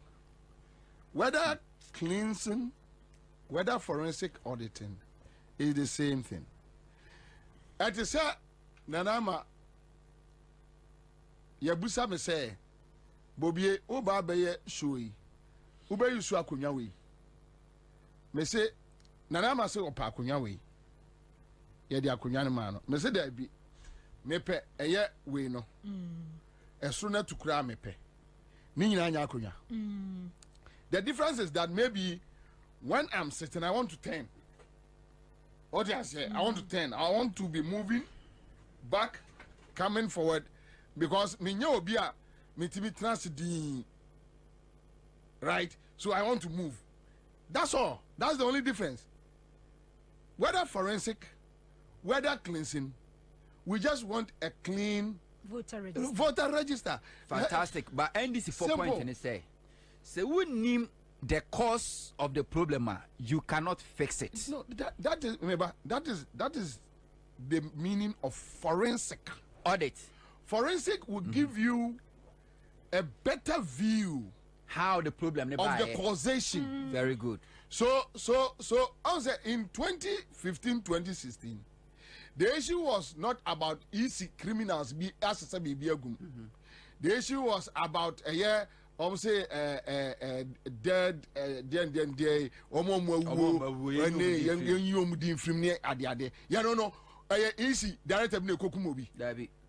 So but this one, when you have accepted that yes, we have 38 EC officers who are criminally minded, then we have a vulnerable system, then they took advantage of that vulnerable system to transfer illegally, transfer people from one position to another. Okay, so if you have accepted it, then me, as a Ghanaian, I want to know how they did it, where they did it, and the process they used. Because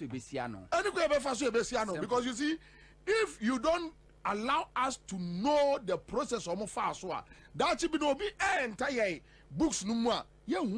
And governance continues. So let us do it today. Now as survey as a naho, and future easy. So that say criminal be clear from Afghanistan. Because look, today, as we sit here, even terrorist groups, as man from various countries compared to institutions. So you don't know who can come out over for Juma. So let us do it today. Near who say, Hana didn't free. On my Ghana, a Hana ye to Cronida. Na yen Triano. What's it no? Mentiase. Anyway, so let's play. Omo proxy voting so wasem. Was in year 2160. Okay. Yes, it's saying omu nim do a go through without going through biometric. Sa proxy no to Ansah Kwabena ebia ka figures ni say ya. Obeka say we dey kakra bi. Okay, kaboma na abehu. Okay, kaboma na ubehu. Because there are some constituencies be one more. Obi correct me the 10. One vote. One vote. One vote. Your friend is yes, one vote.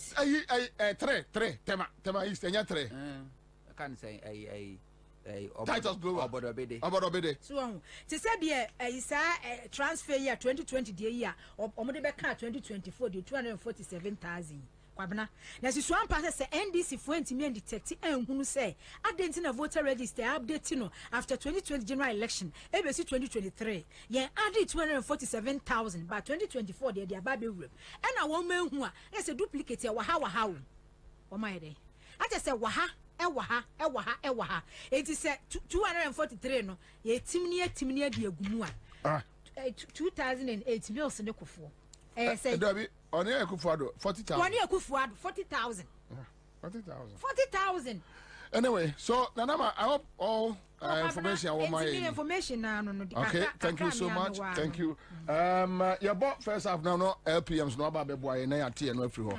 Thank you Lion Accra 100.5 Citizen Show. Yengo ti Dr. Omane Boama presentation and eti obi anyina sum mo anya kwai enti no. So a question of Busai and today we have more time to work. The ground rule must be modified. Obviously, no other political party was seen during the PowerPoint presentation being responded to. So it is obvious we have done a good job, and that is why today you are all here to help deepen our democracy. This said, very obviously, 1 to 4 minutes for all other political parties will certainly not be enough for the NDC. Thank you. When your roof is leaking, you can decide to mop, keep mopping, and keep mopping. Or you can decide to fix the leakage and mop. What we see here is mopping and mopping and mopping. Fixing the leakage is missing. And this is at the heart of our altruistic demand for a forensic audit. This forensic audit is not just about the register. When you have fixed the register, and I will demonstrate to you how, as a result of our revelations, some aftermath fixing is providing a semblance of we are fixing it. When you fix it, and we all look at the hard copies, and we are all giving the PVR, the soft copies. In November, if the very criminals that got us here are still there, engaged in illegal transfers, we will come back to square one. And that time, it will be too close to the December 7 elections. This is why we are saying we need to adopt a dichotomous approach. Look at the register, fix the issues in there, and also audit the very IT systems that allowed these anomalies to occur. We have heard, and Madam Chair spoke about the fact that we certainly do not require external assistance. I've also heard some EC officials question the legality. We have CI 91 as amended by CI 126. We also have CI 127. Okay? A suggestion is being made that on December 7, we are likely to see missing voters list at the polling stations. Is that not the case? Is that not what we've been told here? About 1,551 voters are likely to be captured on a list that will be called missing voters list. Is that not it? I'm here to identify which of these laws has missing voters list. But you see, it's a reasonable remedy for the problem that we are dealing with. And so when you have to go beyond these in a way that it will not hurt but help our democratic process, you need to give it greater consideration. I come also to the point of adjudication, and we saw some very huge figures in the presentation. Are these figures emanating from the very adjudication meetings that NDC participated in? Because to the best of our knowledge, the meetings that we participated in, we did not treat these figures in tens of thousands, about 20-something thousand. So once again, it will be important for a forensic audit to identify where these over 20,000 figures are coming from. Because the report that we have does not support that. We come to the issue of proxy. We are being told proxy, 2,167. Great. But we also know people successfully filed for proxy without going through biometrics. As we speak, which of these 2,167 people went through biometrics and which of them did not go through biometrics? It is going to take maybe a follow-up question. EC may tell us maybe 1,000, maybe 900. How do we verify that? This is a matter that we have raised at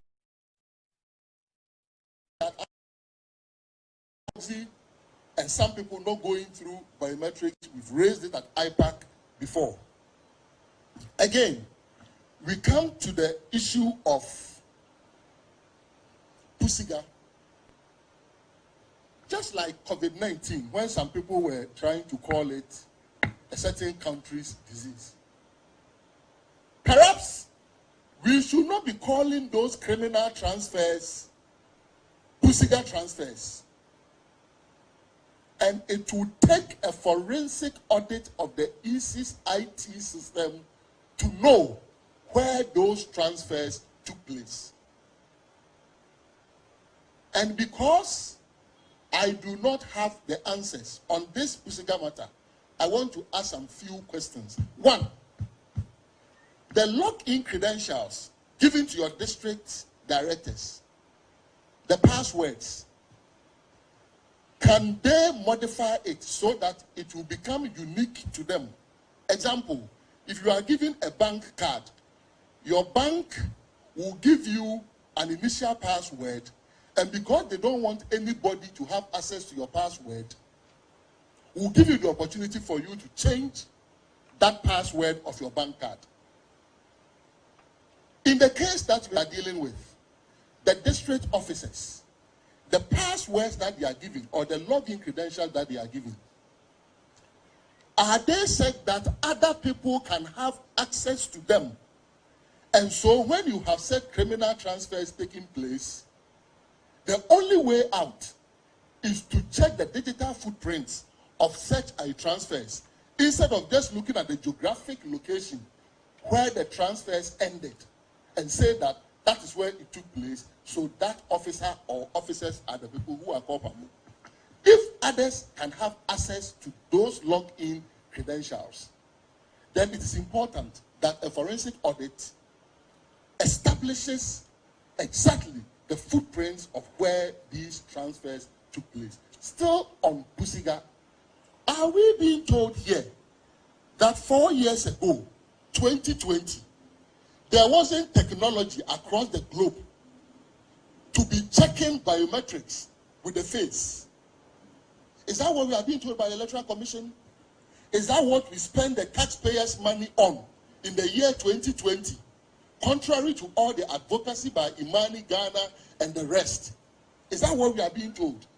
That this liveliness test could only be activated after the revelation of Pusiga, and there is evidence that it was only activated during the exhibition process. The Director for Electoral Services eloquently captured this on the TV3 program one Saturday morning. I have the video clip. Doc, please, right can you here. round up? Because you've gone beyond the 4 minutes that we gave you. Can you pause so that maybe we go to another set of questions, rounds?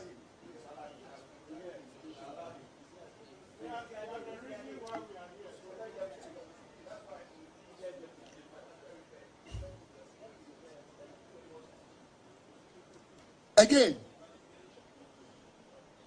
I've heard the word assurance, reassure, many times. When assurance is given, the assurance is treated with value judgment. And that value judgment is hinged on reliability and credibility. We have had palpable experience on different occasions with the Electoral Commission that obviously demonstrate that we must rebuild that trust in order for us to accept assurances. And the evidence is obvious. Basic arithmetic errors during limited voter registration exercise. Basic. And here we are talking about auditing IT system. These same IT people were those who were using CorelDRAW to be working arithmetic. We also experienced 2020 declaration of the presidential results. Declared, corrected, corrected again. Assurance is built on trust. That trust is broken. Again, we've all been to the corporate office and the headquarters of the Electoral Commission before. We see the police and the military protection, even for officers. How DVR laptops could be stolen under CCTV surveillance, military and police protection, damages our trust. We are also dealing with the number of times that we were expecting the PVR to be released to us. A letter written. And we were glad to have received it from the Electoral Commission in July. All the way through July, up to August. Zilch. August 14, nothing happens. August 16, nada. Until 19th of August. Those series of assurances, expectations that were broken, hurt and damaged our trust. So when the assurances are given, we treat the assurances with value judgment that is emanating from these trust issues that have been broken. We are here looking at the evidence that we presented. And we are glad that the EC has accepted 3 out of 5. And where they don't even accept, they try to explain. And that is one of the reasons it is not strategic to provide the Electoral Commission with a full gamut of what we have. And I will explain. And Esofori, the day at the EC corporate office, why were we not told that Esofori had effected a transfer and all the details that we are being given? It is possible all these are true. I do not doubt them. Hear me clearly. It is possible. But you see, when you provide political parties with the provisional voters register, you expect our analysis to be based on the data that we have been given. You do not expect our analysis to be based on any extraneous material. If there are researchers here, they must understand exactly what I'm saying. So, the PVR that we were provided with, if you analyze them, would you have arrived at the same conclusion? The answer is yes. So even there, as you try